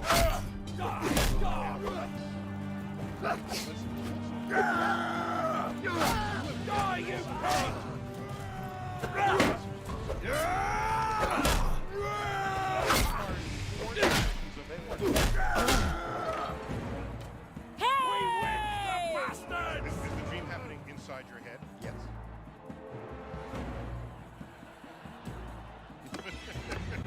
I don't know when. So the only point is, we know intuitively that we need local, especially when, well, only 2 dimensions if you don't have tall buildings. You have tall buildings in the 3rd dimension. So I'll meet you on the 20th floor, on 721. What time?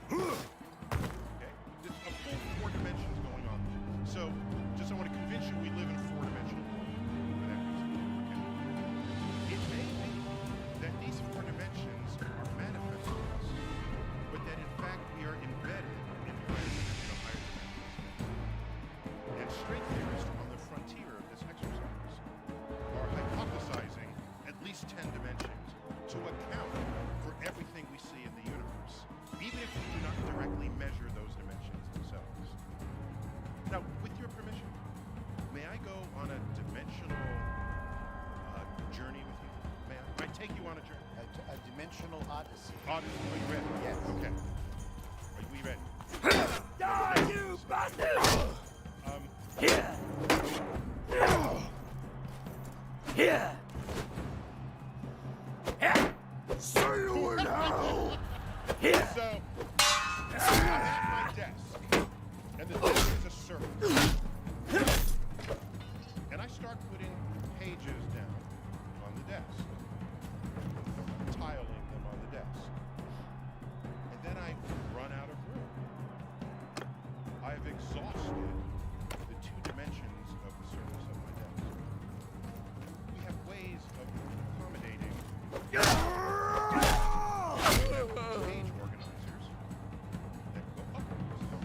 So now when I don't have any more surface area of the desk, I can enter a 3rd dimension. The page is big. If you are an ant embedded in this 2-dimensional world of the surface of my desk, and you fill up the desk with these sheets of paper, the ant will say, "There is no more room." And I say, "Yes, there is. Watch me." And I take a piece of paper off the desk, put it in the page organizer, and according to the ant that's embedded in the 2 dimensions, that page disappeared. It disappeared into a dimension that ant does not have access to. What a brilliant invention this is. You can put practically an unlimited number of pages, far more pages above the desk than on the desk. So access to a 3rd dimension is an extraordinarily useful storage device for a 2-dimensional creature. Does the ant trust you that what it cannot see is nevertheless there? You have to then talk to it about this extra dimension. And then it will have to just trust you. Because watch what happens next. I now have my 3-dimensional room. And I'm filling it with boxes. Now I've run out of space to put the boxes. But now a 4-dimensional alien looks at us and says, "I got this. Just move it into the 4th dimension." What are you talking about? And the alien comes in, reaches in, takes one of the boxes, and then the box disappears. It went into a 4th dimension. And this was captured in the film Monsters, Inc. Did you guys see this film? These are monsters that work in a door factory, and they make these doors, and they open the door, and it is the door of a kid's bedroom or their closet. and they've stepped through and they're in the kid's closet. And then they scare the kid because that's their job. They're monsters. Okay? This doorway is a portal through the fourth dimension and then back to the third. So imagine a new storage system where you just go to Home Depot and buy a door. And that door is your portal to a fourth dimension. You open the door, put your boxes, close the door, you look on the other side of the door, there's nothing there.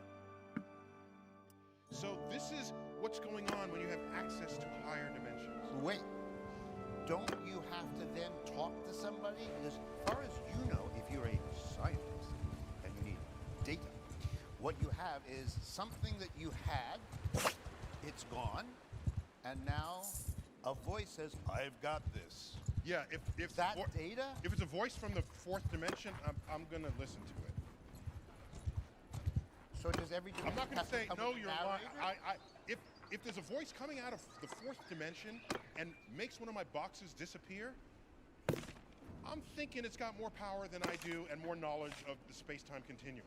So I'm going with it. Does that mean that in order for scientists to credit another dimension with real existence, it will need a testifier from beyond? So you need a dimension plus a dimension voice? Yeah, a dimensionless voice. Yeah, that comes from another place. Now, there are things that happen in quantum physics that kind of defy our sensibilities. Like particles pop in and out of existence. They defy any rational attempt to understand it. Particles can be entangled with one another. A particle can be here, and there's a barrier, and it can spontaneously show up on the other side of the barrier at faster than the speed of light. All of this is just mysterious. Let me ask you. Suppose you have a sphere, and I live in a two-dimensional world, and you take this hollow sphere, so it's a shell, and you pass that sphere through my two-dimensional universe. How will I describe it?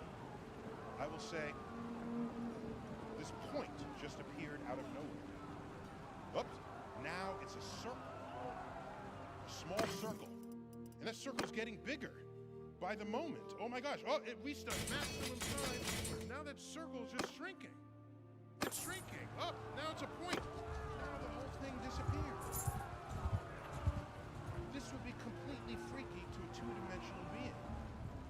But it makes complete sense if you live in three dimensions and you pass a sphere through my universe. So, who is to say that some of the mysterious things we are describing accurately, but don't otherwise make sense in a higher dimension? And these are just the manifestations of higher dimensional phenomena in our world. And that's an aspect of what these higher dimensional physicists are trying to establish. At this point... Now I want to totally blow their minds, if I can, if I may. But you got to stay with me on this, okay? We're all Upper East Siders, so you got this. You ready? Okay. These are not all Upper East Side. There are suspiciously un-Upper East Side people littering the room. Okay. But you got to stay with me, okay? A point has no dimensions. There's no height, width, depth, so it has 0 dimensions. A line has 1 dimension, length. Okay? A square has 2 dimensions, so the height and width. A cube has 3 dimensions, height, width, depth. We got this. Follow me. A line is 1-dimensional, but it's bounded by 2 0-dimensional things. Those are the points. 1 dimension bounded by 2 0-dimensional points. A square is 2 dimensions bounded by 4 1-dimensional sides. A cube is 3 dimensions bounded by 6 2-dimensional sides. So in other words, the dimensions of your sides are going up. Your line is bound by 0-dimensional points. Your square is bound by 2-dimensional lines. I mean, by 1-dimensional sides. The cube is bound by 2-dimensional squares. Okay? So we're going up 2, 4, 6. 2 points, 4 sides of a square, 6 sides of a cube. And each side is 1 dimension less. They're squares on the sides of a cube. They're lines on the side of a square. They're dots on the sides of a line. Let's go up to a 4-dimensional cube. A 4-dimensional cube has 8 sides. A regular cube had 6 sides. We're going up by 2. A 4-dimensional cube has 8 sides. And each of those sides is a 3-dimensional cube. 1 dimension down from itself. In the same way, each side of a 3-dimensional cube is a 2-dimensional square. So when you get to 4 dimensions, the sides are 3-dimensional surfaces. And you can take this all the way up. And our brains can't picture what we call a hypercube, in some circles a tesseract. We can't picture a volume bounded by 3-dimensional cubes. What does it even mean? This is because we evolved in the plains of Africa, just not wanting to get eaten by a lion. Our neurosynapses are ill-equipped to do the distance on this. And this is why we invent mathematics that can take us there. Well, the mathematics can help us imagine it, but if we want to credit it with reality, then you have to design an experiment that somehow touches your own world. Yes, yes. So you can invent something that you can't see if it has testable consequences in ways that you can see. That's perfectly allowed. Not a problem. Oh, and by the way, there's some people that say you cannot prove a negative. Some people like coming after. Generally, you won't hear a scientist say that. It's others, like philosophers and people who like criticizing scientists, but who are not scientists. They'll say you can't prove a negative. We kind of do that all the time, okay? But we don't use the word proof. We demonstrate without any further discussion that the negative is true, okay? So here's an example. There's a cave there. Is there a bear in the cave? I don't know. I'm not going in to find out, okay? I'm gonna set up cameras and see if a bear comes out, okay? So I set up the cameras all throughout summer, no bear goes in and out. But then I take down the camera. Maybe a bear went in there to hibernate. So here's what you do. You set up powder outside of the cave, something that will record a footprint. And you just monitor this month after month after month after month. Do it for 12 months. Look up in the charts how often a bear has to eat and how long it would take a bear to die for not eating. If the period of time you waited is long enough so that there are no footprints, you conclude that there is no bear in that cave. I just demonstrated a negative sufficient enough for me to no longer pose that question and go on to another problem. But if you are so distracted that it's not a formal proof of a negative, then you could just keep sitting there wondering while the rest of us decode the nature of the universe. We have, for the last bear in the cave, I guess, let's see. Oh, by the way, maybe the cave is not a closed cave. It might have a rear door. It might have a back door. Yeah. Okay, that's possible. I suppose that's possible. So then the assumption that there's no bear in the cave would be wrong. But Or the cave could have a cave, and that cave could have another cave. You see, there's just so much to worry about. Right, and so you will sit there, arrested by your own capacity to doubt an experimental reality. Yes. While, like I said, the rest of us go and keep making discoveries. Well, Yes. we have time for one more question, and that person at the very end, underneath the exit sign, hand prominently raised, not the one waving it, but the woman in the yellow shirt, still with her hand up and wondering if I'm looking at her. Yellow? She's looking back. Well, it's not a yellow shirt. Not a That's yellow the problem. shirt. That's Yeah. it. It's a horizontal striped shirt. Oh, okay. Yeah. Really? Oh.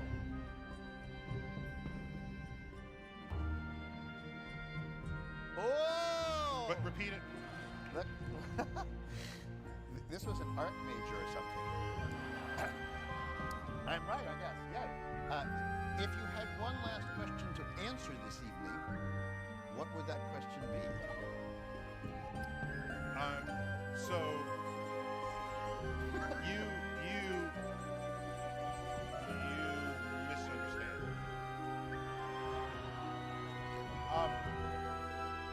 Oh, that wasn't your question. Wait, can I at least answer that? No. Okay. Good. Oh. If you're in your career as a scientist, if there is one question that you wish to address before you go to the great cave with the bear, or wait forever for the bear to come out and stay there, what would that science question be? Or do you like your previous question better? Yeah, okay, so I'm going to give an answer, but then I want your permission to give you a kind of a cop-out answer. I'll give both, a full answer and then a cop-out answer. My full answer is, I wonder if, in fact, the human intellect is sufficient to actually decode the full operations of this universe. And it's not specifically an astrophysical question, it's just more, we are an intelligent species because we defined ourselves that way. We don't have the benefit of another species to compare ourselves with, against whom we might fail miserably. And so when we compare ourselves to chimps, we sit up righteously and say we have poetry, Hubble telescope, philosophy, trip to stacks, banana stacks, bananas. Yet there's only 1% difference in our DNA. But then you'll say, what a difference that 1% makes. And I would say maybe that 1% DNA difference corresponds with an equally small difference in the intelligence between a chimp and humans. And you say, I can't believe that. No. Well, imagine some other species that visits us that's 1% along on that same scale, smarter than us. Consider, the smartest chimp does what our toddlers can do. And there's no way you will explain to a chimp, I'll have dinner ready at 6:30, can you pick up some juice on the way home? The simplest human thoughts are inconceivable to a chimp. And their talents are about what our toddlers can do. So let's get back to this 1% smarter alien that we've discovered. Corresponding this analogy, we now say, what would we look like to them?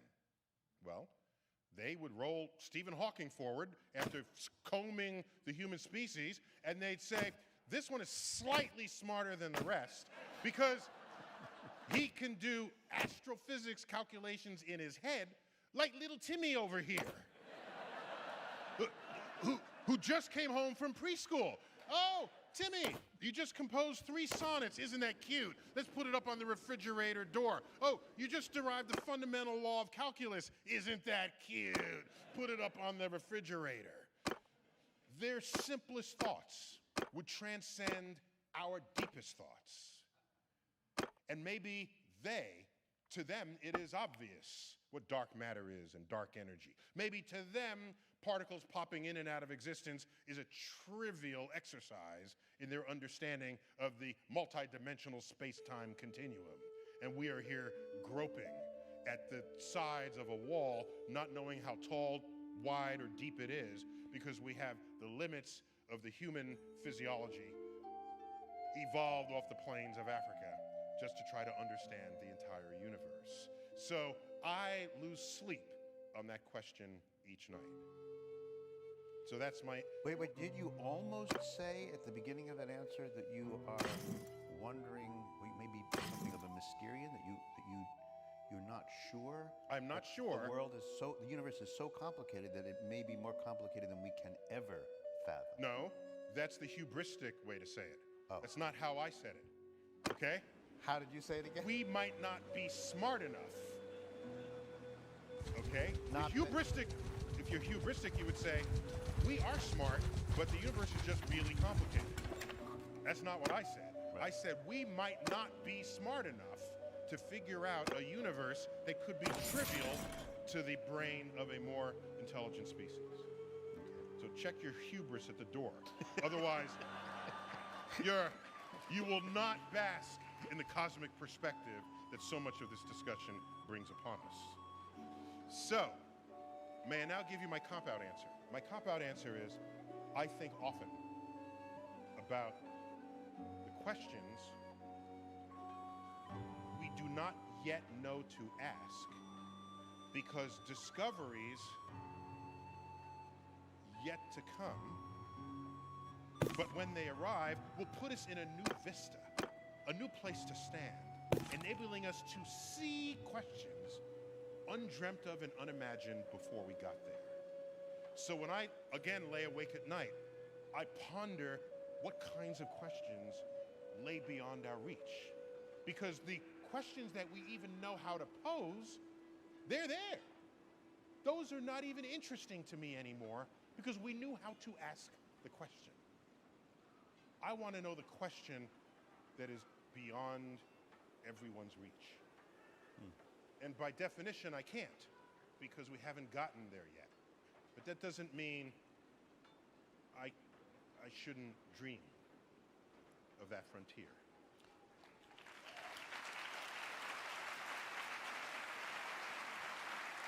And That sounded like a coda to me, I gotta say. Like I could hear the orchestra playing through. May I offer a better coda? Yes. And then we'll let you go. But I Yeah, we went here long. Sorry, we went long. Try not to ever forget that the history of this exercise, this beautiful exercise where we find out where we fit in this great unfolding of cosmic events and phenomena, that the larger grows the area of knowledge. The bigger that area grows, just remember, so too grows our perimeter of ignorance. It may be that as much as we think we know, as much as we know we know, as much as the more things that we ultimately learn, for all we know, we could be steeped in the center of infinite ignorance, which then provides job security forever for scientists, right? Robert Krulwich. Neil Tyson.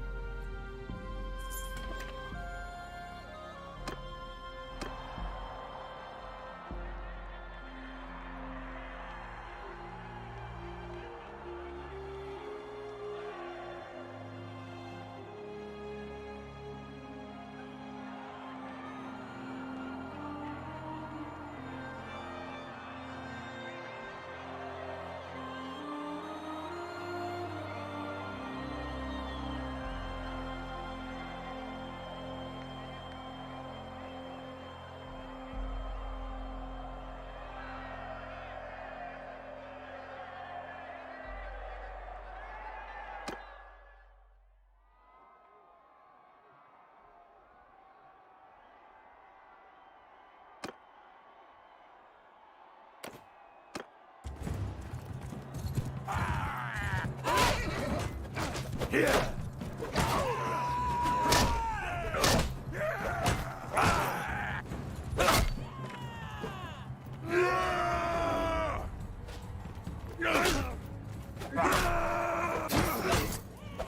while you can!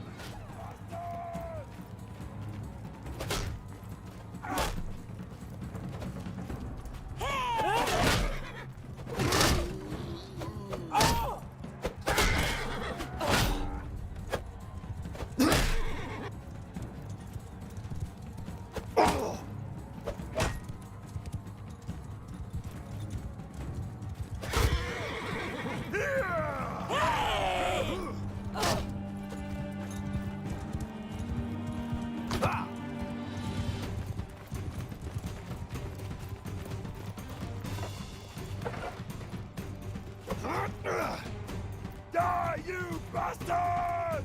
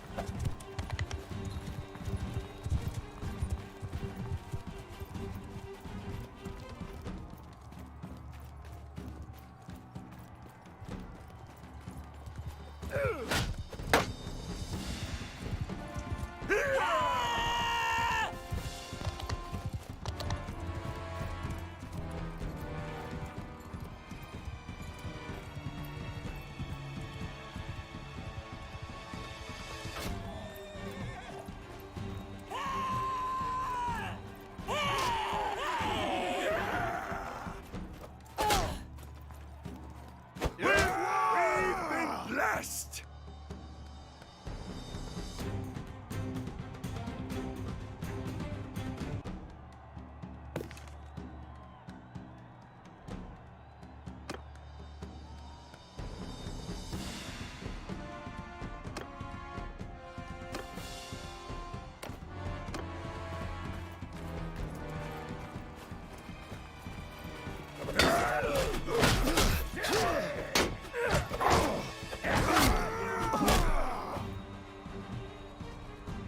At last!